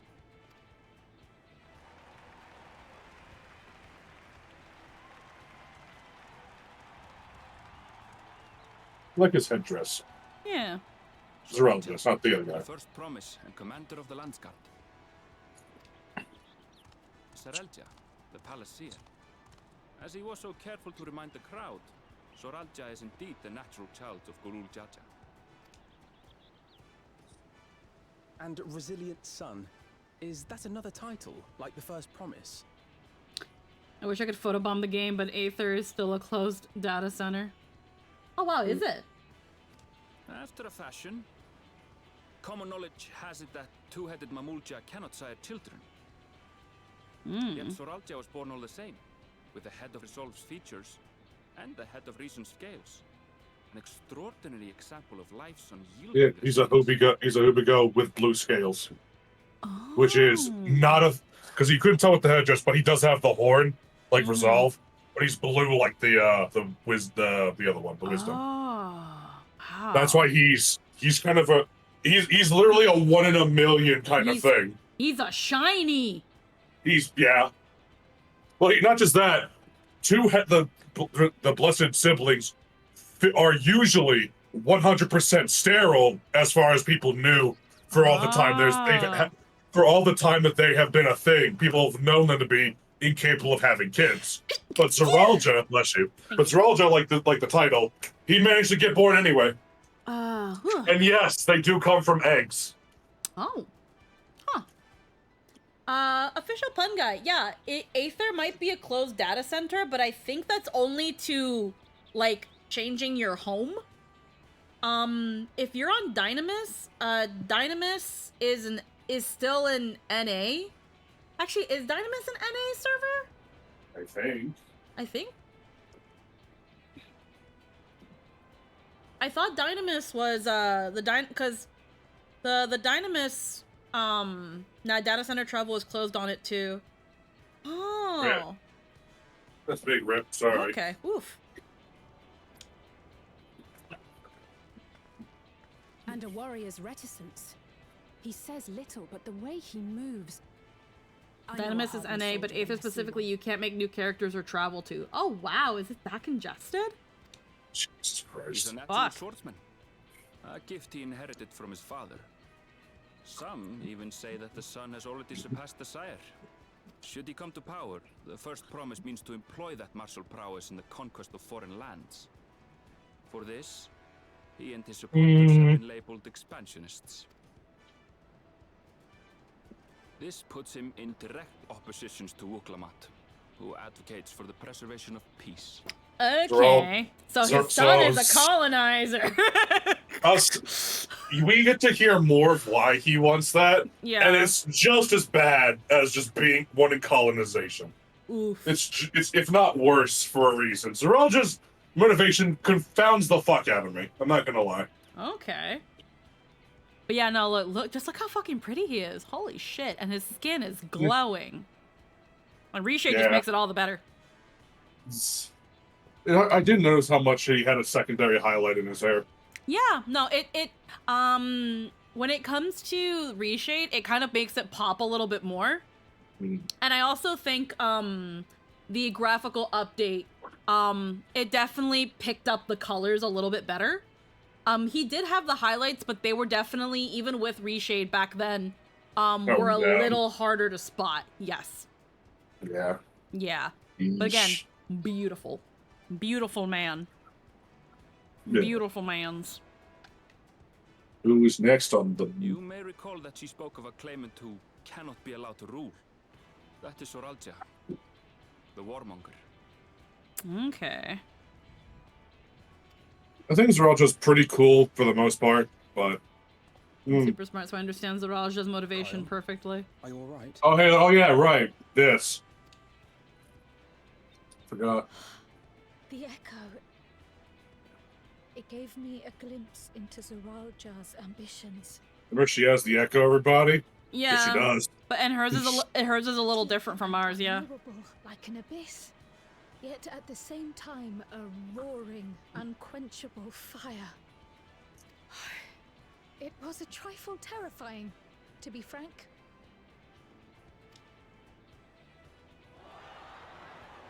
Yeah, and I mean again, Ominous. they show us that because you have the person where it's like, hey, Zorol Jaja, when you take over, please give us more land.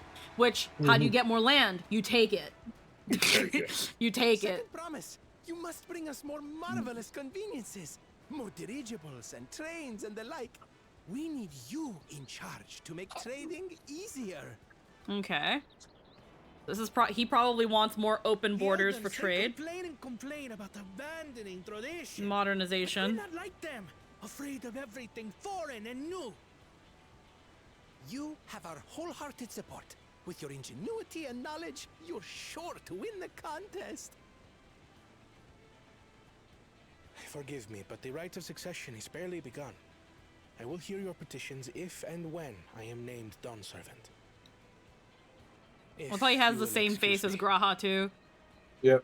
And like you've heard the thing where it's like originally Graha was gonna be green. Plain spoken, as always. That's Arcona. Practical to Yeah, his whole shtick is traditionalism versus industrialism, or scientific advancement, whatever you call it. The second promise. Green Hatia. No, it's just Graha Blast.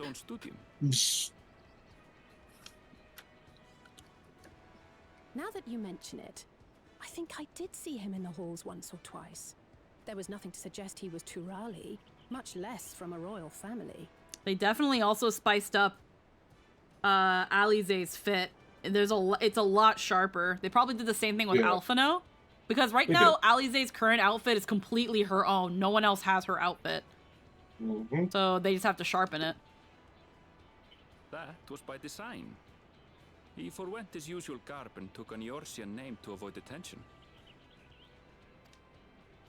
So it was Kona who introduced the dirigibles. And the railway too, given what we just heard. Choo-choo. Yeah. Alphino's also been In spiced furtherance up. of his goal, to enrich Tuliolal with every bright notion he learned of in Sharlia.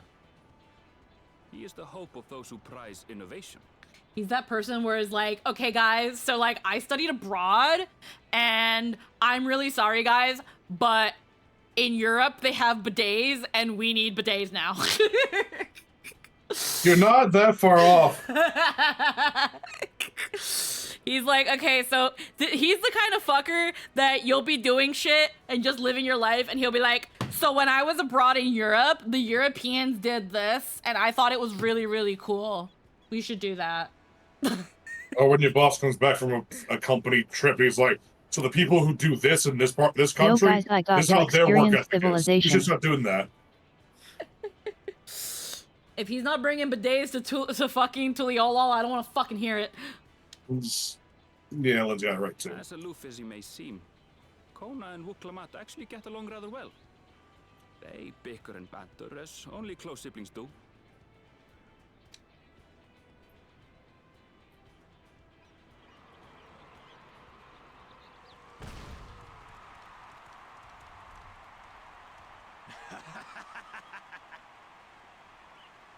How gracious of you all to cheer the lesser Clavans. Yeah, because it's like, heckin'.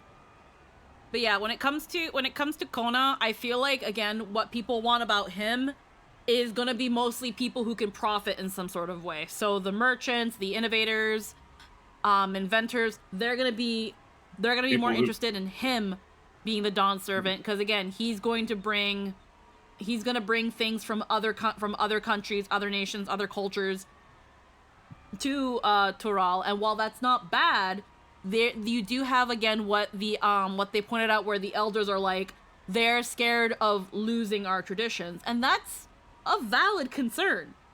Yeah, that's a valid concern. The price of modern convenience. Yeah, it's that thing of Oh no, he'd bring in capitalism. Yeah, This cannot be allowed. Yeah, it's a very real thing that many cultures have suffered. Yeah, it's a in thing the of real world. yeah, So. it's that thing of like when you bring in modernization and things from other countries, you do risk losing your own. And it's not even, I'm not even talking about from a colonizer perspective. It's one thing if someone from Eorzea came in and was like, it's one thing if like colonizers from Eorzea came in and were like, we're here to bring you modern medicine and technology, and in exchange you give us leadership and things. Like, they're not Garlemald in that aspect. That's something Garlemald would have done. Yeah. Where again, it brings them ceruleum and machina and all that shit, and some of the people are like, yeah, we really like this. It really helped our standard of our standard of living go up. But then you also have the thing of, but Garlemald will be like, but also, y'all are savages, Yes, your culture sucks. Everyone's life better and far more convenient, but you also represent the rapid loss of the old ways. Yeah, because that's the thing that Garlemald would have done. They would have come in, given them ceruleum, machina, technology. Usually within 2 generations. Yeah. They do all that, but then also say, also, your culture sucks, your ways are savage, ours are better, we're in control now. Japan almost They start to slowly erase it all. Yeah, and then they slowly erase it all, and that's how you have things like a real world equivalent, what happened to indigenous peoples with like residential schools and things like that, where these children were taught, or it was illegal for these children to be taught and learn their native languages and their traditions. Japan almost lost all their yokai folklore because of a government push to modernize it, but it was saved because of a weeaboo. Yeah. So, and then you have like the opposite side of the things, where in this case, Kona, who is native to Tural, he's from his people bringing it in. Now, while this is better, you still pose a risk of losing your culture, because as you modernize and simplify things, now the old ways are seen as obsolete and they're not taught or they're not appreciated. For example, which could be seen as worse because it could be that traitorous intent kind of thing. Well, I wouldn't say traitorous. I wouldn't say that sort of thing, because that's kind of not, at least I don't think that's how it is. It's more so, it's worse because it's people, instead of having their traditions and the things that make them unique and identify them ripped away from them and made illegal, they are forgetting it and throwing it away. So, like, again, for an example, now using something closer to the inspiration for, like, Tural, in South America, there are certain ways, there are certain artisanal skills of, like, weaving and, Yeah, the question becomes if showing better ways is worth the loss of culture as it becomes obsolete. Yeah, counterpoint, trains are super cool. Yeah, they're fine. But like, for example, actually, Tural is a good example, with, again, certain artisanal crafts. But another example, since we're all weaves at the end of the day, Japan. Let's look at Japan. Now, there are certain ways of making confection. Modernization destroys culture even if you don't thumb the scale in any way. Yeah. So another example is Japan. So in Japan, there are still a lot of small towns. And one good example that I can think of immediately is a certain type of confection. I can't remember the specific confection, but there's a specific there's a certain confection in a certain part of Japan that is made in a very, very traditional way. It's got to be made a certain way. You can't really, you can try to mass manufacture it, but it's not the same. And there's like one candy shop in this region of Japan that is the only candy shop that makes this confection the old way, the way it was passed down.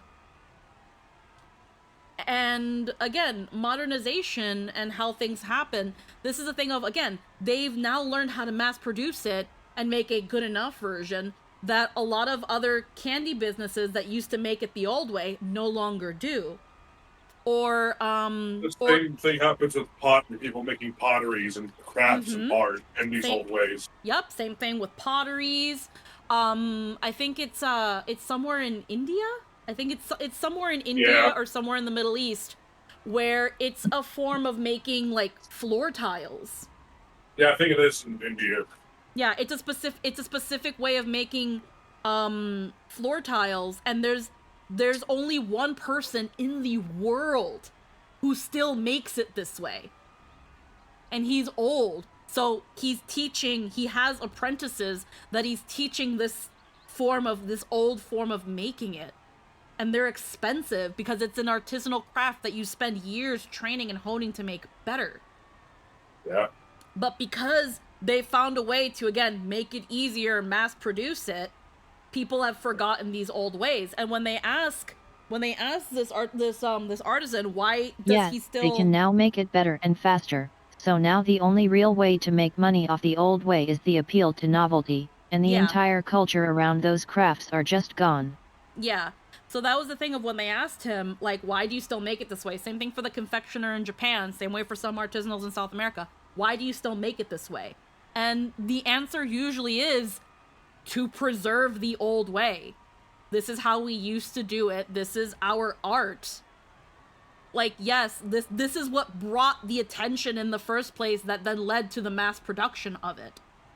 But this is how we did it. This is the true way.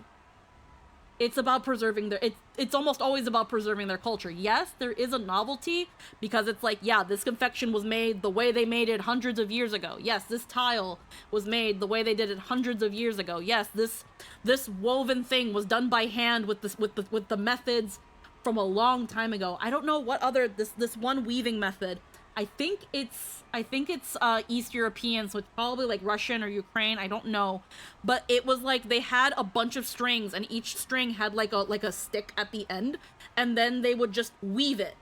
The lady was weaving it, and like it was like super duper intense fucking braiding. But again, another thing that was passed down culturally that is not done anymore. because you have looms and shit that have modernized it, but it's not the same. And that there's certain things that because of that human touch, that hand refinery, or maybe even just the little imperfections that really make it like the thing, like real. Yeah. You know? So that's the sort of thing of where Koana, where I keep saying Koana because I keep thinking fucking Moana. Yeah. Because Kona, Kona isn't bad for wanting to bring these things to Tural, because these are things that will make their lives easier. This will bring growth and wealth to their country. But again, it's also just, don't forget your roots. Yeah. Like, you look at Kona, and even though he's come home, he's dressed like a Charlian. He's sporting a fucking machinist dress. Yeah, he's dressed like Oh, an that's Eorzean. entirely novelty. Culture is a social construct, and from a practical and logical standpoint, better ways are better, but there's something unscientific, something spiritual, that makes us want for something made by human hands. It's very similar to AI art in that fashion. Yeah. It's a thing of like the initial idea was that they're still making it the way it was always made. We desire human connection. Grew up learning that kind of stuff. My parents are friends and some amateur experimental archaeology. Yeah. Like, it's too real, and it shatters my heart knowing that there's so few. There has to be millions of old things that we used to do that have been completely forgotten now. Oh, probably. And, ways of doing things that are so non-thought about anymore that are just been erased. It's like such minimal things, but it means so much, and we lost it all. Like, there are... Now, I'm sure that if and really, the loss of an old culture is similar to the loss of a religion, as they serve similar purposes in the minds of humans. Mm-hmm. Another example with Japan, samurai known mostly as swordsmen, and as soon as guns were a thing, they ditched the art of the sword. Yeah. Again, modernization. Yeah, because honestly, so did everybody. Yeah, it's that thing of, again, nowadays... Dude, when people figured out how to make longbows and crossbows, fucking melee infantry was like a novelty then. Yeah. Like, honestly. Now, the thing is, again, nowadays, it's because of the novelty. But early on, it's because these artisans didn't want to change their craft. They thought that the modernization was... Because, again, and this kind of low-key comes back to racism and xenophobia, but... They still romanticize the art of the sword, but yet, military groups don't have the luxury of traditionalism. Yeah. Keep up or die. Yeah, when it comes to the artisanal stuff, though, because that's what I'm mainly talking about, when it comes to the artisanal stuff, this comes back to, again, racism and xenophobia, or at least somewhat back to racism and xenophobia, in that these artisans saw the simplification, the modernization from other places and were like, no.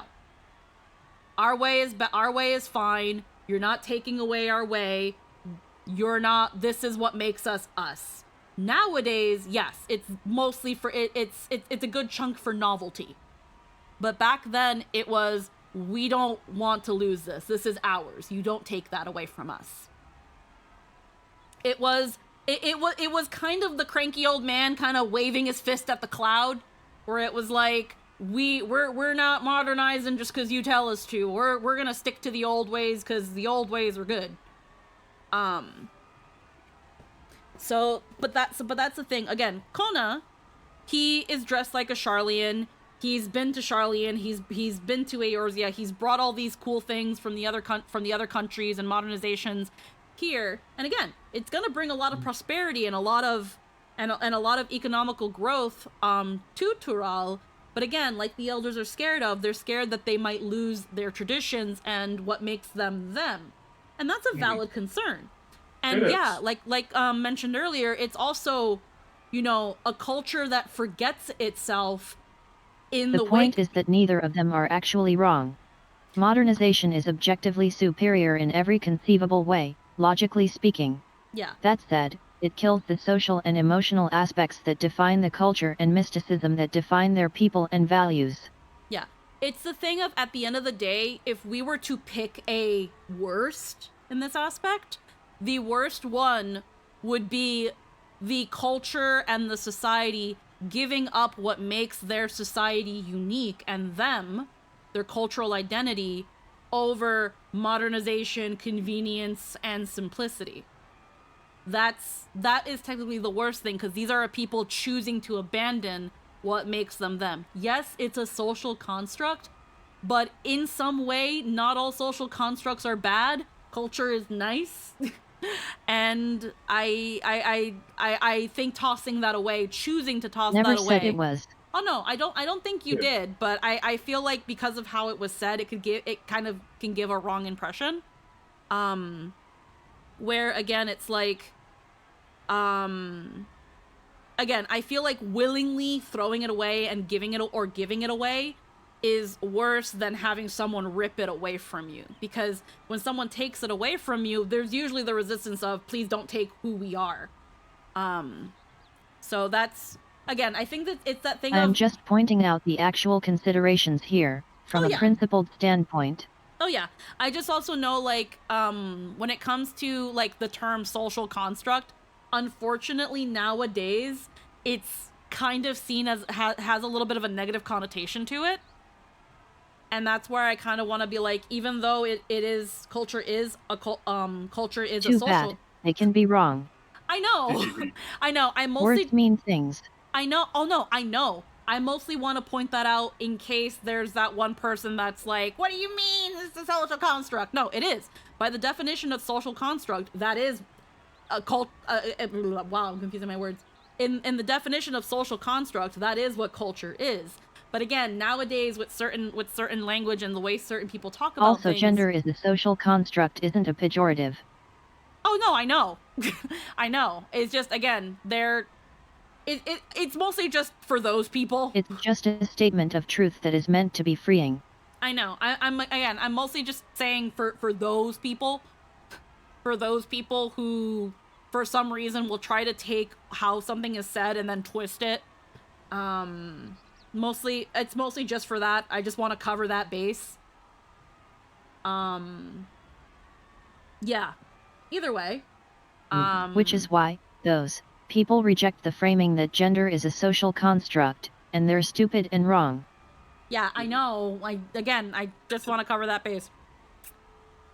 Because there are still people, while they might misinterpret that, are still willing to have a conversation and maybe even ask for that clarification on what meant.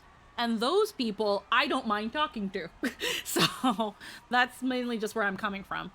I'm trying to come from an area where if someone is confused by what that meant, I want to offer that clarification, because I don't want things to be misunderstood and misinterpreted in a way that then it's spun in bad faith against us. I know I'm really small, but I just don't want to give people that ammo. Right. It's kind of like, for example, to call someone manipulative mostly has a negative connotation, but really to sway something in your favor, whether it be good or bad, is being manipulative. It's just, again, we give it a negative connotation based on the most common interpretations of it. Words and how people use them. But yeah, I'm sorry. Look, we can move on now. Anyway, Conan's a fucking weeaboo for Charlian. Yeah, he's a Charlian weeb.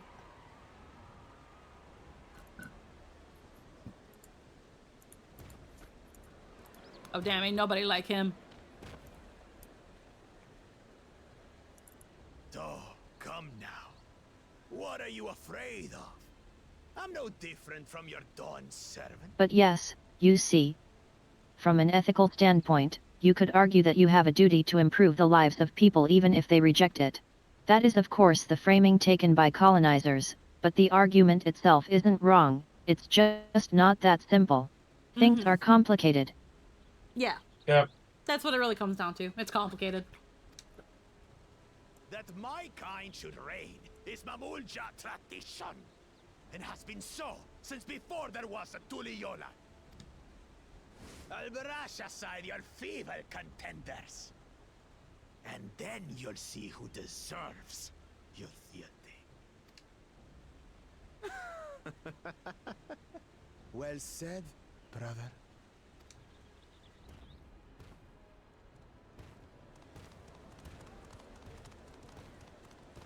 Mamurja finally found peace in Tuliolal. I pity those fanatics are intent on keeping that tradition alive. But yeah, the other side of the coin. Chosen of Mamuk, Bakul Jaja, winner of the recent martial tournament, and the only claimant not of the Dawn's promise. Time for an assassination, I guess. His strength is undeniable, but you see how he is. A few devoted Mamulja are his only supporters. What would he do? Yep, MR all brawn no brains. Oh my fucking god. My brain went stupid. Yeah, why? Make Tural great again. Motherfucking... He's make Tural great again. Oh no, that's legit what he's doing. That is what he is. Yeah, no. I mean... Oh, am I about to kill the fucking Bakul He's a Jaja? fascist, obviously. Am I about to kill the Bakul Jaja fans by saying he's pretty much saying make Tural great again? I just fucking might be, okay? I just fucking might be. Bakul Jaja is make Tural great again. And again, the only people that support him are the ones that agree that Tural was so much better when we were in charge. Fuck! Yeah. Congrats. I'm not gonna be able to unsee it now. Oh no. Ah! Oh my fucking god! You did it. Oh no. Did you guys ever hear someone try to assassinate Bakul Jaja again today? He's insanely racist, acts above it all, says he won already, and frankly speaking no one else should even be running, and you know damn well he's going to try a coup if he loses. I hear you had the best words. But I heard he's too afraid to step up to Wukalamata in debates anymore. He had the best rallies. Everyone shows up. His girlfriend totally exists, but goes to a different school than yours. Gonna be a big VTuber! You're not. Never! People don't like people who have opinions. Sorry, you're not Gooner bait enough for that. That's why I think the king might be faking the other head being out in case of a coup. They're taking... Oh no! They're taking the curls, the Eorzans are taking people's curls from the steps of Tuliolal and eating them. Bestest words. Fuck. Oh no. I know I can't be the only one who's made the joke. I know I can't be the only one. As far as I know, you are, but there's not that many. Not that many people have made that joke. No.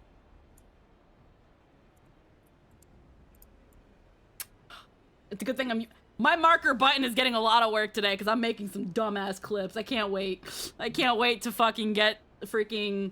I can't wait for people to fucking beat me in the quote retweets. It's gonna be great. Oh, man. His policies and so forth. I doubt he's thought much beyond winning the contest itself. Do you have a plan? I have concepts of a plan. Fuck! No! No! No! He's just picked her all great again! And this one time, the Dawn Father came up to him, big man, strong man, tears in his 4 eyes, and said, "Sir, this country needs you. If you don't win we just aren't going to have a Tulial anymore." And I said you're right, because he was right, and that's what I'm going to do. No! Love it. Fuck. I hear he's good friends with the Emperor of Garlemald. You mean the former Emperor? No, I mean Xenos. Yeah, Xenos is dead. Oh no, so should I tell him that? Oh, fuck. His heart's gonna break when he loses tie with Russia, Garlemald. So what's his plan for when he takes over in his policies? He has concepts of a plan. I'm just saying, Xenos didn't kill himself. Oh no. But one thing seems certain. If he does become Dawn Servant, he will see the Mamulja exalted as the ruling class, and all others forced into subservience. Fuck. Yep, even if there's Mamulja who don't want that. Sounds like another that cannot be allowed to rule. If I had a guild for every time there was one that could not be allowed to rule.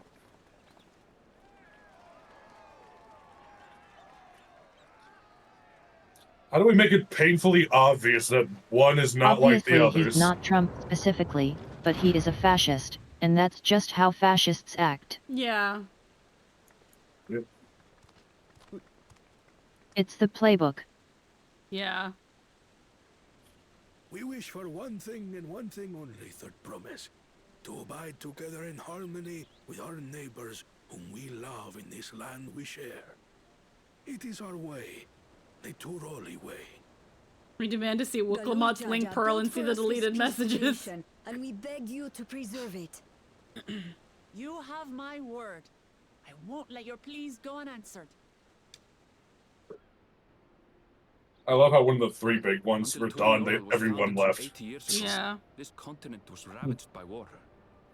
The eldest among us remember that dark era, and they are Wuklamat's most ardent supporters. Apologies. It's hard to get away. This is Namika, my childhood nursemaid. She's been like a mother to me my whole life. I told her it wasn't necessary, but she insisted on seeing us off.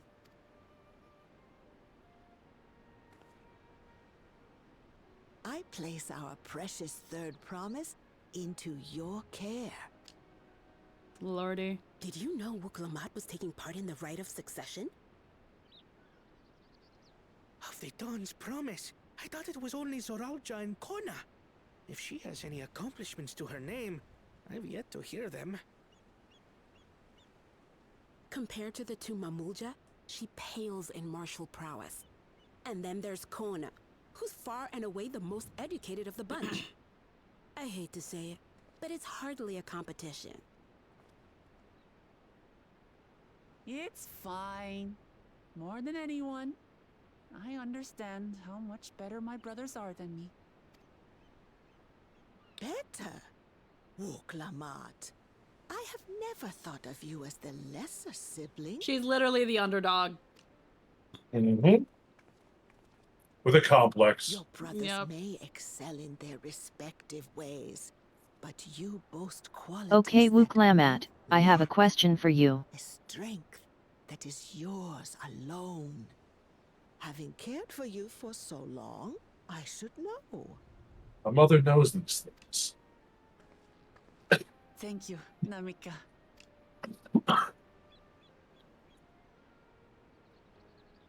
Well, we ought So, to be on have our you way. read the Tome of Mulan? It's... Yes, hurry along. I await word of your victory with bated breath. Because we are getting down to business. Mm-hmm.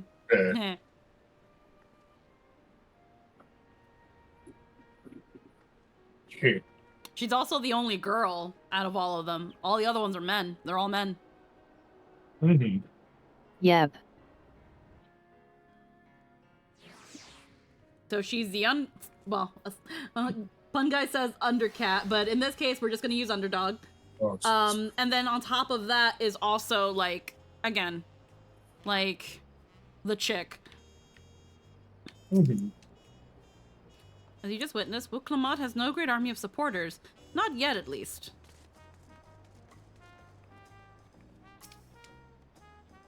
So Kona, the second promise, is intent on developing his country by means of Charlene innovations. Given his background, I suppose it should come as no surprise. It's such a pretty skyline. The two-headed claimant, Bakul Jaja, treats everyone around him as lesser beings. No doubt he'll try to elevate the Mamulja above other races should he become Dawn Servant. Not unlike how the Garlean Empire afforded special status to pure-blooded Garleans. I know not what drives Zarulja, but it engulfs him like an inferno. And we don't know his yet, because he won't speak. And Krile won't tell us. She'll just say that, it's kind of scary. It's kind of fucked. Well, so much for the brief reunion I had in mind. Papa is not one to waste time when he decides to act. I'm used to it by now, of course, but others are often caught off guard. In any case, we should talk about how we're going to find the City of Gold. All we have... Another thing, actually, now it just came back to my mind because I lost my train of thought previously. So, right now, Wuklamat's reason for wanting to be the Dawn Servant is because she wants to preserve where Tuliolal is right now. It's steadily making progress while still embracing its culture. Koana wants to essentially turn Tural into Sharlayan. Sharlayan plus. Bakul Jaja wants to make Tural great again. And we don't know what Zarul Jaja wants. Or Garul? Zoral Jaja. The Bakul Jaja is the asshole. But twin-headed is Bakul. Galul Jaja is the current Dawn Servant. No, it's because I said Zarul is his seer. Yeah. Yeah. Zarul Jaja is the blue brother who's an asshole and a warmonger. Yeah. So yeah. Well, again, because so Garul is the dad. Garul is dad. Gulul Jaja, yes. Galul Jaja. Okay, Galul Jaja is dad. Zarul Jaja is warmonger. Zoralja. Zoralja. Zoralja. I thought it was Zoral Jaja. No, Jaja's only for the two-headed ones. Oh, okay, Ja. Okay, Because every Almamul Ja have Ja at the end of their name. Okay. Who that tall muscular cat lady? She cute. It's Wuklamat. Yes. From the last quest of Endwalker, she mostly has misgivings about the others becoming Dawn Father. Okay. Yeah. So again, the thing is, so now it's the thing of, right now she just wants to preserve Tural. She doesn't seem to want anything for it. Or again, she wants to keep it the way it is and keep it going on the progress it's already going. She doesn't seem to want to change anything. She doesn't seem to want to do much else at the moment. And I think also what the point of her journey, where she's starting, how she has been so far written, is right now she's kind of supposed to be kind of like a retelling of her father, where Kona, Zarul, and Bakul they all have in their head what they want to do with Tural, where they want it to go, and already, well, except for one of them, have a plan of how they're gonna do it. Yeah, all the others seem to want something that represents drastic change in some direction, and that makes her very uncomfortable. Yeah, and what they want... She's a liberal. Yeah, what they want... Probably, again... The worst kind of owl. What they want, they will probably only be willing to listen to other sides if at the end that side is, not contrary to theirs. Like, again, with Zarul, he will potentially listen to the farmers that want more land, and things like that. Whereas Wuklamat, I think the idea is, again, in her being possibly a retelling of her father's journey, she's going to be going around, she's going to be learning of the other cultures that make the melting pot of Tural, and, kind of see through their eyes for a little bit, and because of that, she'll have the introspective that her father then got when he decided to found the country. Whereas the other ones, they're probably going to go to the sites, but it's gonna feel more... And the general understanding is that First Promise's concept of helping the farmers is to go conquer more land to till. Yeah. Now, again, where the other ones, because they already have their idea of where they think the place should go, they might not be as willing to listen to other sides, especially if it contradicts what they personally already think is best. So certain places might seem more like boxes to check off a list than actual places.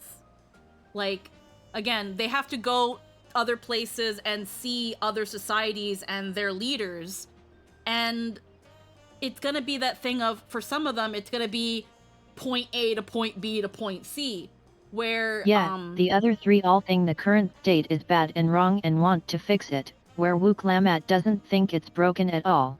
Yeah. So that's gonna be that thing where because Wuklamat so far at the moment doesn't know where she would take Tural if she took over, or Tuliolal if she took over, that makes her, in theory, more open-minded to listen to the people, to listen to everybody. Whereas the other ones, because they already have an idea, they're going to most likely only listen to people that support their idea and not the other side. They're going to be more likely to lean a direction, where Wuklamat, she can kind of stay in the middle and be able to please everybody. This is only where I'm theorizing it's going to go. Because if we assume how her father did the thing, it was something similar. He went to every culture, kind of got a taste of how their perspective is, and then put that into consideration when he founded Turiolal. But this is only a theory. And I think this is going to also be why Wuklamat, at maybe not at the end of DAWNTRAIL, but maybe in future expansions, will probably end up being the Dawn Servant.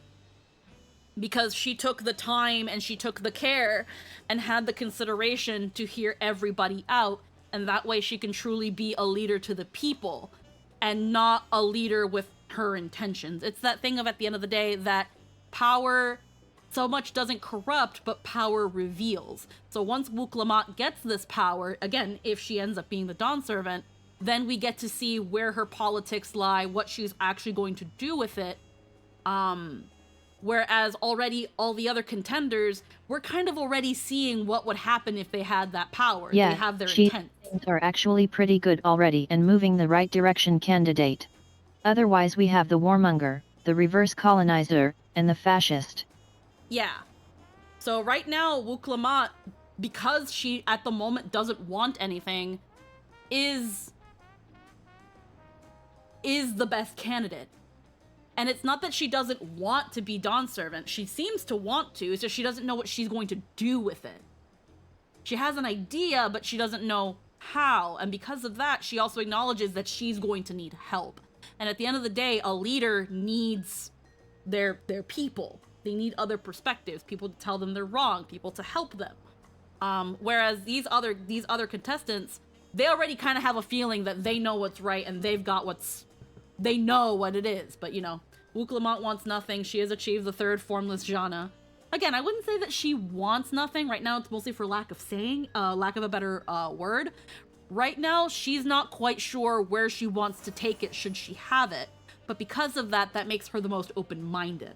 But unfortunately, at the moment, it's also what makes her the underdog and why she doesn't have that many supporters. May I suggest first comparing the tablets against the pillars? We should check for any discrepancies between them. Good idea. Let's go and take a look.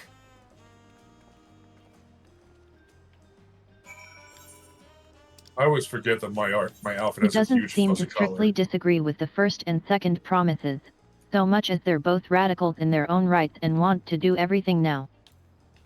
Yeah. She definitely disagrees with Zaralja. Oh yeah, no. Right now, she's definitely under Zaralja. It can't be... Right now, she's literally anyone but Bakul. Bakul and Zaralja, both. Yeah. Right now, she's anyone but them. Because they will... They will bring things backward. One more than the other, but one, again, the whole idea of the warmonger going out and taking over lands, that kind of defeats the purpose of what their father intended to do. Now the thing is, both the North and Southern continents are essentially under the banner of Turiolal. Yeah. Which means the only land that isn't currently conquered to them is east. Yeah, which... Yeah, she seems to somewhat agree with second promise, but he wants to do too much too quickly. Also capitalism. He's capitalism. Yep. Wasn't expecting events to progress that quickly, but I won't complain. The contest is the main reason we're here, after all. He's the capitalism. Capitalism. I won't give up until we find the Golden City for Wu Klamat as well as myself. At the glance, they seem much the same. Oh wait, hold on, Aaronville. Hey, Aaronville, oh my god. The preparation of intricately carved tablets for every claimant must have taken considerable effort and forethought. We should consider them weighty reminders that He's this the guy contest who is would no let the lighthearted billionaires come in and buy land held by natives so they can introduce industry and hashtag civilization to the people. Don't worry, guys. If you recall the Blue Mage quest too, the Wallachqui are here in the west on this continent. Yeah, they come from here. Mm-hmm. And the freaking people sure did want to tear down that fucking mountain for Cerulean. Because, which, it glows blue around that mountain. It's just a big blue beacon. Yeah. And so is the fucking ground. Heckin', what else was I gonna say? I was gonna say Kona was probably bring in fucking trickle-down economics. Probably. Fucking Reaganomics. That makes everyone. Wuklamat, the tablets if you would. Of course.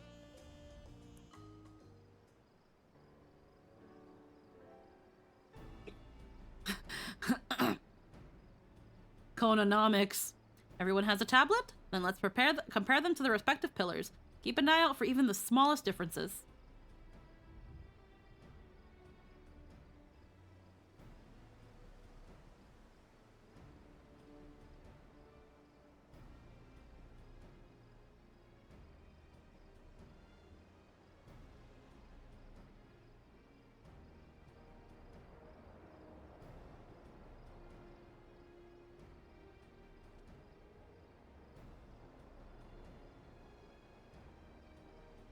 And yet, Wu Klamat is a liberal. She doesn't know what she wants, but she ardently adheres to the status quo. But it's okay, we can make a proper person out of her probably. Unless I'm missing something, the glyphs appear to be near identical. The only difference being that the tablets have hollows where the keystones are to be fitted. So now that we've established that the scenes are the same, where do we go from here? The Dawn Servant said we were to retrace the path he walked in uniting Tural's peoples, and that we would encounter 7 electors along the way. Then we have the answer here in front of us. Papa's path is all laid out in the Tuliolal saga.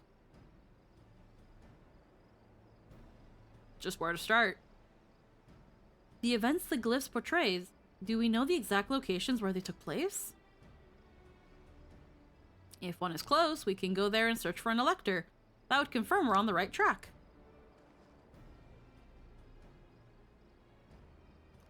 Let me think. The Lay of Reeds was in the nearby Hanu Hanu settlement. Papa took me there once.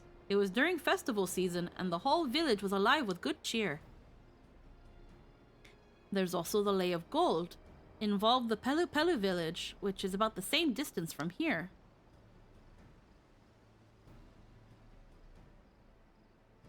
Before going anywhere, we should ask around about the road ahead.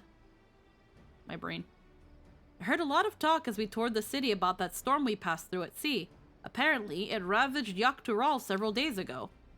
Since our roads are not as well paved as Eorzea's, they're more susceptible to damage from natural disasters. If we want to avoid wasting time taking a dead-end trail, I suggest we spend a few moments making inquiries. It's information we need.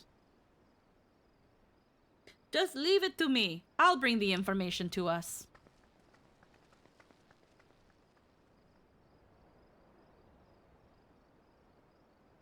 Hey. It would be prudent Hey to guys, tacos. Tacos. It would be prudent to ensure we're prepared for the journey. I'll guide you to the accommodations I've arranged. I love the accommodations in this city. Maribel, you gonna buy me tacos? I like tacos. Can we have birria tacos? I love me a good birria. Sure, whatever. Wait, is it this way? We gotta go to the accommodations. Oh yeah. We're gonna go to your fucking what they called in Shadowbringers? The inn? No, it had like a specific name. Doesn't matter. This is that. The pillars? I guess. I think it was called the pillars. Then yeah, that. This is the pillars for DAWNTRAIL.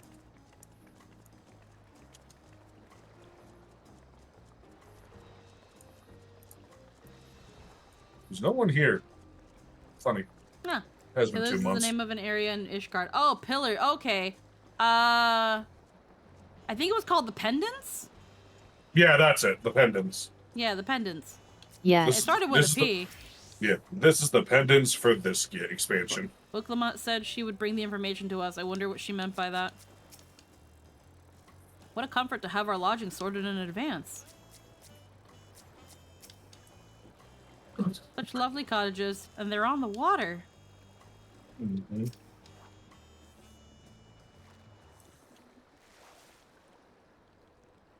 That's right, the reservation is under Wuklamat's name. If you don't mind, I'll leave my companions to you.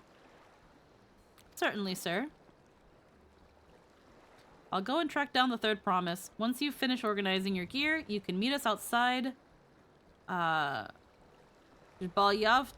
Terry. Okay. I'm gonna butcher some of these words. Oh yeah, you are. I definitely am. Because usually I just need to listen to the word, but if I have to sound it out, then you're gonna get shit like Mesquite Barbecue and Miquote. I'm sorry. Greetings, visitors to Tuliolal, and welcome to the Farard Cabins. Whenever you're ready, I'll show you to your rooms.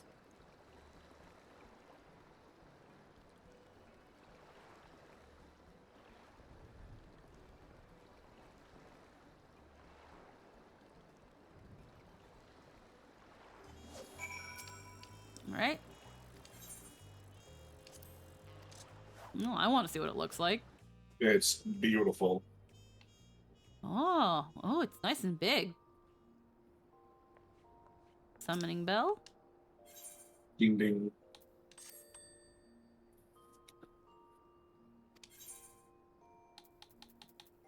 Yeah.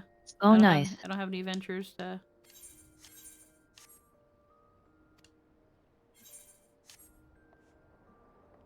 Wait, chest. Wow, look at the fruit. Yeah, Shadowbringers and this are definitely the nicest rooms. You should look outside on your little patio that you get. Oh, we got a patio? Yep. It's on the other side of that wall. Yeah, I was gonna be like, there's the book wall. Oh, comfy feather bed. There's the desk. Oh, we get a second bed too. Thank you. It literally feels like a resort.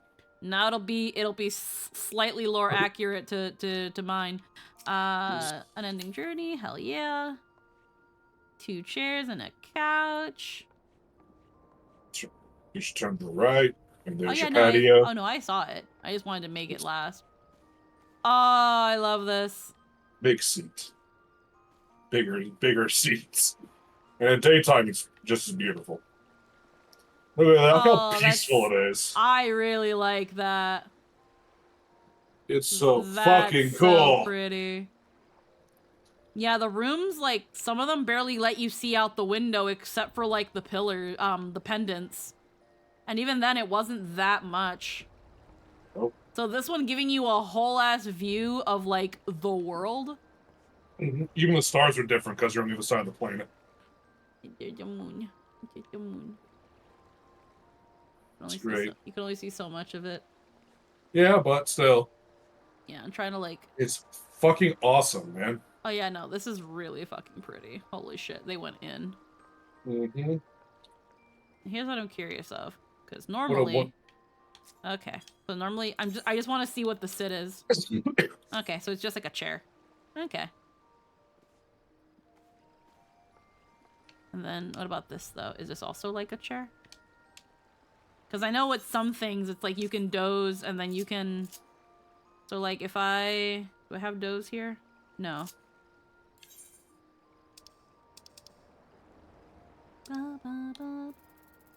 Because sometimes depending on what you're standing or sitting near, they'll like, am I gonna lay down on this? Oh hell yeah. Yeah. Just lay down on it. It's great. Fuck yeah. It pisses me off that you can't invite buddies to these rooms.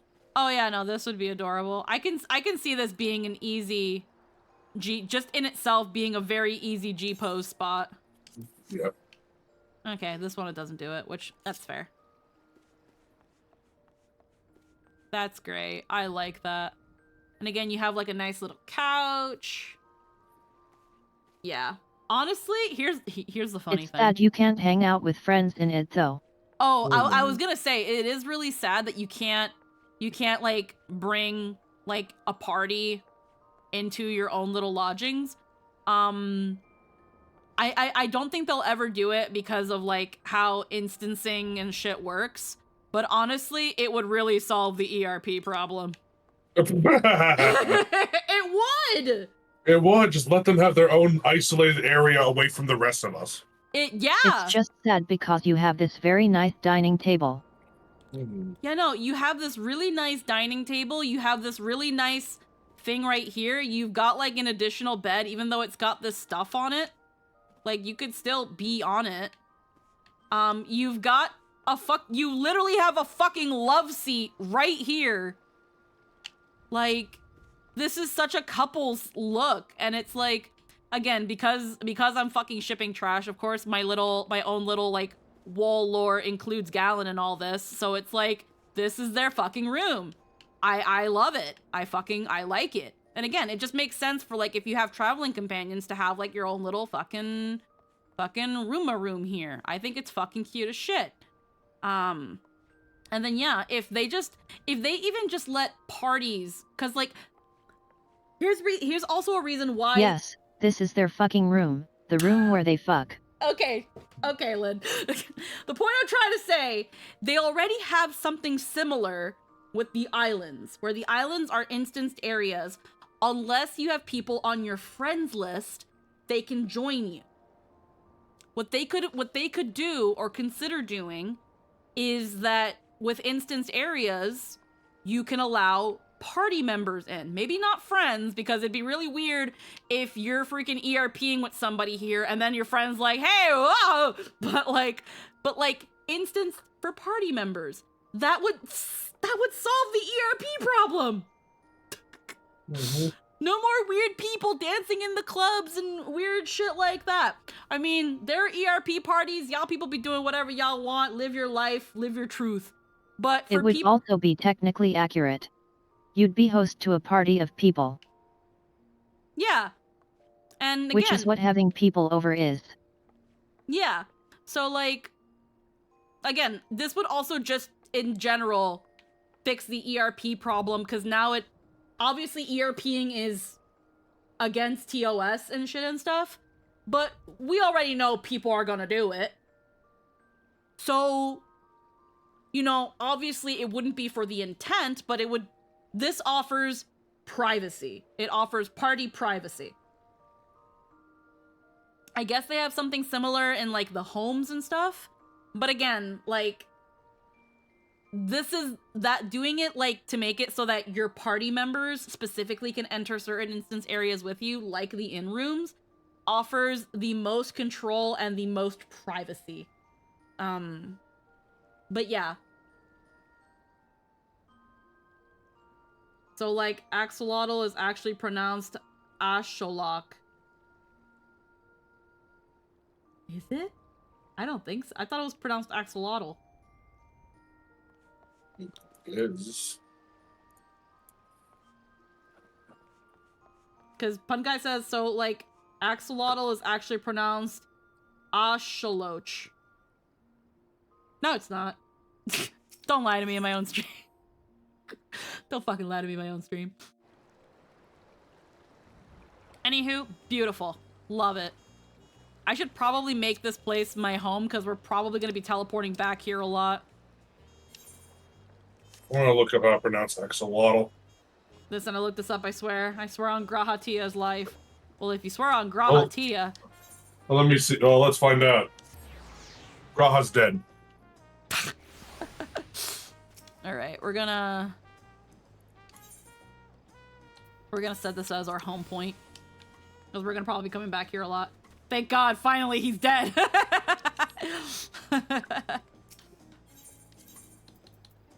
Alrighty.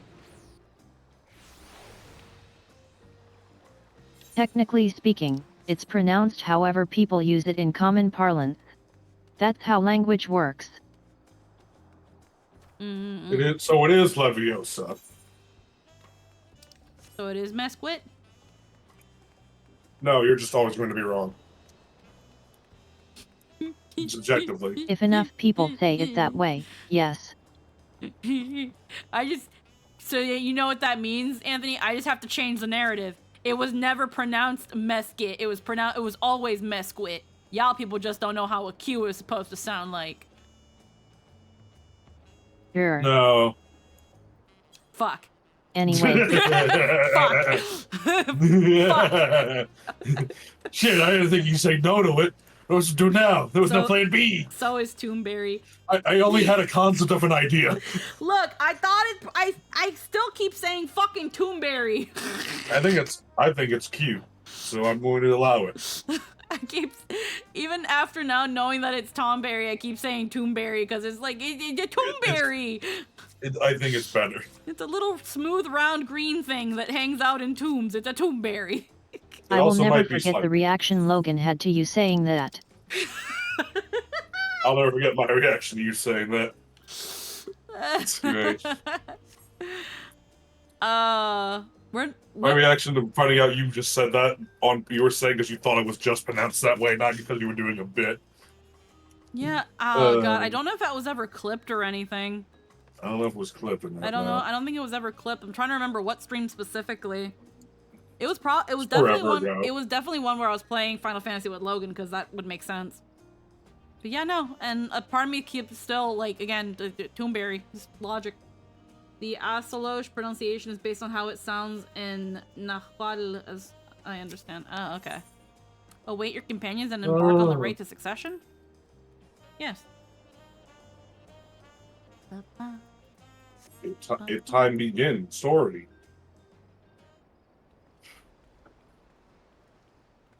Now you gotta go to bed now because I have 4 a.m. work day. Ooh, fuck. Yeah, get some sleep. Thanks for stopping by. I want that. I don't know where you get it, but this person has a crab pet named Crab de la Crab, and I need it. Just Google it. I know it takes time. Oh, it doesn't. I'm in a cutscene. Trust you to be the keenest to head out, Poeloh.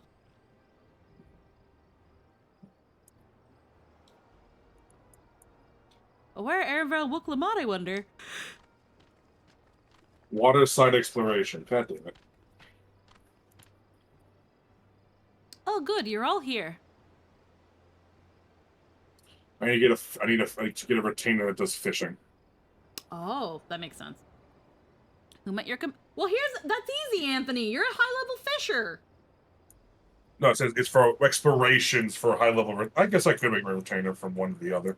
Yeah, well, here's the thing, because they level up based on the levels you have. So if you're max on Fisher, just fucking give them the Fisher class, let them go on expeditions, and let the funny number go up, and then they'll get it to you.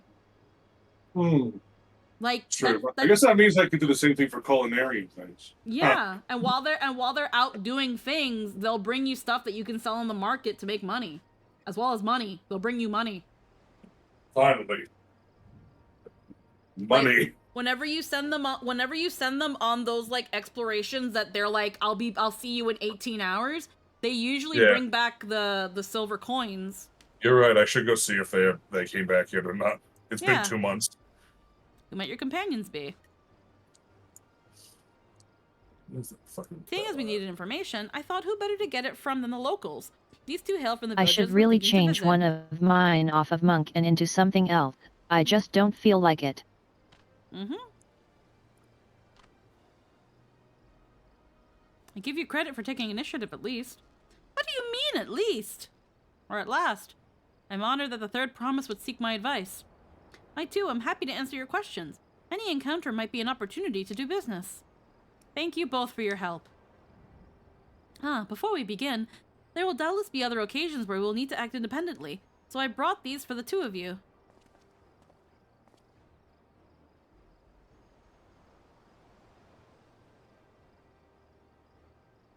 What's this? 'Tis called a link pearl, a gemstone harvested from a special shell. When linked together, they allow people to communicate across great distances. Is that so? What a handy thing to have!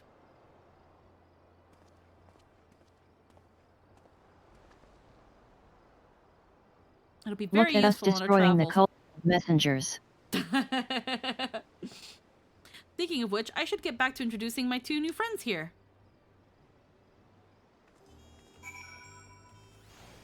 Helpful Hanu. Please ask anything. I'll be glad to let you know.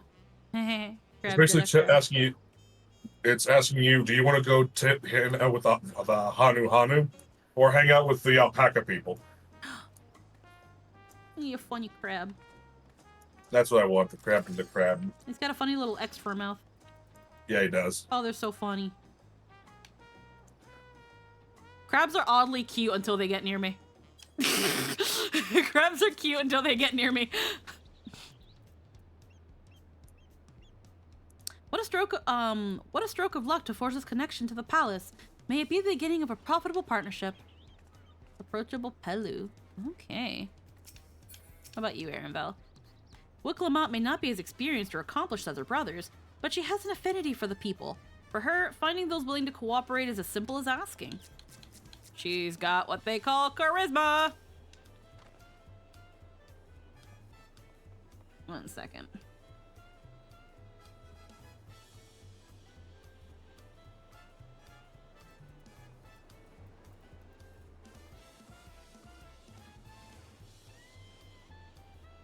Just checking my phone. Now see, at this point, if we could both stream, I'd say bet, you pick one, I'll do the other. But since I can't, where are we going? Oh, actually, I was gonna let you choose. Because I'm streaming, I was gonna let you be the one to choose. The Tuliolo saga features a number of Tural's clans. Two of those, the Hanu Hanu and the Pelu Pelu, have settlements relatively close to the city, so I brought a representative of each. As I mentioned before, the Hanu are a cheerful people who love their festivals. They make their appearance in the Lay of Reeds, and their home village, Okanu, is located in Kazamoka.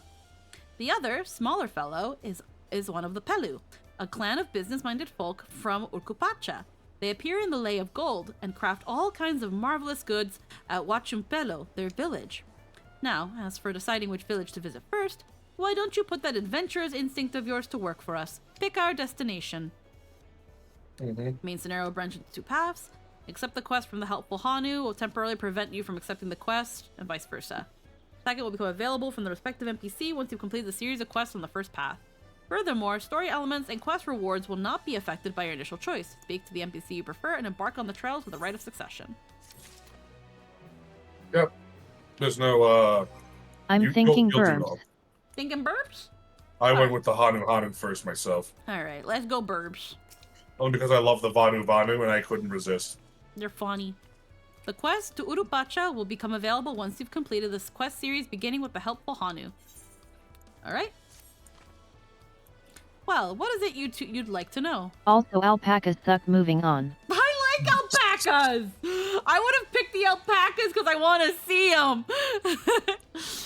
The route to Okanu, we go south through the Arch of the Dawn, then follow the road which leads alongside the Kozama-oka River. Is that right? It is. Be warned, however, my brethren tell me the recent storm has rendered the path even muddier than usual. The footing is quite poor in some parts. Far worse than the destruction visited upon our homes, though. Houses were torn apart and several people injured if not killed. Even our beloved festival is in danger of being called off this year. If you still plan on going, I must urge you to proceed with caution. I'll be sure to watch our footing, thank you. Okay, so I have a feeling that their quest is probably going to be making sure that they can still have their festival. Now I'm worried for the Hanu. It sounds like they were hit hard by the storm. Anyway, if we're bound for Kozama-oka, we should head over to the Arch. We'll be back to talk to you in good time, Master Merchant. Meanwhile, you can eat and drink your fill at that place. It's all been arranged. The Bali of Cheer. Uh-huh. Yes. Anyway, I think. Do you have the ability to do any other quests in the city yet? Or are they still locked away? Oh, now we Yeah, can. okay, cool. So it's not the blue one. At the very end of the dock, right there. You see it on the right? The very end of that dock. The blue quest. So Not the blue quest, the yellow one. Yeah. Oh, okay. The yellow one at the very end of that pier right there. Corn of necessity. Necessity. All right, I'm gonna go get it. That's the beginning of the end of your corn quest. Have fun. I want that corn. I want that Also, corn. the blue quest is to unlock the crafting and gathering people. Oh, fuck, I want tacos now. Then order some tacos. I know, but we ordered takeout. Freaking Anthony, you weren't because I don't know if you were if you were lurking.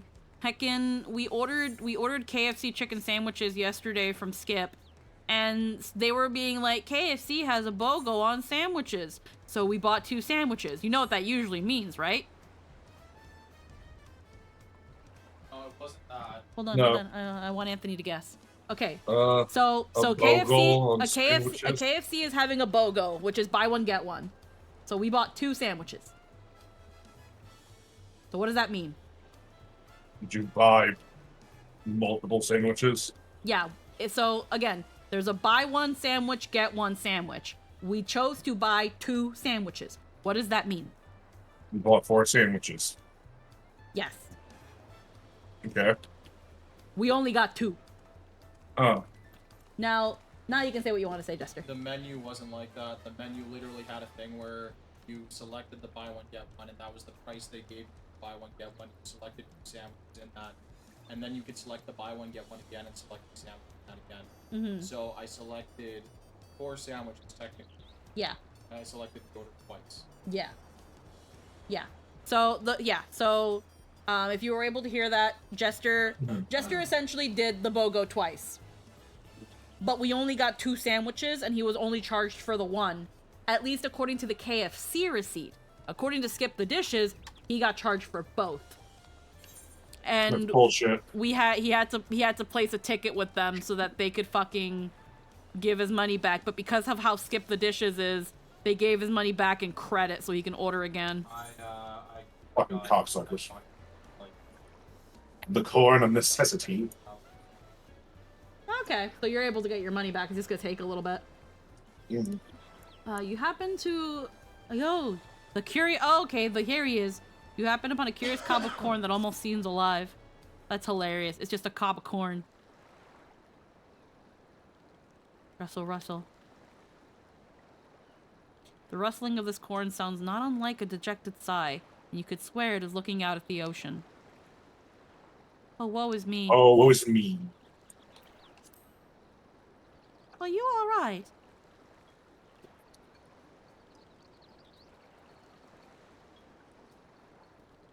You can see me? I'll let you read it, yeah. Oh, yes? Am I not supposed to? Oh, blessed be! For countless ages have I watched over these lands. When man first tilled her soil, I was there. When they partook of her beauty, I was there. A silent guardian of the harvest, my presence unmistakable.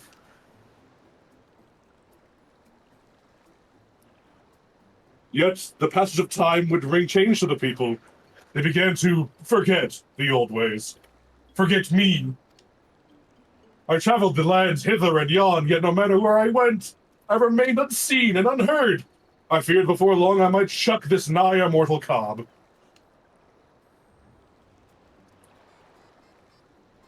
Yet, here at the last, I have found a kindly soul able and willing to lend me an ear. But will she lend me a hand as well, I wonder? I wish to help the people of Tural fill their hearts and bellies both, lest their hunger invite terrible misfortune. All that are born into this world are deserving of happiness, would you not agree? So let them eat, I say, eat corn and be merry. Alas, I cannot reach them in my diminished state, but you can, and so I shall bequeath unto you the most delectable corn dishes, which are to then be distributed to the masses. What say you? Sure. Russell's. Such selflessness, such compassion. How long has it been since I met a soul so grossly incandescent? I am but a humble stalk basking in the warmth of your generous heart. Oh my god. Well, my friend, let us be off. The curious corn spirit has elected to be referred to as the corn servant. Speak with them again when you are ready to spread corn and happiness to the masses. This is one of my favorite quests in the entire game. Oh my god. I love how at the end of the day, when you really think about like the continents and stuff, they all have just one certain crop that became the end all be all of their society. For South America, it's fucking corn. Goodness, how long has it been since last the moment man... he said the line, I was just, god damn it, he is so lair, isn't he? Goodness, how long has it been since the last man has partaken of my corn? I can hardly wait. The hungry bellies of Tyrell cry out for satiation. Let us sally forth. Oh no, it is Zola. Oh no, it's Zola. What have they done to you? They've turned you into a cob of corn. The corn servant is now following you. Keep them at your side in order to proceed with quest objectives. You can leave the corn servant behind by entering a different area or by speaking with them and selecting the option and part ways.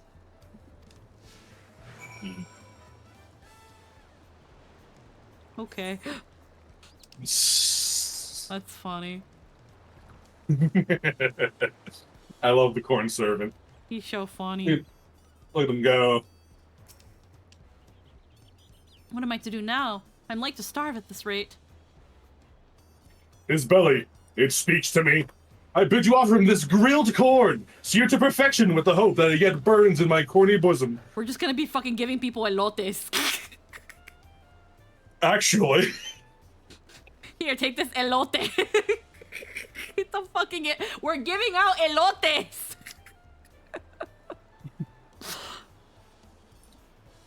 It's awful kind of you. I'm new to Tuliolal, and it's been pretty hard. Harder since I lost my job. I've been so hungry lately I can barely think straight. But the smell of this corn and its smoky, sweet aroma has brightened my day. I can hardly wait to eat it. Feels like maybe my luck is starting to turn around. Thank you, miss. I won't forget this. That's one down. Yep. It'd be really funny if one of them was Wuklamat, or she's like, I'm so fucking hungry. I wish. That would have been really But funny. no, it would have been the perfect ending to this saga of corn. Perhaps I'll simply skip breakfast today. A belly and heart both in dire need of nourishment. Muscles. Here, take of my cob. Let its earthy scent and savory flavors offer her comfort. Here. Grilled corn? My husband loved grilled corn. Life simply isn't the same without him. One moment I think I'm fine, then suddenly I find myself brought to tears. Even eating has been a struggle, but I know he wouldn't want me to mourn him. Thank you for this. I'll try to do better, for his sake and mine. About to heal a broken heart. Corn. May I offer you a cob in this trying time? I know I could be wrong because elotes, some of the preparations of making elotes are Mexican, and I'm not Mexican, despite what many people of Canada like to fucking ask me if I fucking make Mexican food. But From the distance. Woman, I am alive. I'm just busy. God, Janet, why are you like this? I can still hear his voice. But heckin' Elotes. yeah, the elotes. One of the ways to prepare them is like, yeah, you grill them and then you cover them in butter and mayonnaise. Oh. And then you throw other like spices and I think a sprinkling of certain herbs on it. Yeah. Okay. So grilled corn on a cob is slathered in a mayo cream sauce and garnished with chili powder, cheese, and lime. So the corn servant just manifests this out of magic because he's corn. He's pulling out. We're handing out elotes. Yeah, Yes, Mexican, essentially. Mexican street corn. Every time you go to a new zone where he's there, he will be giving up a new different corn dish from the Americans. Oh, that's gonna to be really give to funny. people.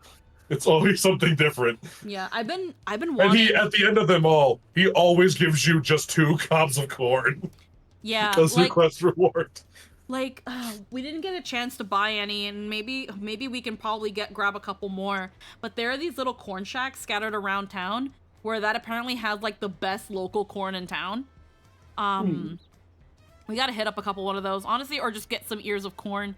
But yeah, it's just an elote. So it's mayo blend. If you don't have a pastry brush, you can get by with a buttery knife. I do have a pastry brush.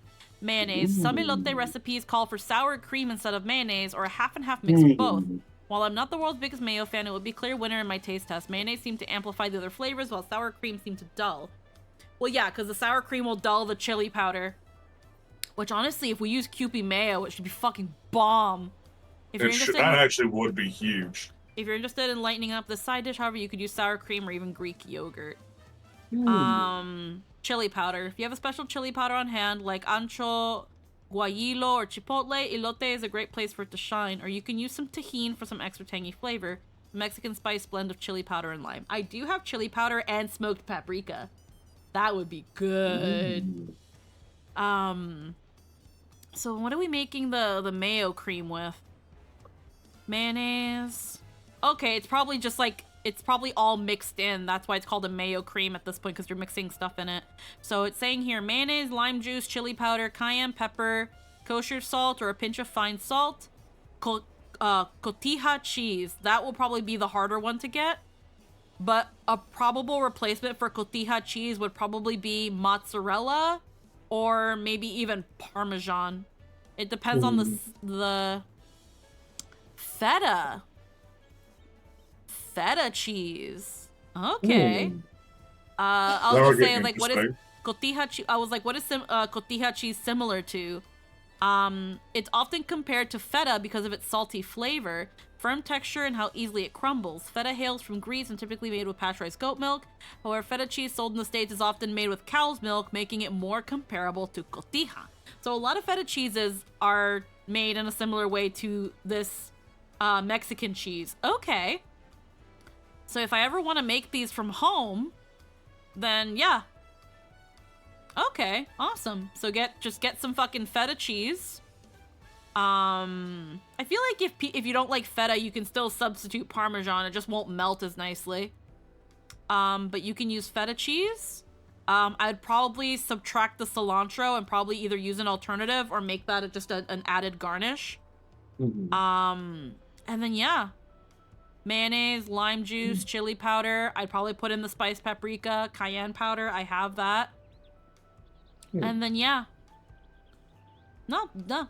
I could easily, yeah, elotes are really easy. But yeah, no, we're fucking handing out elotes. I'm so hungry, but I have no money. May the gods forgive me for what I'm about to do. Do you hear that, friend? Russell. His belly weeps from hunger. Pray offer him this corn. Let its smoky sweetness give him comfort and deliver him from foul temptation. There you go.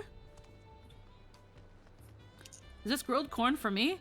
Truly? My stomach has been in knots for days, thank you. It shames me to admit it, but I tried my hand at gambling and lost everything. I was so desperate for food, I was tempted to do terrible, terrible things. The corn has filled my aching stomach and helped me clear my head. But what a fool I've been. It's time I start over and get my life together. Russell, the rumbling of bellies in need has ceased. Come, let us find a quiet place to speak.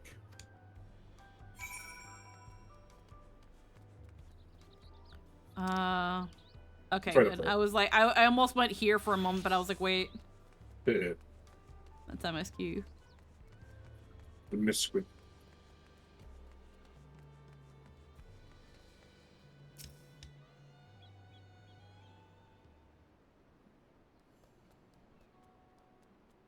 Little feats.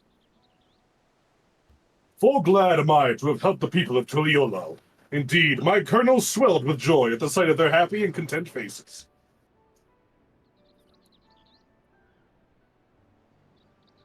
And you, friend, your kindness cannot go unrewarded. Meet me at the gate over yonder, and I will see you duly compensated for your trouble.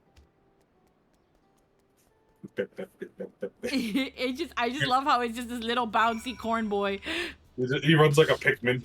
It's really funny. I also really love the choice to not give it a face. It is just an ear of corn. It's just an ear of corn with a little bag. Little sash bag. It's amazing. It's the perfect thing. I'm sorry, I really wanted to do this, Lynn. Ah, there you are. I hope our little excursion was fulfilling for you as it was for me. It's a terrible thing to be hungry. Unattended bellies are quick to fill themselves with pain and anguish, feelings that will lead the heart astray. Thanks to you, my corn has saved the hunger that would otherwise invite misery to this place. From the bottom of my cob, I thank you. Pray, take off my corn. May these kernels keep your belly full and spirits lifted. Now, I really must be going. While the people of Tuliolal may be content, there are other hungry souls out there in need of nourishment. Until we meet again. Turali corn. A superb species of grain native to the continent of Tural.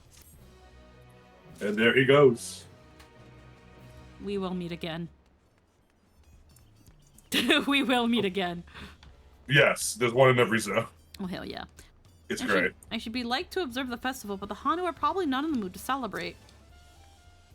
I swear, the gate gets bigger every time I see it. Considering the size of Galul Jaja, though, I suppose it's better than having it be too small. So this gate, through this gate, we'll be on our way to south of Kozamauka. The Hanu are friendly folk who should welcome us with open arms, assuming they're not too preoccupied with recent troubles, that is. I'm kind of guessing that we're gonna be helping them out so that they can still have their festival. Are we all ready? That's the wonders of a new adventure. Then onward to Kozamauka. Open the way. I move now.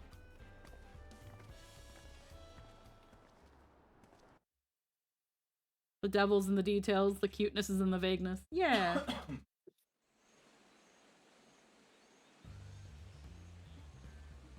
It's foggy. Kozamauka, the land of rainbow terraces. It commands the gaze of all who visit without fail. The many-colored marvel. An endless torrent of water cascades over sheer cliffs to shape the wetlands below. To its relentless flow, all life must yield. Together with Wuklamat, we proceeded along the marshy trail, a road upon which the Dawn Servant and his comrades once traveled.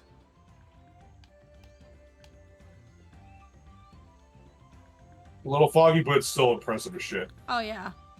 Man, we're gonna have to find Aether Currents again. Yeah, you are. Yay! And yeah, there's blue quests associated with all of them. Oh, of course. Hey Anthony. Hi. Look at those falls. Even from this distance, you can feel You the have a weight of that multi-person water. mount.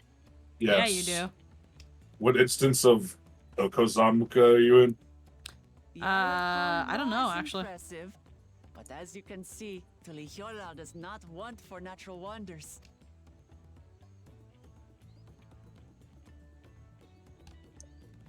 The ground is swampy, so watch your step. You wouldn't want to fall into a bog. I won't. I told you I've been here before. Come on. Okanu isn't much farther.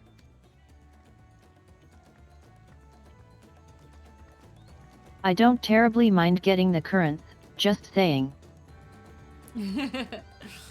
It's just a lot easier. I just don't know what instance you're in as well. Let's see. I think we're in... So Crazy Fox also has a multi-person mount. Yeah, I think we're in... The text box would say it. Yeah. We're in instance 3. On my way. Let's see. Yeah, it looks like, oh yeah, look, Arc, that's right. Oh, yeah. It does multi-person. I think I have the 15 car as well.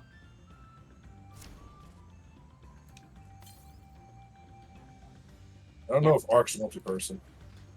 It's 2 people. Oh, really? Yeah. It's 2 people. Unfortunately, though, I got my new ride. Oh. Oh, hell yeah. Oh, We- damn. Alright, let's see. Let's see if we can... They also changed how mounts work when they fly. You really lean into turns now. There we go. That means now we can... Well, first let's talk to Kryl real quick. There's no stopping the third promise, is there? A good thing she has Arenveld to keep her from getting lost. For all his grumbling, he's certainly there for her. Everyone should be so lucky to have such a loyal childhood friend. Right, let's get moving. If we continue along this road, we should find ourselves in a village before long.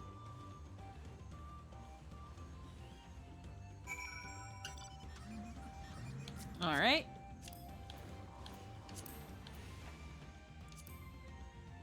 I can't ride because I'm not part of the party. Okay, hold on. Crazy Fox, wait! Crazy Fox, wait! Crazy Fox, wait! Crazy Fox, wait! Crazy Fox, wait! Wait, no, I have a way better mount. Hold on. No, hold on, get in here. I want that up. We're gonna take your alpaca. We're gonna take your alpaca. Get on. Get on there, and we're Okay. getting Aether Currents. Okay. Let me aim the pinion. Get in, Yeah. Caesar, we're looking for Aether Currents. Haha. Cool. Meow. Also, fill the map.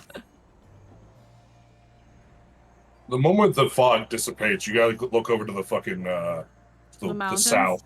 Yeah, because I it's can- there's like a big rainbow. Yeah, like I think I can kind of see the inklings of a rainbow. Yeah, there is. It's really cool. Also, this place in general just looks great.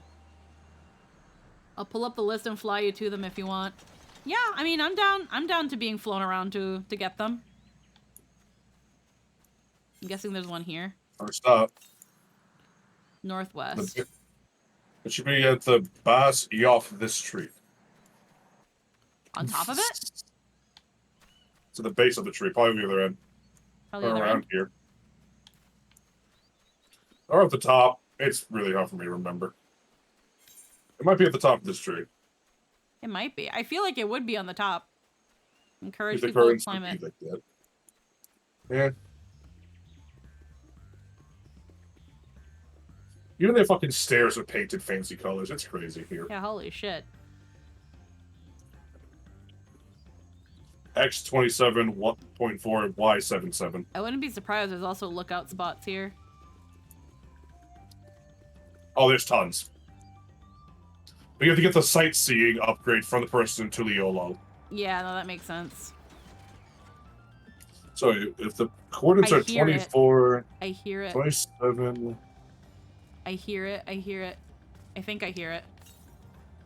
80 moms to the northwest.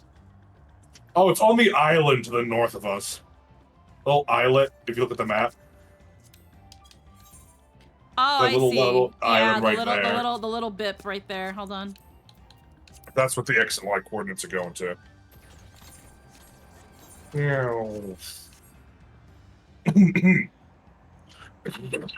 Ow, god damn it. That's what the coordinates said. And thus, here we are. Well, let's see. Nope, 103 moms southwest. So southwest.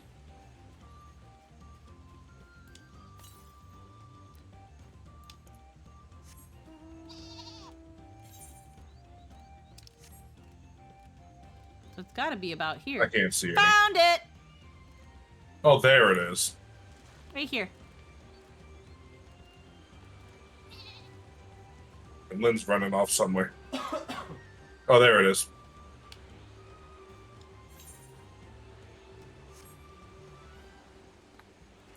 Found it. Touch. Yay. Okay, well, the next one. Well, we'll be wherever Crazy Fox takes us. Let's go.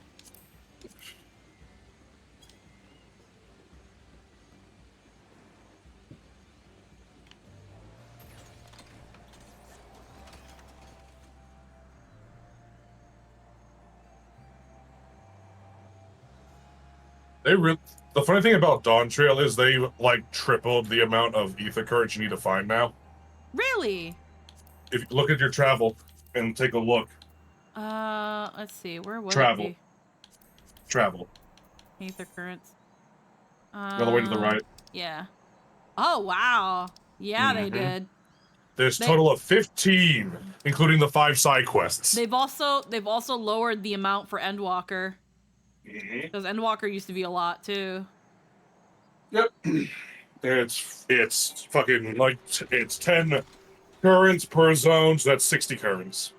And the side quests in each zone, so that's another 5. So it's really Yeah.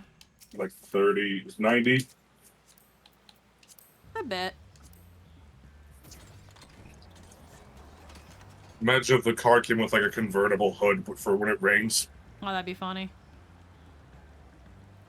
That reminds me of that one TikTok where like this dude's using this like roulette filter, which it's like, which US president are you like? And they're in a car that doesn't have the hood on. And then it rolls that he's John F. Kennedy. So he doesn't say anything. You just slowly hear the hood of the car come up.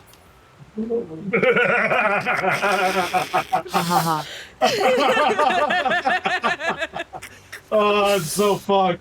Oh, it's so funny. Yeah, it's really really funny. Shit, You just slowly dude. hear it, and then you see it latch, like, go over and latch up, and it's like, oh. That is so fucked. And it's really funny. And you can see all the colors so much nicer now, too. Holy Yeah, shit. How was it like seeing all these places again with Reshade, Anthony?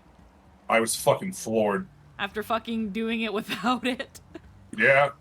I didn't put on Reshade until after I was done the fucking story. Yup. So the final zone and shit, the final 2 zones are gonna be wholly fucking different than what you experienced, than what I experienced. What is Reshade? Visually. Take the graphics and then make the graphics better. Yeah, it's actually really, really easy. It brightens everything up. Like, as you can see on my stream, Crazy Fox, the colors just pop so much more. I can send you the website, actually. So, one second. I think it's reshade.com. I could be wrong, though. No, let me just put... So, Reshade, there you go. Oh, no, I see. Thank you. Yeah. So Reshade, all it really does is just puts... It just allows you to create filters using presets and effects so that things pop better. It just makes all the colors so much more vibrant depending on how you do your settings. It's really, really easy to set up. And I gave Lynn and I gave Anthony and even Demonarty, Ada, I also helped them with like a guide to like installing it, so that they could add it and then like really give it. I think I showed Alala as well. And they also have Reshade. But I could be wrong. It wouldn't hurt to ask them as well. But if you need any help, like just send me a message and I'll send you the stuff. Yeah, let me know if you want, and I can easily send you my Reshade is like one update behind, but I can send you that and the presets. I can send you the folder and then I can like write up a quick little guide on how to do it. But it's really simple. It kind of guides you itself. So I can mostly help in terms of getting the thing, because I remember the person, the channel that I got the fashionista presets, the person I got it from, I think they ended up taking down their video tutorial on how to do it for some fucking reason. But I remember it. It's really easy. Ah, everyone has arrived, and none the worse for wear, except for a certain third promise who slipped in the mud despite my explicit warnings. Hey, I asked you not to say anything. She fell in the bog. Yep. Anyway, this is the Hanu village I was telling you about. Okanu. A new Ethernet destination is available. I love how stupid she is. Lamont wishes to seek out the Dawn Servant's elector.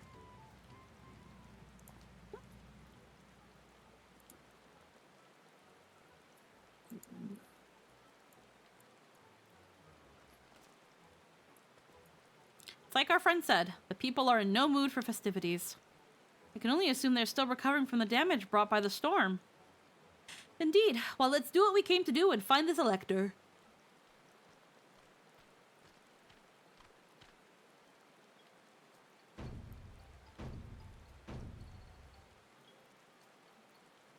Oho Kalei. Kali? Oho Kali? Oho... What now? It's a Hanu greeting. Surely you heard it the last time you were here. Well, I was busy enjoying the festival.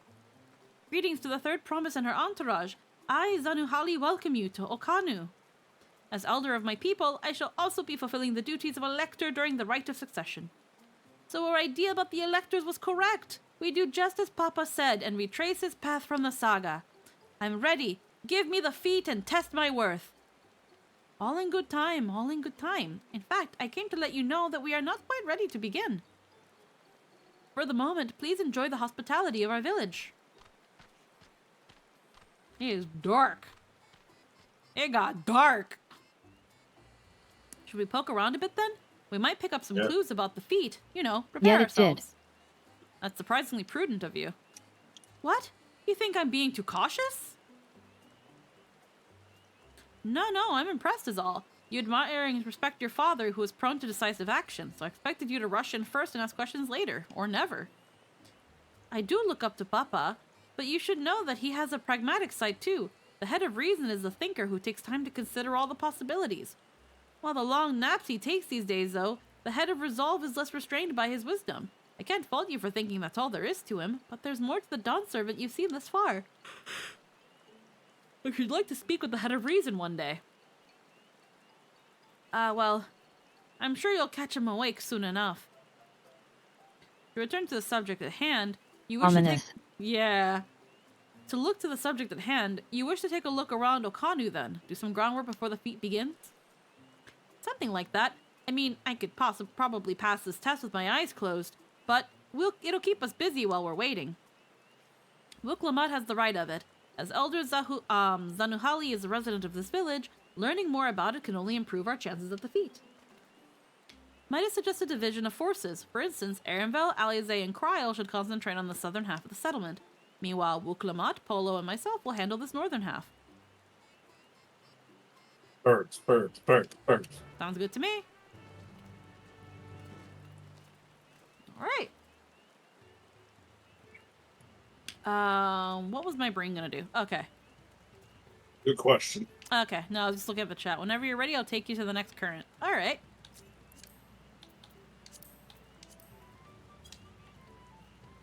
Good adventure away. I think Lynn went off. Yeah, Lynn went off to the... Oh yeah, hold on. Stuffs. B.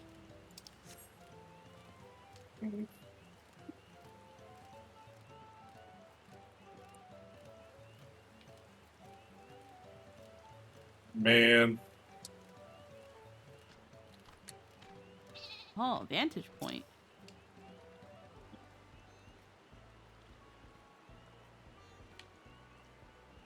I want Crazy Fox's mount really bad.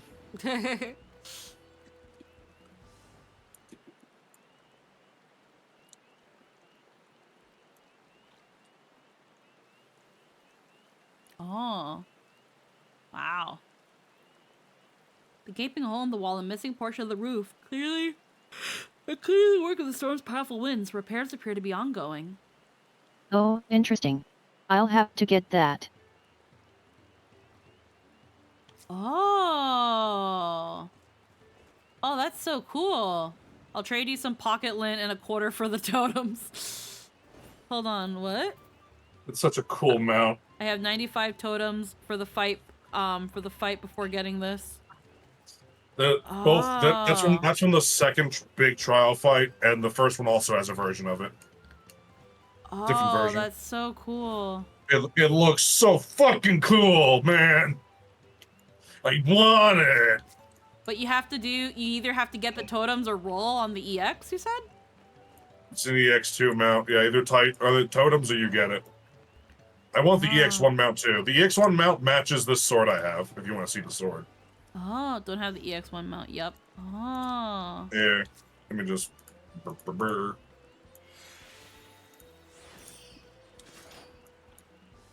Oh, hell yeah. That looks like fucking Monster Hunter right there. Yeah, it does! Looks like fucking Monster Hunter, dude. I don't have a good glam yet for it, but I'm working on one. Oh, fuck. Trust me, I'm working on it. I only just got fucking time back the other day, so... Yeah. You heard about the storm. I've never seen the likes of it before. With the supplies and help from the Dawn Servant sent, we're making progress repairing and rebuilding our homes. But while roofs and walls can be patched, there is so much else that we lost for good. They have barding for the choke. I need to get that. Oh. Here you get the... Where'd you get that? Who sells that? I need to see how I can buy that. Dude, that or you craft it. That too. If I gotta craft it, I'll figure it out.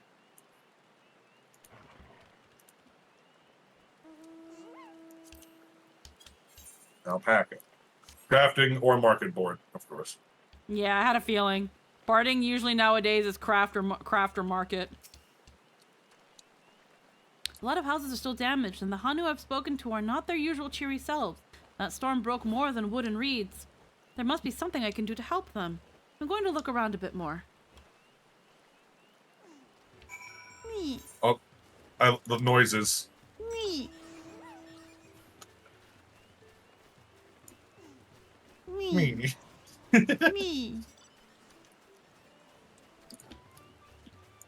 These are really cool, Sam.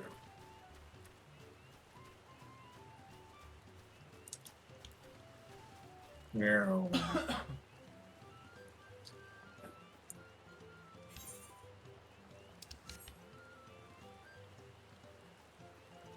Oh, let's even trash this part up here. That's sad. Bundled reeds. The dry and shrunken bundles suggest the reeds were harvested some time ago. Oh.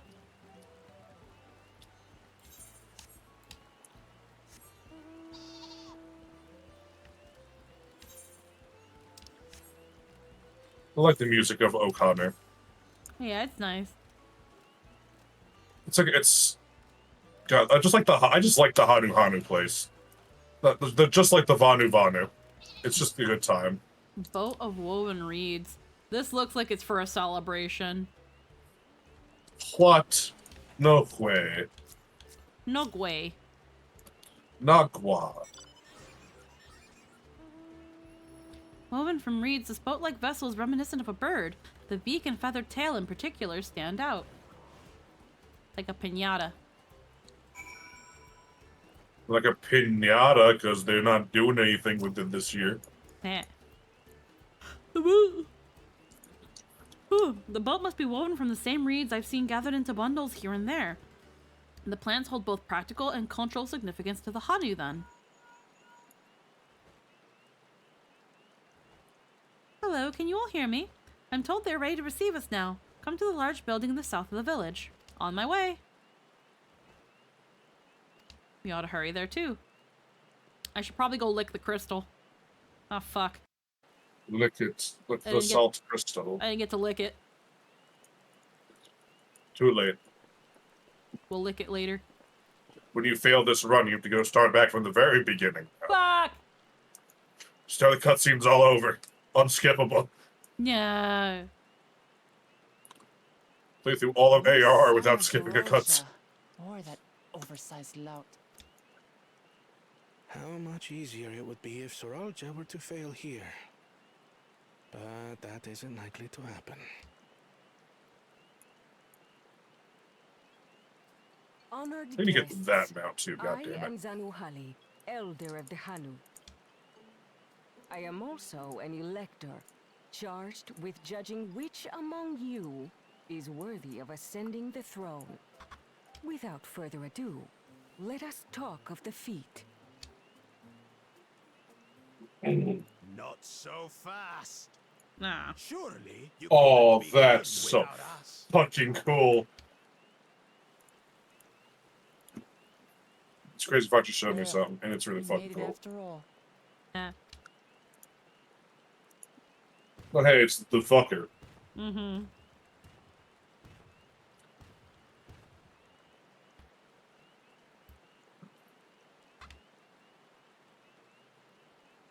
No need to fuss. There is no time limit for this challenge. Now, if you would allow me to proceed.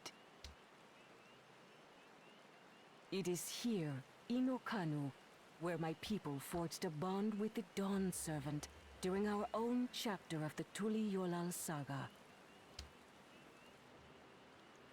In homage to those events, I have prepared for you the Feat of Reeds. Reeds seem to be of great importance to the Hanu. I wonder what this feat entails.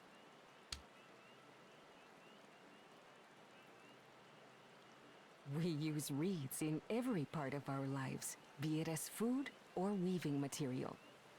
But look around the nearby paddies, and you will see that this season, our crops are failing. How fortunate, then, that my appointment to Elector coincided with this predicament.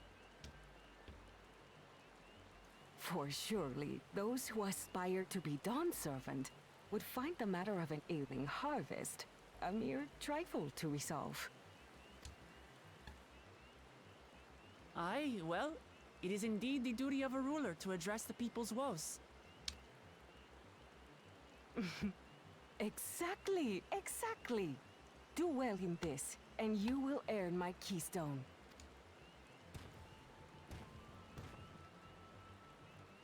Why bother mucking about in the mud when we can take the stone by force? It's not earning it. Oh, mercy me! You are a hot-headed fellow, Bakul Jaja. Some electors may enjoy going toe-to-toe with scrappers like you, but I refuse to entertain your base instincts. Arrangements have been made.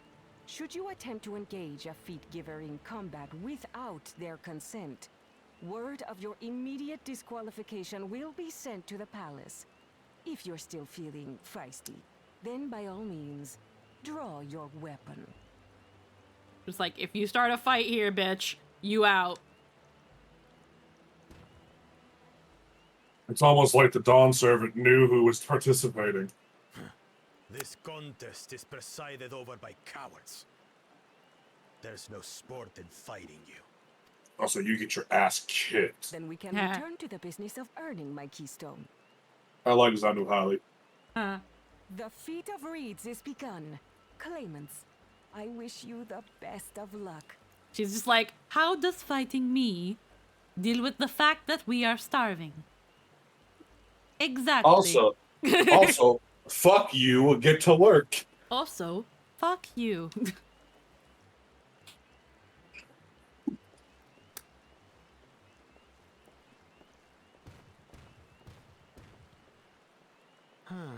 The clever kitty crossed the seas to study foreign novelties. He might know tricks we don't. Tricks we can use. What of Little Miss Mittens? We're right here. He knows. You know the answer to Here. that. Compared to the first and second promise, she's a distant third. Not even in the running. Then we see eye to eye on this, brother. Being Bakul Jaja so long with me has rubbed off on you.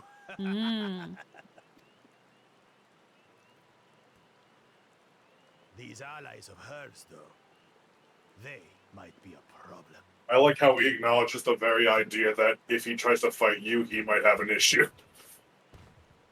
Yep.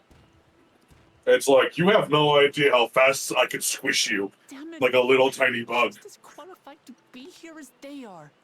I'll show them. Easy now. There's no time limit, remember? Let's keep calm and think things through. Right. You're right. I won't win Pick the against head. You can lumbering keep that dwarf one. by losing my head. Okay. So, Discuss amongst yourselves. so I don't know if this is brought up in dialogue. I know this is not brought up vocally in any voice cutscenes, but it is mentioned from time to time when you talk to certain Mamulja that another blessed pair of blessed siblings did go across the sea to Eorzea. Them and their retinue. They were called the Silver Scales. Didn't we kill They that haven't one? They haven't heard from them in a very long time. Yeah, didn't the Tombberries fucking... We sure did. Yep, that's the same one. Didn't the one they all Tombberries fuck talk that asshole up? Yeah, and when it does get brought, I actually think there was like a side quest cutscene where that's mentioned, and the look on your character's face is like, oh. No, I remember because it was like, Yep. and then you just see a little trail, and Oh, they the just start tra- fucking stabbing into them. Yep. Mm-hmm. Yeah, They the were all Tombberries. trying, the Mamulja, they were trying to prove themselves. Fuck. And, you know. That didn't work. They're No, dead now. and we never have a chance to bring it up in conversation of what actually happened, and I think it's because that's for the best. It's like, the Silver Scales, haven't heard of them. Oof. I understand not wanting to fall behind, but rushing ahead risks playing into the opponent's hands. Let us not do anything reckless and think our matters through. Ouch. Uklamat is eager to help solve the Hanu Hanu's woes. I don't know the first thing about farming, but if there's a way to solve the harvest and help the Hanu, then we're going to find it. I'll make Bakul Jaja eat his words. Understanding the nature of the problem will be the key to solving it. We need to examine the reeds themselves, and then deduce the cause of their poor condition. Arenvel, will you take us to the fields where the reeds are grown? Of course, follow me.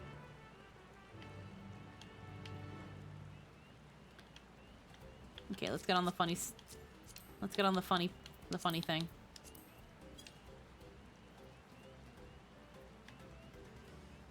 I love this thing. It's so funny. Beep beep. Zara. Zara.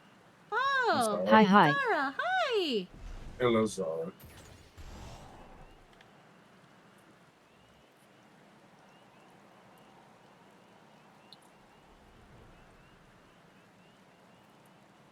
Did you get the crit? Oh no, I didn't! I didn't lick it! I didn't lick it! Turn around, we gotta go back for to fucking get the salt lick. I didn't lick it, I forgot.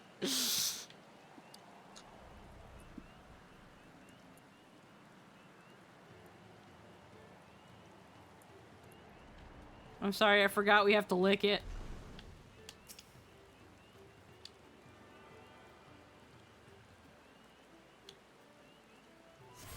Okay. That's not what I wanted. Coño. Hold on, I'm trying to get it back on. There we go. This is why I asked. Yeah, because I fucking immediately forgot. I'm like, after this cutscene, I have to go lick the thing. Forgets immediately.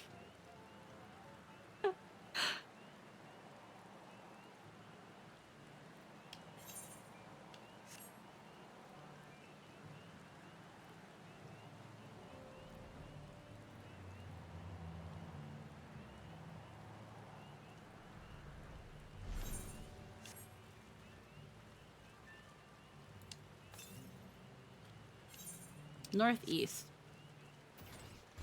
There it is.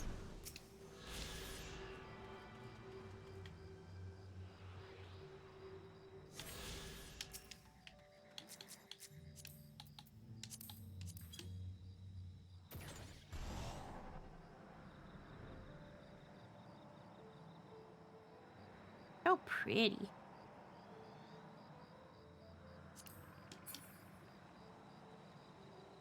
Turn off the screen lock and just enjoy it. Oh.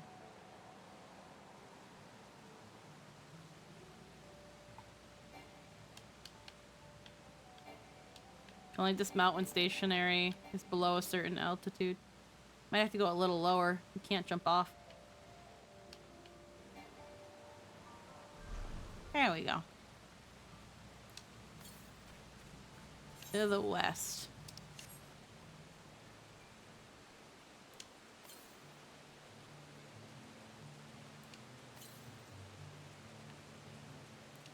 Wait. I'm going far. I'm going the wrong way. You forgetting my fucking left from my right again. Hooray. Looking at my map, it's hard to see when you can't see the currents themselves. Oh, no worries there. That gives... Oh, there it is. That gives a little bit of, like... It's kind of like an Easter egg hunt. I'll find it eventually. You know, when I stop going the wrong fucking way. I'm like, yeah, west goes east. I thought you said weast. Yep.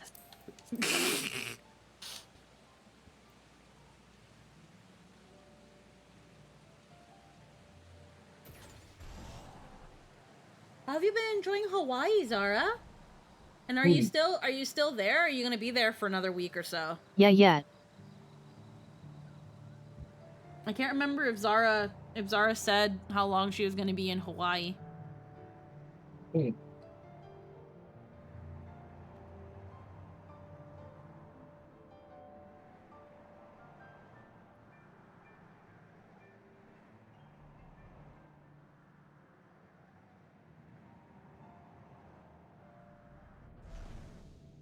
There it is.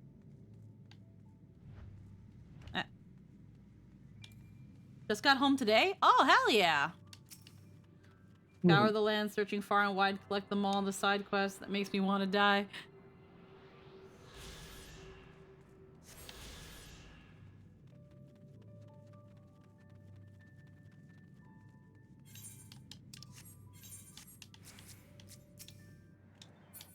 Hold on, hold on, I'm using a controller. I have to remember fucking controller shit. Oh, Earthenshire. Earthenshire. It was great. Lots of Yakuza side quests, Lamau. Yep. Oh. I need to turn on Yakuza again. It's been too long. Yeah. No, I didn't. I chose not to play it yesterday because I was kind of, I don't know, I just kind of wasn't in the mood for Yakuza. Warhammer took up my life, and it still is. I might stream it more. We were honestly really excited to see a lot of the places talked about in 8, and it was a great time. Oh, hell yeah.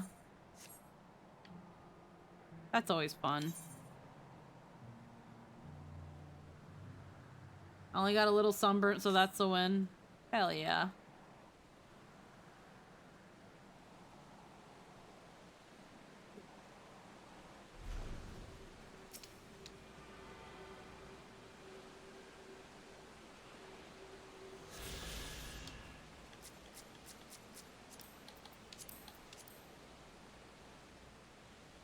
Hope it wasn't too hot down there. It probably was. I mean, considering summer, but probably still really good. A lot of people go to Hawaii over the summer, too. Oh, this one's really not that far off compared to the last one. This one's right there.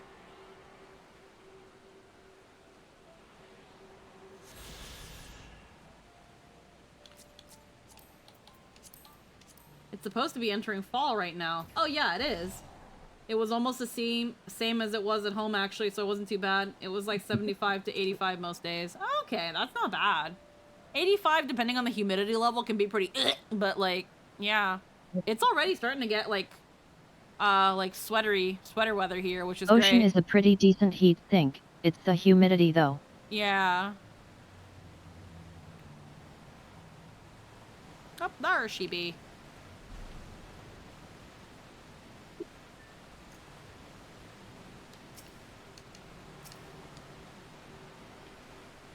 The killer thing is honestly the sun and humidity. Yeah, it's always the humidity, especially when you go to tropical places. The closer you get to the equator, the more unbearable the humidity is. That's why I'm low-key kind of looking forward to January, where we're going to be going to around Mexico. Because it'll... they don't have opposing seasons just yet, but it'll definitely be chillier. It'll be warmer than here, obviously, but it'll still be, like, Nice.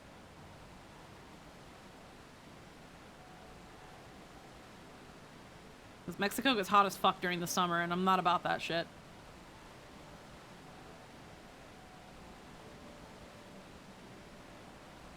Oh, there's some wreckage here.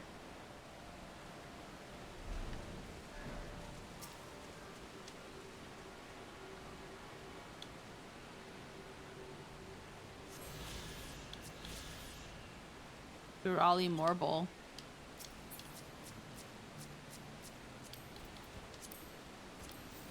Up.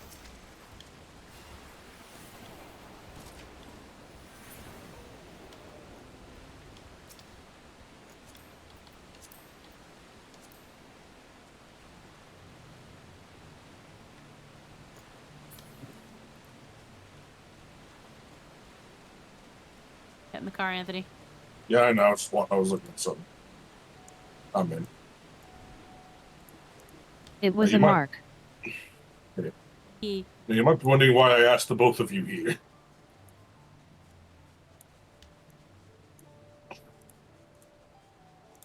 That pose. Hey, look. We're in future events land. The land of the future. Looking to Moblin Town. That makes sense. It ends in Shire.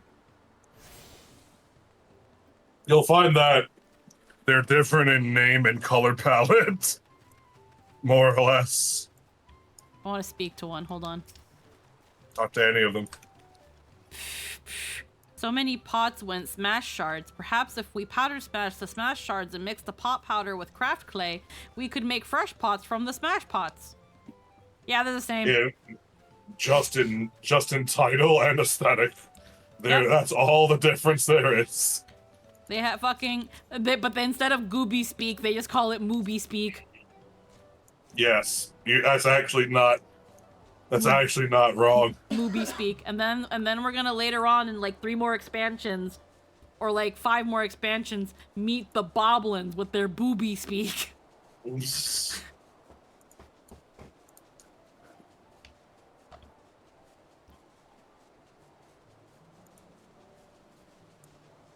So hecking colorful.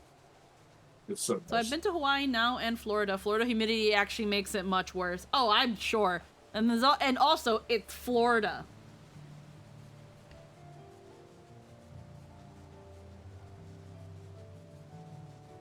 Domesticated alpaca. Mern. What? Florida is hell, I can confirm. Yeah, big difference between island weather and swamp weather. Yeah.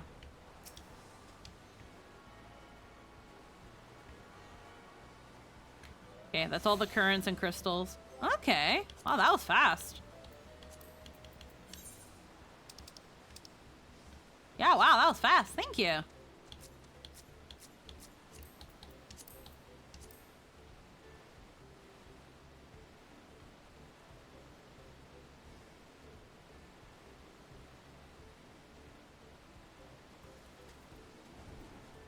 Wait, Crazy Fox, go back.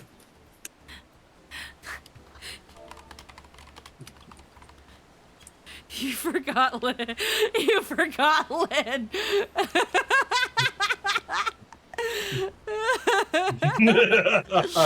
She fucking yoinked out like, okay.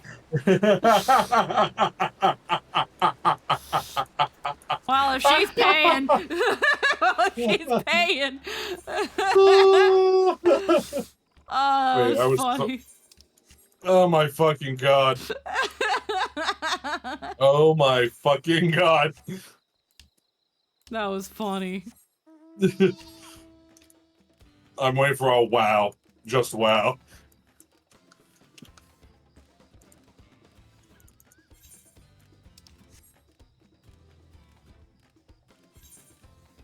Here she goes, killing. Big turtle. Tortoise. You can all stand back. I'll get to the bottom of this problem in no time. The reeds. They're dying. Give me strength. Let all of us scour the fields and help our bold leader identify anything unusual.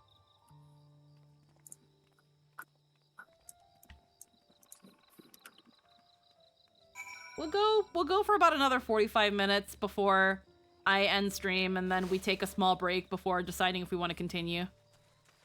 Off stream, obviously. Yeah, fair.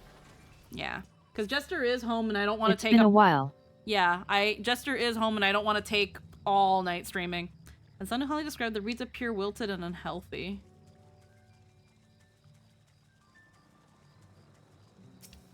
Fatty water. Contains no obvious contaminants and looks fresh and clear at a cursory glance. And the mud's probably fine too. If maybe not many nutrients in the mud? Patty's is one spec, rich in color and subtly moist, not dry nor flaky.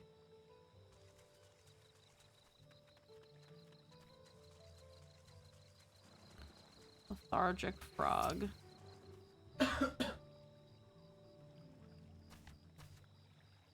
For a minute I was like, does this frog have 4 eyes? A small frog Oh catches your dear, eye. you gotta be better frog, or the Q will eat you.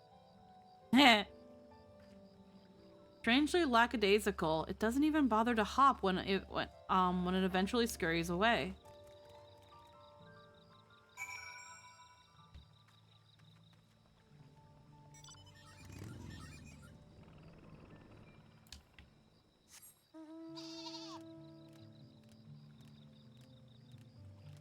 Wait. For a minute, I thought the song here sounded similar to the one from 9.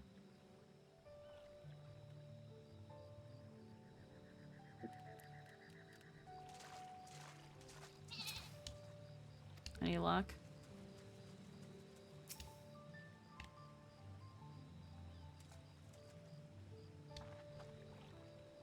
Seen enough? I'll call everyone together and we can share our discoveries.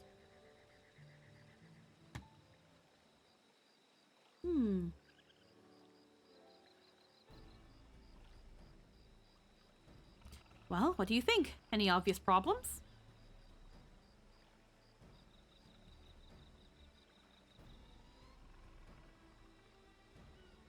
I agree. The waters look to be of good quality, as does the mud in which the reeds have been planted. The frogs and insects are unusually torpid. This suggests the problem is affecting not only the reeds, but also the creatures which live among them. Could something invisible to the naked eye be polluting the water? We would need an alchemist to know for certain.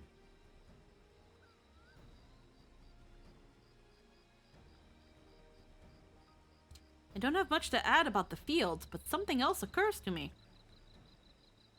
When you were describing how the creatures seem lifeless, I couldn't help but be reminded of all the listless villagers. And suffered a terrible tragedy. I know, but there is another reason for their flagging spirits, I believe. Go on.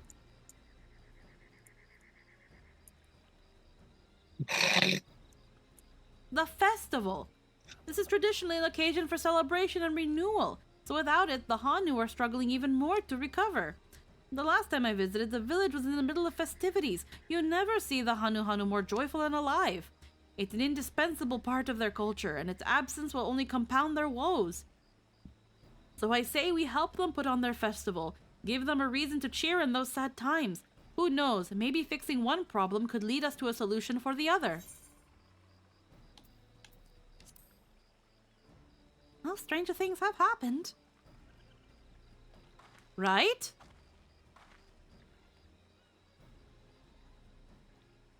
I failed to see the relation between festivities and fields. Yeah, but we also came off an expansion that talked about dynamis and the power of feelings. Also, the dancer quest line, which was not brought up at all during. I'm having fun taking this as a case of man. It's great how this is your problem. Carry on. Yeah. What were you gonna say? The dancer quest?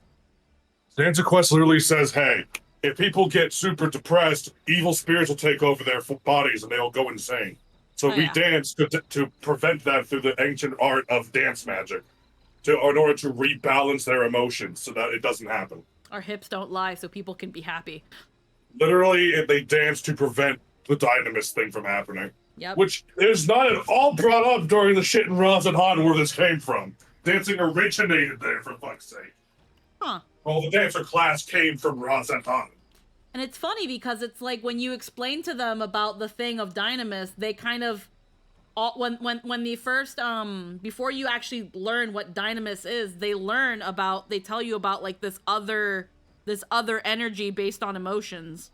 Yeah, and which I assume that was the knowledge of why dancers are such a critical part of people's lives. Which then you learn later is Dynamis, yeah.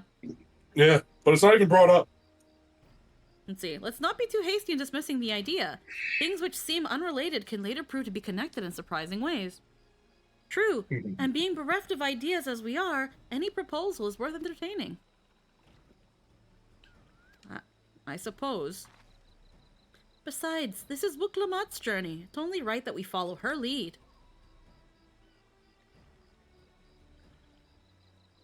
Thanks, everyone. By the way, does anyone know where the festival float is? It's like a boat woven from reeds that looks like a bird. Oh, that was back in the village over there. Is that big building to the north? Let's go and see it. And here's the thing. I think it might be also probably because they want this expansion to kind of stand alone. But this would have been a good opportunity to be like, it's like when they were talking about Dynamis. It's like when we learned about Dynamis. I think it's supposed to be the implication here, but it's like we don't have time to delve into the ins and outs of Dynamis to these people who have never heard of it. Exactly. They don't want to go. They don't want to bring up a buzzword and then go into it when at the end of the day that's not the expansion that Dynamis is truly about. And besides, we already have an idea of how it works, so we should know the solution now. Yeah, if you've played this game, then you can be like, yeah, that's Dynamis. There was a whole villain about that. That's Dynamis, and we can fix it. There's much less debate when I'm traveling alone. Such a grumpy old man. Depending on how old he is, I don't know how old freaking Arenvel is. About as old as Wuklamat. Yeah, so he's actually pretty young. I think.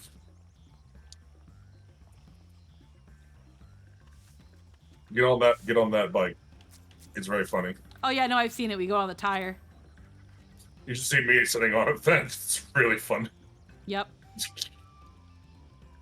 I love that bike. I think there's also... I love their mentality of, well, where's Alpha gonna sit? Yeah, no, I really loved when hearing that. It was like, oh, we wanted to do a two-person mount, but if you don't have a person, you're gonna be lonely. So let's put Alpha there. But then when the person sits, where does Alpha go? Where does Alpha sit? They were like, I love how the team was literally like, but then where's Alpha gonna go? And it's like, God fucking damn it, people.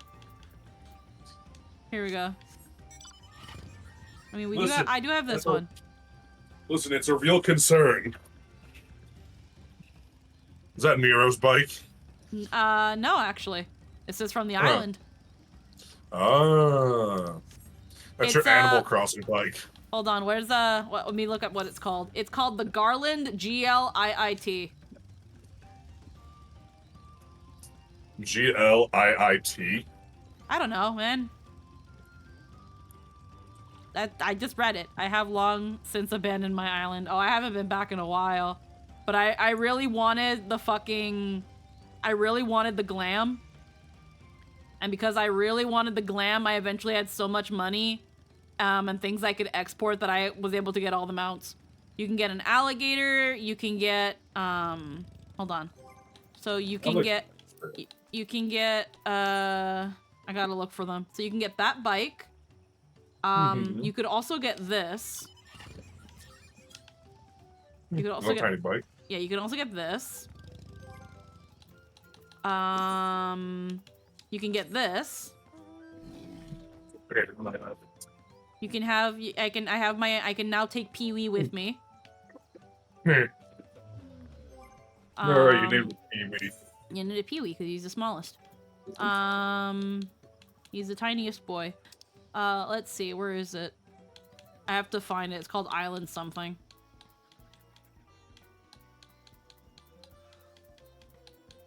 Here we go.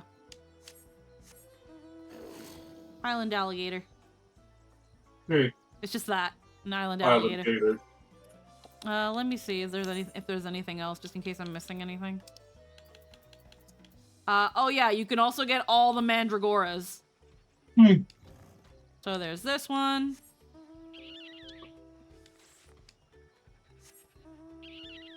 This one. This one. Nice. This one. This one. And this one. Everybody's here. The entire court. Yep, all the mandragoras.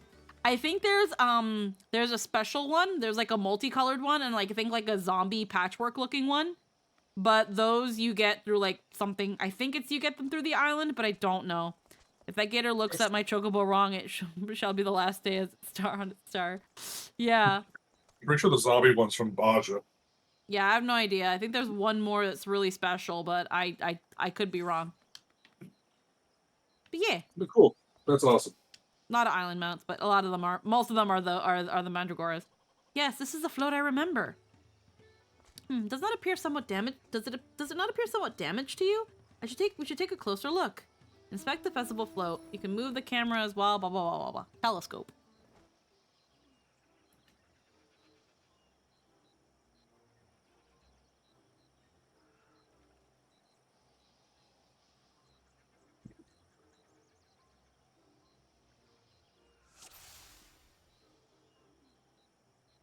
Okay.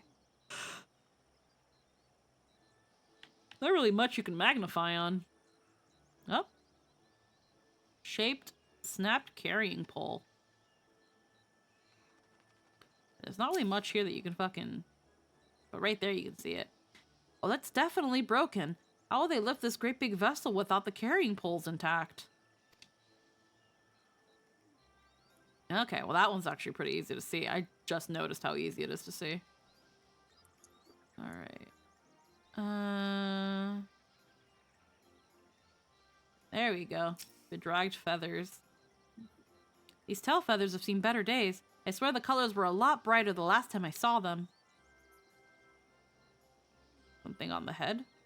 Yeah, it's missing an eye.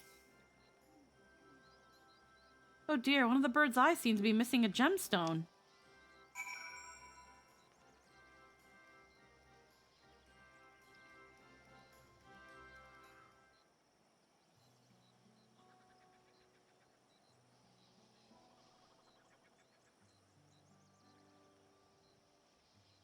Well, I think we can all agree that this bird boat is in dire need of repairs. Now, how do we go about fixing it?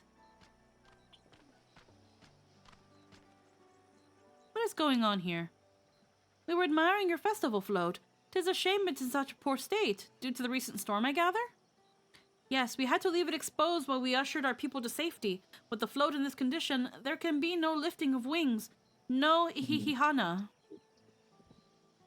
Ihihana, that's what the festival was called. I want to help you hold it.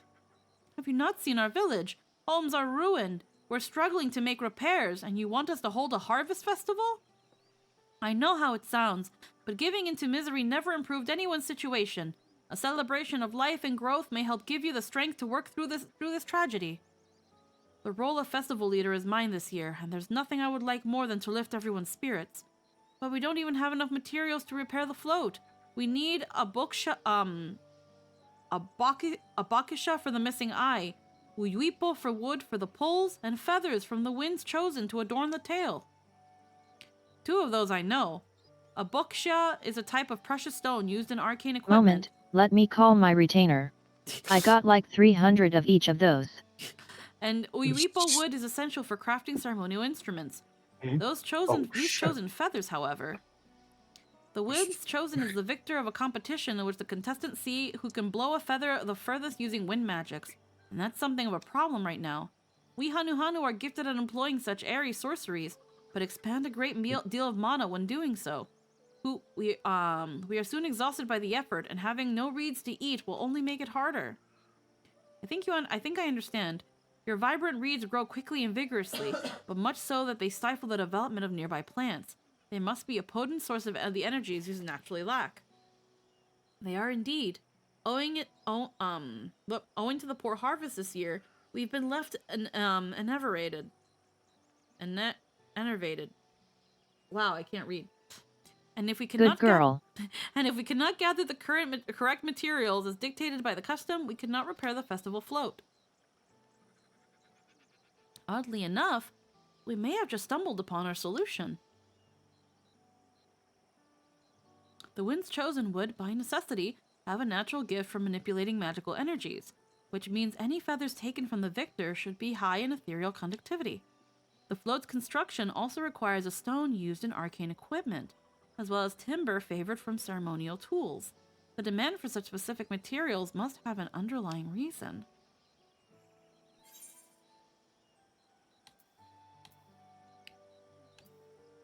For smiting the Hanu's foes. The float might also function as an arcane device. Precisely what I was thinking. This boat of reeds is in fact an arcane focus of some kind. Focus? For what? Oh, Ihihana is a harvest festival, isn't it? That must mean the float was made to encourage healthy crops. So if we repair the boat and hold the festival, its arcane powers might fix what's wrong with the reeds. We won't know until we try, but 'tis a sound theory. Celebration, prayer, ritual, ceremonies, these have all been known to elicit miraculous effects. Wait. The float? A tool for magic? This is the first I'm hearing of it. In the beginning, it may well not have been. In the beginning, it may well not have been. After a good harvest year, there would be no reason to change it. But when the harvest was poor, new adornments were likely added, and those who performed the labor may have imbued their work with ardent hopes for a brighter future. Through years of trial and error, the Hanu would have refined their festival float into a focus for harvest prayers. Incredible! I know you're practically fainting from hunger, but reviving Ihihana really does sound like the solution to all your woes, and I promise we'll do everything in our power to help you. I'm still not convinced about this focus business, but I accept your aid nonetheless. I will introduce you to the shipwright who's been maintaining the float these last few years. He's replaced both the eyes and the poles before, so he should know where and how to procure what we need. And allow Alize and I to acquire the feathers. We will encourage the people of Okanu to gather and vie for the title of Winds Chosen by sharing with them our own reserves of mana. I'll go with you. I carry some alchemical brews that may afford the same effect. Right. Yeah. Okay. Let's go meet the shipwright. The three of us will visit the Funny shipwright like, then. I'll go with. I have drugs. Not without me. I've worked hard to fix the float as best I can, and the responsibility is mine after all. I've not introduced myself, have I? My name is Linuhanu. Nice to meet you, Linuhanu, and certainly, let's all go together. Hello there. You can get on the boat. The council will decide your fate. You can get on the boat. Yeah, you gotta fly that.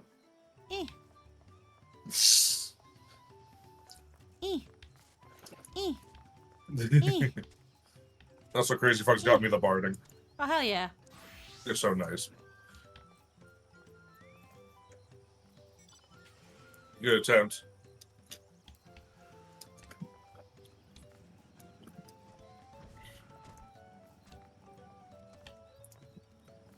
Almost. Oh, she got on it. Okay. I'm out of sprint, though. Oh, almost got it! Ah! Well, I'll give up. I almost had it.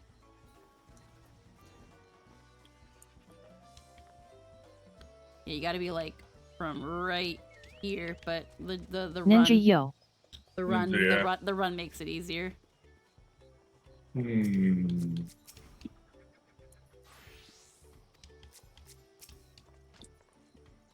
Thanks to Wuklama, we found ourselves a promising way forward. Experience and knowledge are valuable assets. Ninja also has a move speed boost, so it can cover slightly more distance. Yeah, there's something to it be works. said for following one's instincts.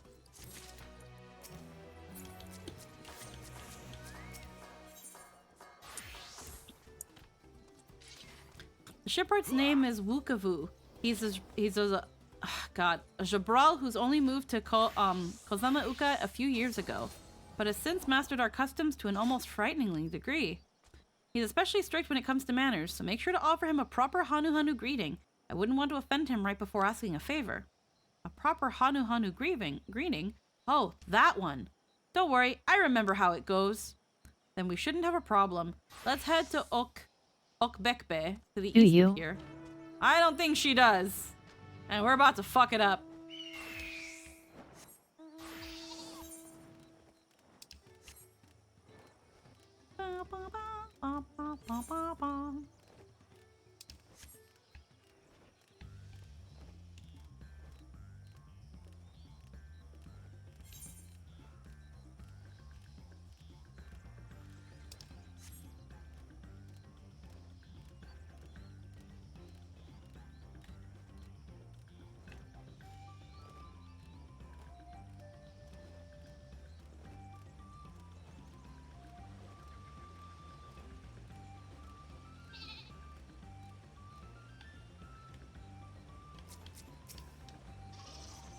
Look over there. Do you see that big winding staircase? Oh. Up there. I see it now. This is Okbebe, the village of all. Those who drift into Kozama Uka from Tuliolal and elsewhere are welcome to live here alongside the Hanu. As for Wakavu, he lives and works in the House of Waters High at the top of the large tree nearby. Follow me, but I should warn you, the climb up the stairs can be challenging.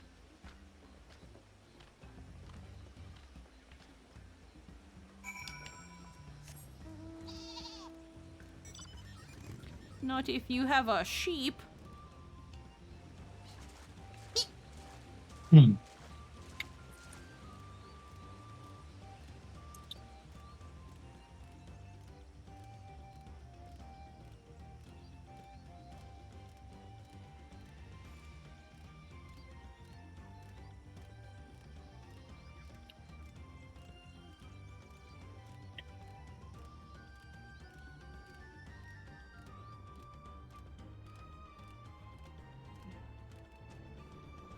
Huh.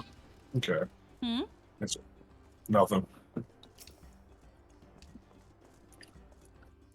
It is time for Wukivu.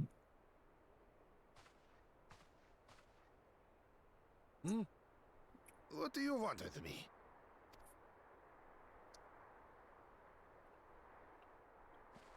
Right. The greeting.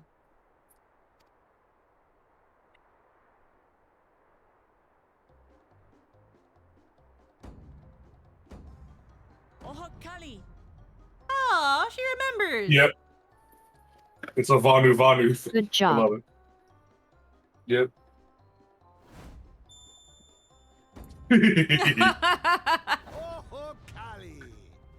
I like Wukavu.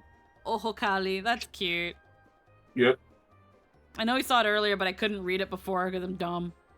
Good. You brought your manners with you.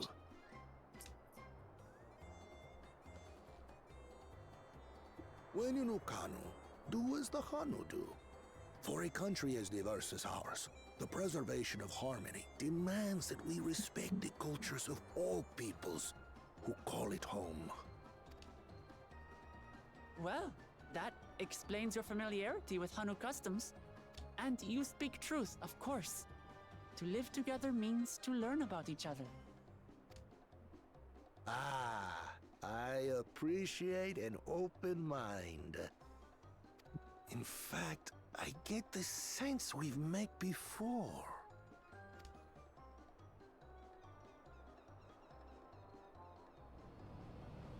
You're Wuklamat. Oh, What an unexpected honor for old Wokevu. Here I am prattling on about manners, and I've gone and insulted the third promise herself. There is no excuse for this betrayal of etiquette. I will jump from the tower at once. Well, Please take up your axe and claim my impudent Wow. head. Will not. you... I love Wukivu. Kill me. Priorities anyway, so forget about it. All right. All right. That's, then. Consider it forgotten. Okay. that's why I love him. Prompt. It's just like, oh no, I've insulted you. Please kill me. No. Okay. No, I'm not. Relax. Okay. We're actually He's here so about he's the such a weirdo. It's in bad shape, and we need you to craft new carrying poles and a new eye. I'm told you work with Uyuipo wood and a certain kind of stone? Abokisha? Abokisha. Okay. That I do. But while I would like nothing more than to offer my services, I just used the last I had of both those materials. If only someone could go down to the dungeon and get me the materials I need. My lumber in particular went to fixing homes damaged by the recent storm. I'll need 10 days or so to restock. If only. That long. If you tell me where to go, I'll gather them myself. What? Send the third promise out on an errand like some common lackey? That's utterly unconscionable. A gross violation of social protocol. Kill me! I told you not to Okay. worry about such things. All right then. I shan't worry a whit. Okay. I love him. Oh my god. He's so insane. What's with your Hanu friend there? I am festival leader this season, and have come along to oversee the float's repair. As strange as it may sound, Wuklamat and her friends believe the float is an arcane focus, meant to encourage the growth of our struggling reeds. Well, yes, because it is. It seems. But that is indeed the true purpose of the lifting of wings. Your education is impressive, Third Promise.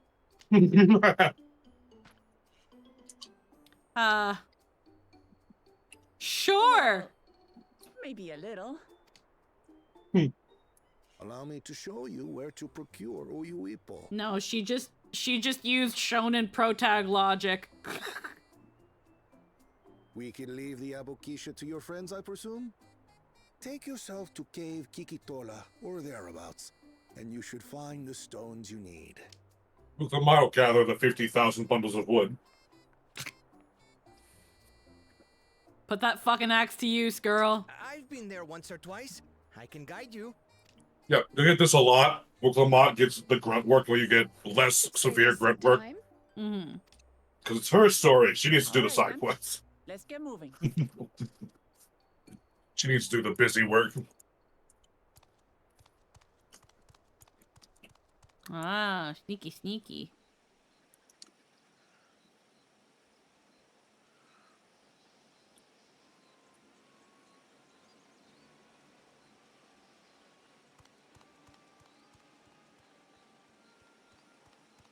Chosen He has a funny head. One of your rivals is making progress.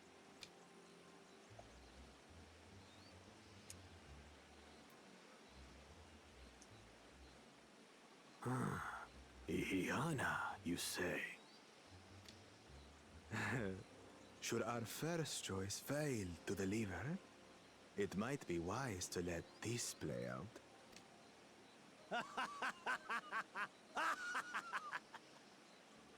The third-rate promise is making herself useful after all.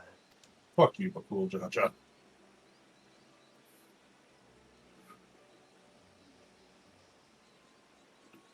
Okay.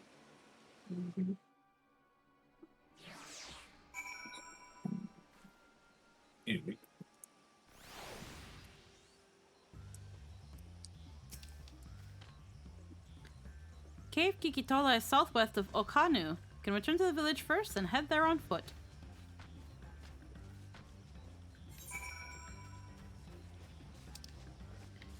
mean, we can also just... Whee!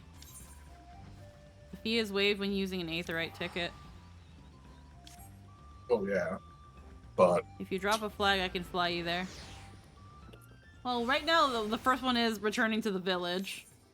Which, again, we're right there, so... I like that most of the zones have a rendition of the Dawntrail theme. Oh, yeah. It's unique to each people. Each expansion does that, and I really like that. It's great. Southwest of here it was. Let us be on our way.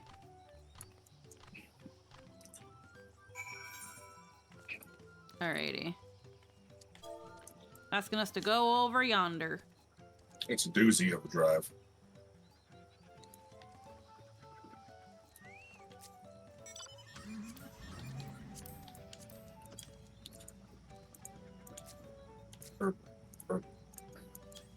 That's right. Yeah. I think I... Oh, hold on. Okay, I think I dropped the flag, but yeah, there we go. Hey.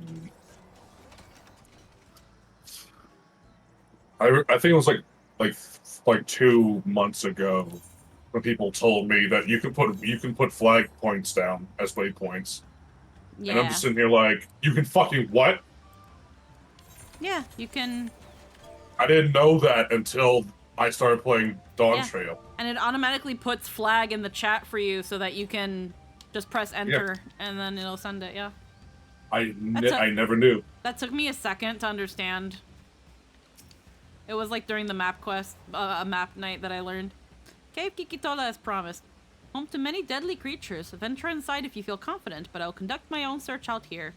You can spot raw, Abokisha by its green-hued glimmer. Bring anything matching that description to me. I shall help scour the inside of the cave then. You take the west half and I'll take the east.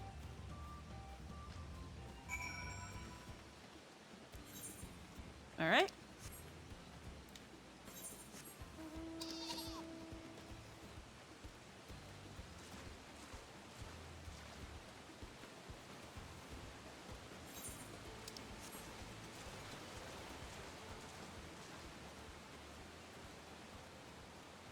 Eye-catching glimmer.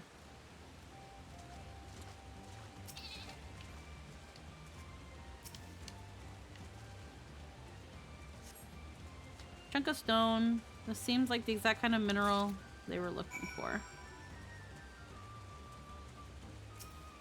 Oh, oh, that's it. You just need the one.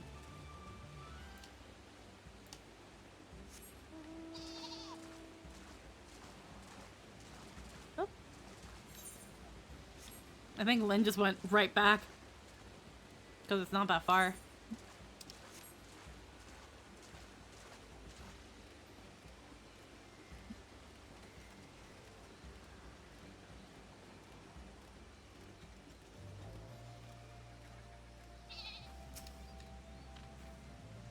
I picked over the ground near the entrance but found nothing. Did you have any better luck inside the cave?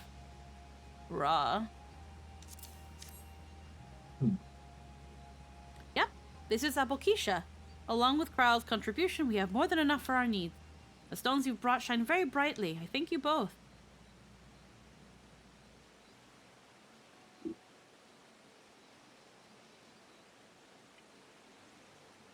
He would have been happy to know we were putting things right. Truth be told, a good friend of mine was meant to be a festival leader for this year's Ihihana. But when the big storm hit, he did not survive. It fell on me to carry on in his stead. That is why you agreed to Wuklamat's request, despite your initial reluctance. Yes, it hurt to hear, but she was right. Though I must mourn, I cannot let my grief consume me. Her words made me realize that the path to my recovery, our recovery, is already laid out before me, and I will walk it for myself and for my friend.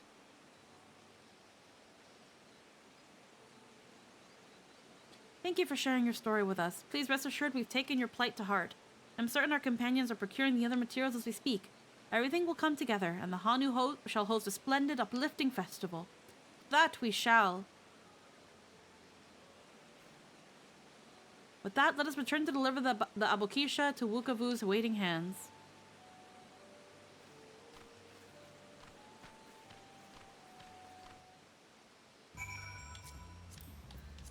That's not what I wanted. Alrighty. Back to Catman.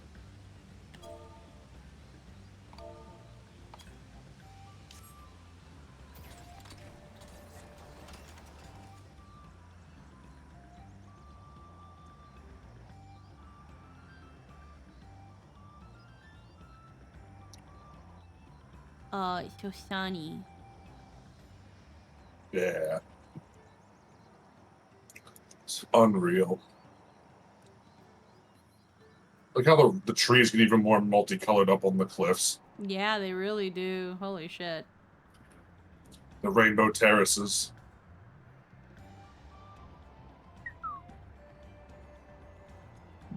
You can even see the little fruits on the tree.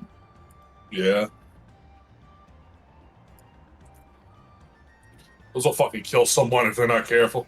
Oh, probably. They look, oh, fuck, they're huge. Holy shit. Thanks to the third promise and our mighty swings, have collected some suitable logs of Uyuipo. But what of the Abokisha? Right here.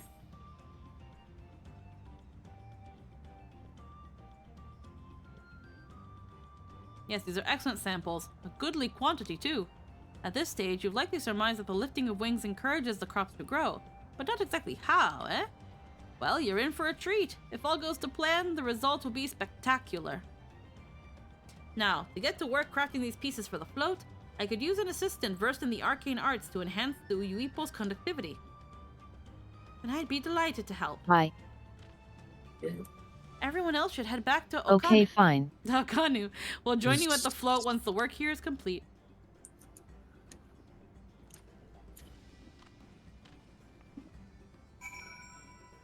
Alright, let me get the flag off this. There we go. Alrighty. Okay, so we just go back to Okanu. Oh wait. Wait. There we go.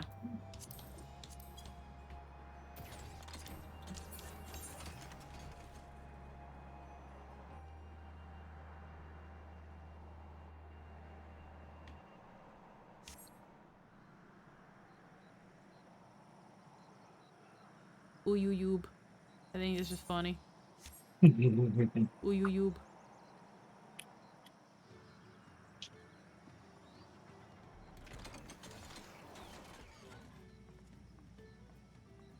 Words are funny. Gathering the Uyuipo was a trial in and of itself. At first, Wukavu criticized everything I did. Then, he suddenly yelled, "I've spoken ill of the third promise and must punish myself," and proceeded to slam his head onto an Uyuipo tree. I told him not to worry about it again, and it was like snuffing out a candle. He's an odd one, that's for sure. At least It's absolutely out of his mind. At least we've seen... Thank you for flying Eurasian Airlines. At least we've seen to the poles and the new eye. Now we'll have to wait for the feathers from the twins. Is the eye on there? Not yet. Not yet. It'll be there, though. Oh, we get dye. Or frickin' Night World. It's 500 Gale. I know, but it's funny that it's called Night World, whereas, like, it's usually Alagon. Yep. That's funny. We should get some rest before the excitement begins. Let's take a nap. Take a hemkim snooze.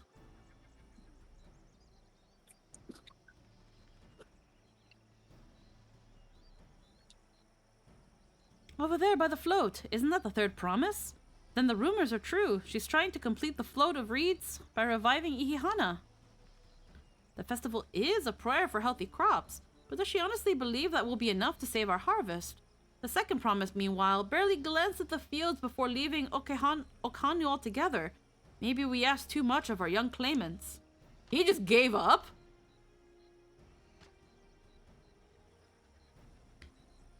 Oh, I wouldn't be too quick to count Kona out. A friend of mine overheard him muttering by the reeds.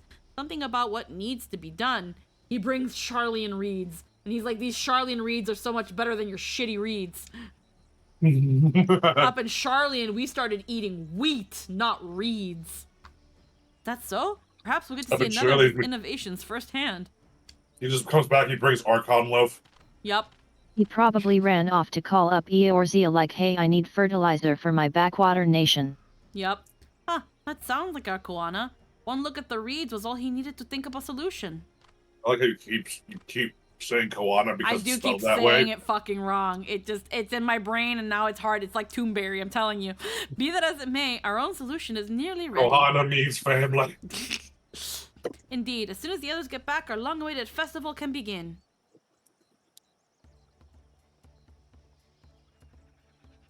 It took some doing, but we managed to gather competitors to vie for the title of Winds Chosen. The winner was only too happy to donate his feathers.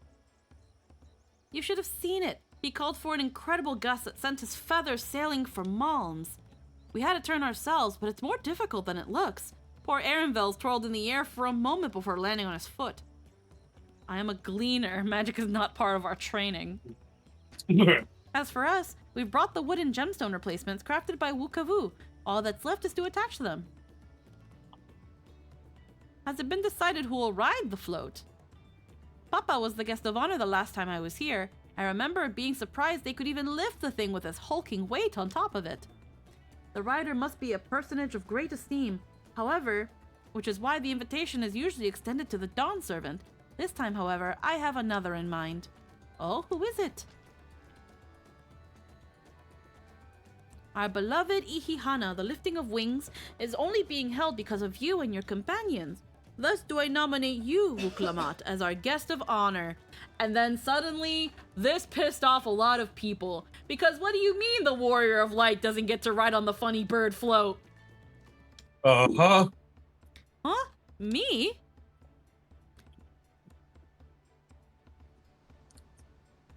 It's almost like it's way more thematically appropriate that Wuklamat be the one to take the ride. This boat won't make me seasick, will it?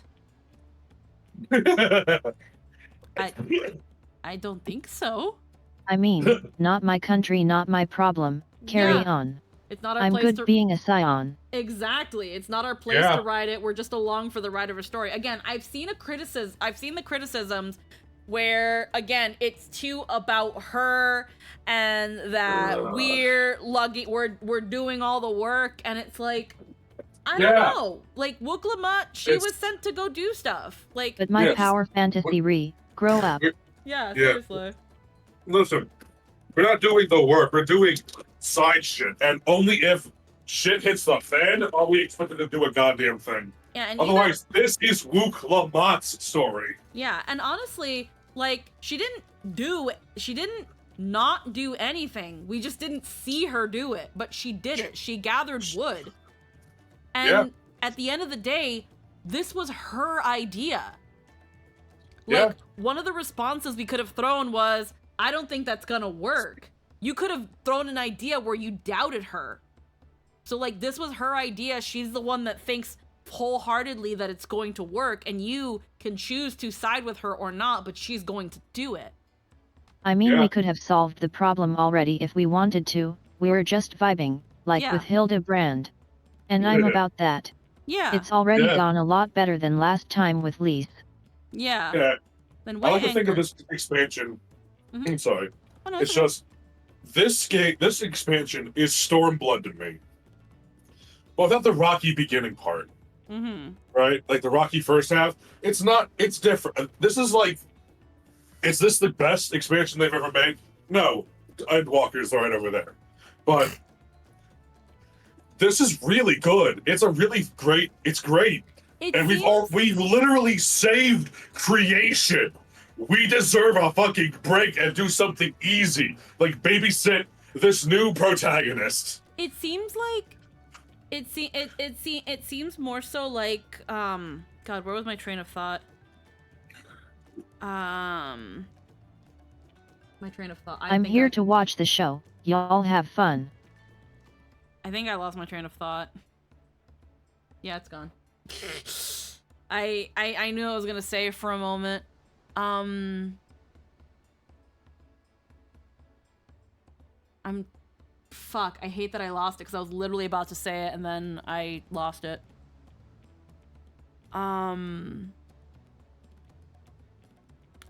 Again, it's I'm trying to like remember what I was talking about beforehand. Oh, with Stormblood. Yeah, so I feel like they took the criticisms people had of Stormblood and Lys, so far at least, I think they took the criticisms of why Lys to some people didn't work and really considered that when it came to helping Wuk-Lamat. Because while not exactly the same, in Stormblood, you journey around with Lys trying to find people that will join your cause to liberate Al Amigo. But the first thing you have to do is solve everybody else's problems, because everybody else is dealing with Garlemald and their own issue. When you go to Doma, right now it's like, well, how do we get Doma to help us free Al Amigo? Well, you need to help Doma first. But the thing is, Lys kind of just, like, if I'm remembering correctly in the criticisms of Lys doesn't really think of anything. Everybody else delegates ideas, and then she, quote-unquote, takes the credit for them. And that's what people didn't seem to like. And again, I think another reason why, where it was like, where people were thinking that Raoban was gonna be more of a central figure in Stormblood, because before Lys came in, he was the I came from Al Amigo person. Yeah, he was one of the two people we've met who were major players that were from Al Amigo at the time that we knew. Yeah, the main issue with Lys is that she has sudden massive unexplained leaps in presumed leadership skills. Then she kind of just lucks her way into upward mobility because everyone else dies. And then the writers also have the cast take stupid pills to allow for a plot contrivance. Yeah, so then there's that thing of, I think first off, the writers kind of acknowledge this because later on, when Lys leaves, she gives command to Raoban. She admits that she really doesn't know what she's doing, and she needs to give it to somebody who definitely has the experience and who she knows loves Al Amigo enough that knows what's best for it. That's why she gives it to Raoban. And then when it comes to this, it's like, okay, how can we make it so that Wuk-Lamat is not another Lys? And in this case, it's having her come up with these ideas.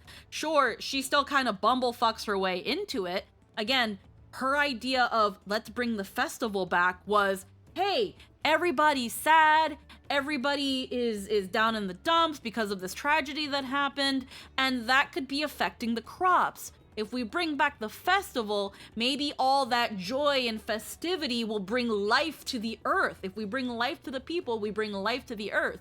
And it just so happened, according to Wukavu, that, yeah, that was the entire that's why we do this festival in the first place. Wow, Wuk-Lamat, I can't believe you already knew that. She fucking And then didn't. yeah, Xenos is a very weak villain in Stormblood. Oh, yeah. One-dimensional and kind of just a boring stat stick who happens to be very pretty. Yeah. He gets a lot more depth after, but Yeah. that's after. I feel like when it comes to Stormblood, Yotsuyu was a much bigger villain for Stormblood than Xenos ever was. Yes.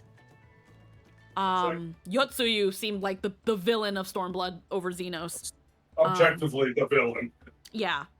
Or at least the antagonist. She's definitely the villain of the Doma chapter. The antagonist, the big bad of the Doma chapter, but she feels more like the big bad. Whereas after you get rid of her, it's like, oh yeah, Xenos.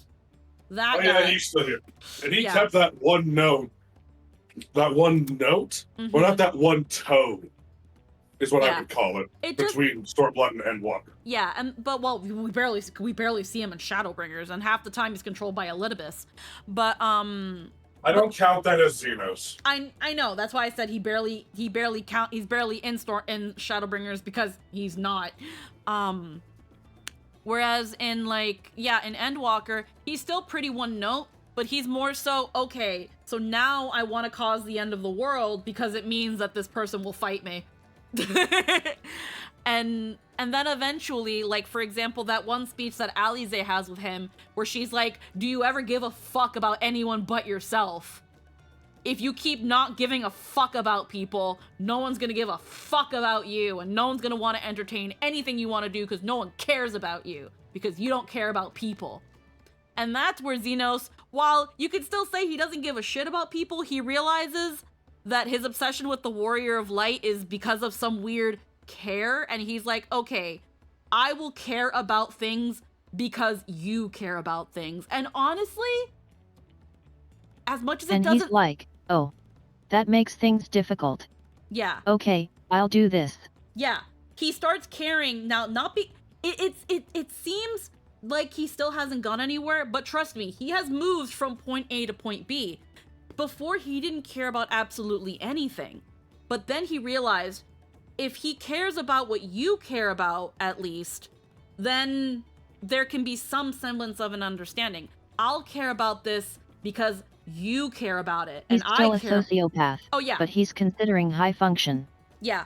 He'll care about other things because you care about them, and he cares about you. Or cares about the opportunity of you the chance and the opportunity of you humoring him. That's enough for him.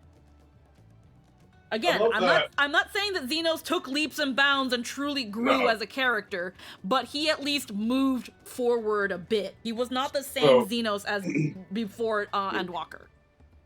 Now, I can't help but pinpoint the fact the moment that Xenos showed up, looked at the fucking end singer and turned to you like, "What the fuck are you doing? Why isn't it dead yet? Why are you jerking around?" Yeah. He was like, "Why are you fucking around with this thing? It should be dead by now. What the fuck?" Stop jerking off at it and just kill it already. I know better. I expect better from you. What do you do? Scratching your nuts? Come on, kill this thing. Exactly. Then weigh anchor. I can hardly refuse a request from one even more enthusiastic about the festival than me. I'd be delighted to ride your float. Thank you, Wooklamat. I have roles for the rest of you as well. We'll be carrying the festival float in a slow procession towards Kazanuaki. There. Kazanuaki, where the sacred likeness of Kishaihi is ensconced. There we go.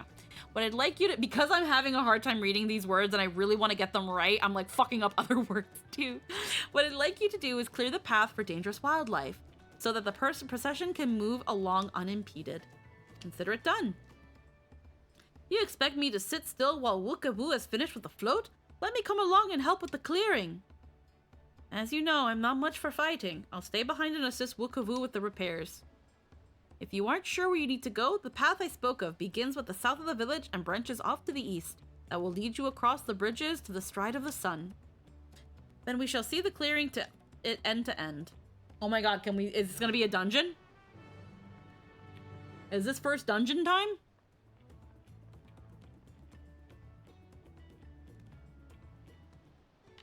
It's funny you think that. It's not gonna be, is it?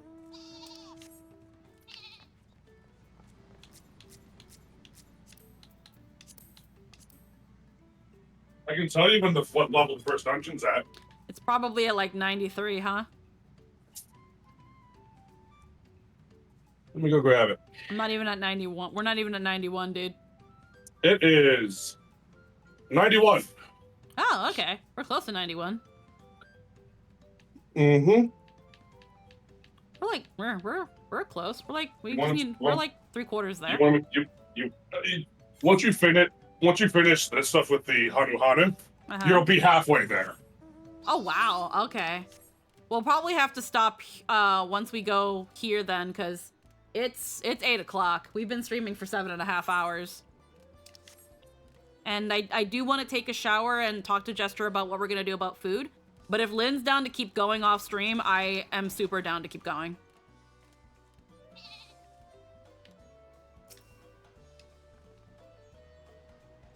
As Linuhanu said,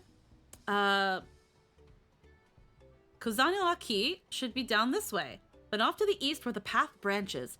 And something about bridges in the stride of the sun? Anyway, let's split and get to work. I'll still be here if you require any help. Yeah. Once you've called all the threats you can find, we'll meet up in front of Kishiahi. Kishiaihi. He. Wait.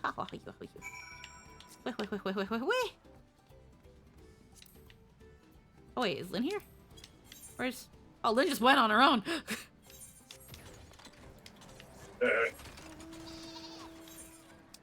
I can't be slacking.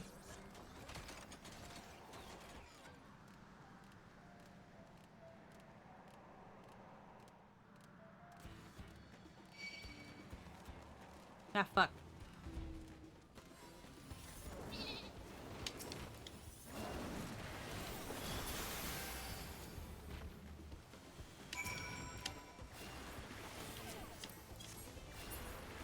To Canterbury. It's just a yellow colibri. It's just a toucan. Okay, so it's just a little gauntlet of making our way there.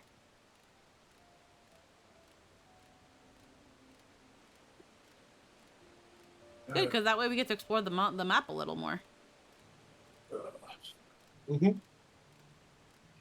Bridge Puihu.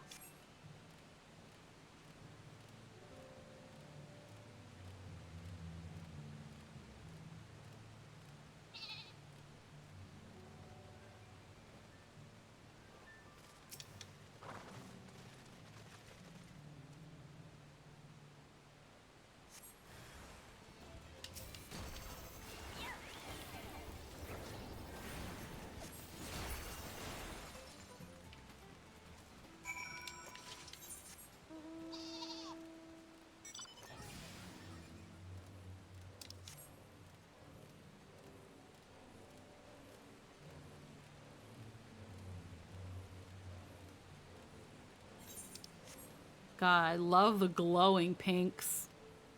They're so glowy.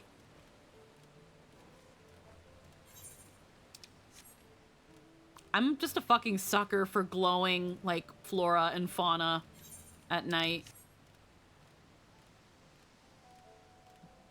Yes. Yeah, I thought Avatar had good aesthetics too. Avatar? I've never seen Avatar. The whole planet's like bioluminescent. Oh, wow. Yeah. But it sucks anyway. Frog. Fruity.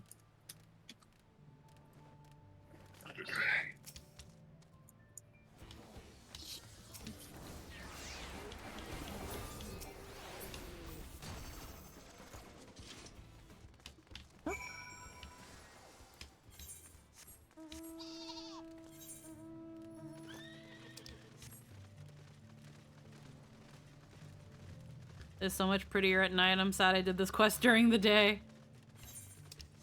Yeah, no, it's very, very pretty.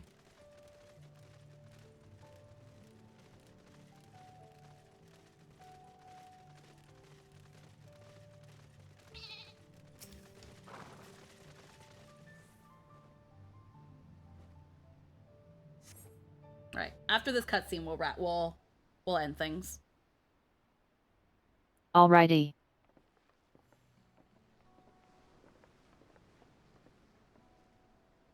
Ah, you are a step ahead of us. This must be the likeness of Kishaihi. I keep fucking up the word. God damn it. The Hanu deity of the harvest. Of the harvest. Gorsora. It's the goddess of the harvest. Gorsora. I was half expecting a flying whale. Oh, fucking Bismarck. It reminds me of something I saw in Academia Anadir. Maybe? Remember that, boss? Yeah, the phoenix fight. Yeah. The blue bird. It does look a lot like it. Yeah, I'll see that one. I was expecting a whale. One of the ancients' creations? 'Tis possible a vestigial Yes, memory. yes. Yeah. 'Tis possible a vestigial memory of that time endured. A subconscious recollection from an inheriting soul providing the basis for an entirely new religion? That is a sentence, Alphino. I have no idea what that means. As far as I know, Kishaihi was worshipped on another continent. This ancient faith was then brought to Tural by the first Hanu. the Hanu migrated here from another continent, then mayhap the two do share a common ancestor. This is all very fascinating, but shouldn't we be getting back to Linu Hanu? You'll want to know the path is safe for the procession. Right, and I need to ride on the float. I'll run ahead and tell him we're done here.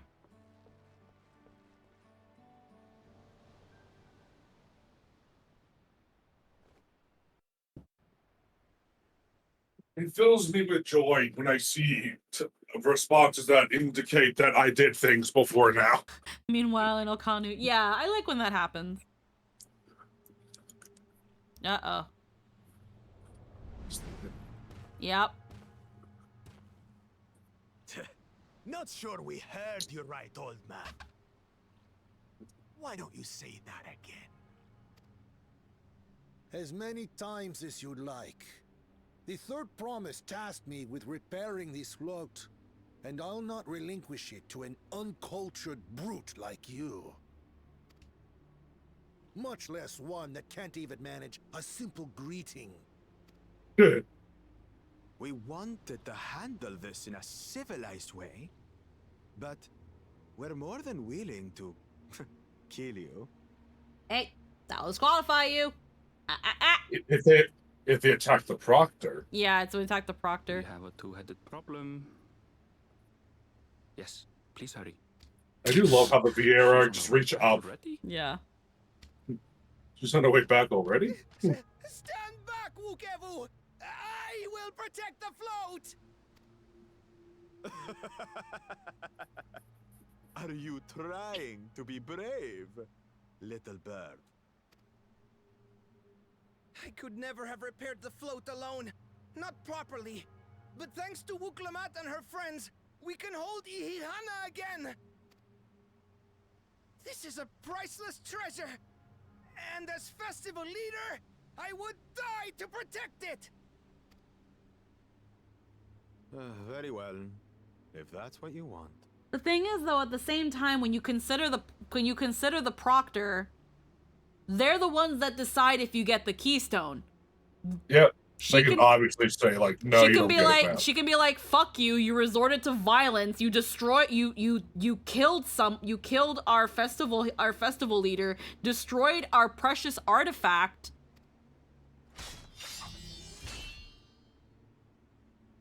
It's almost like Bakul Jaja doesn't think very hard. No.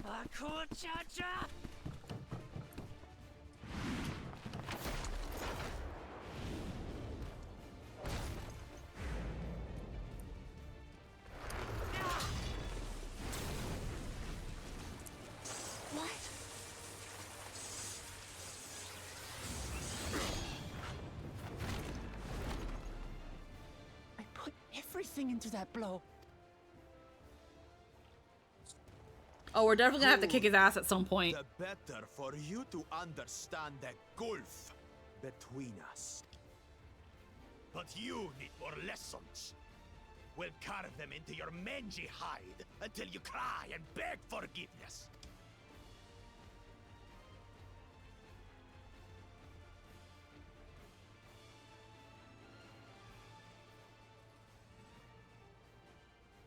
Your brilliant plan was to steal the float and take the credit. The so-called blessed siblings are nothing but cheats. Your scorn is sweet music. Come, weaklings. We'll crush you each in turn. Or all together. I promise it won't. I promise you, you will die begging for forgiveness. Calm yourself, Chosen One. If you fight in earnest, this will end in a massacre. What's more, we have word that our other prospect is on the verge of success.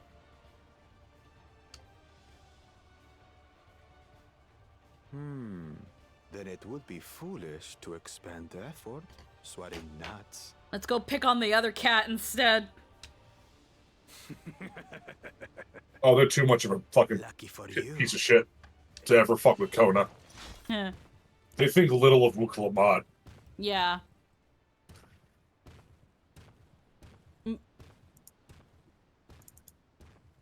Again, but they're Two heads. I see Mamuk still clings to that loathsome hope. It's still the thing of, it seems like they're still trying to bet on the idea of realized. stealing the credit for it. Yeah, I didn't know. I didn't recall Wukavu saying that. Okay. Yeah.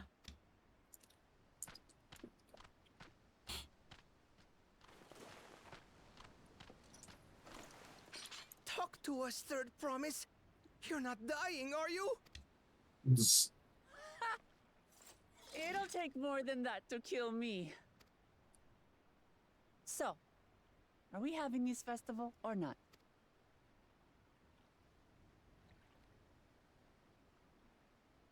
Yes!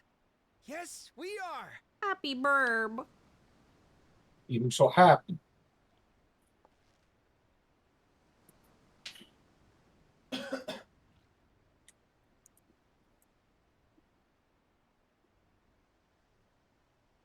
Happy burp.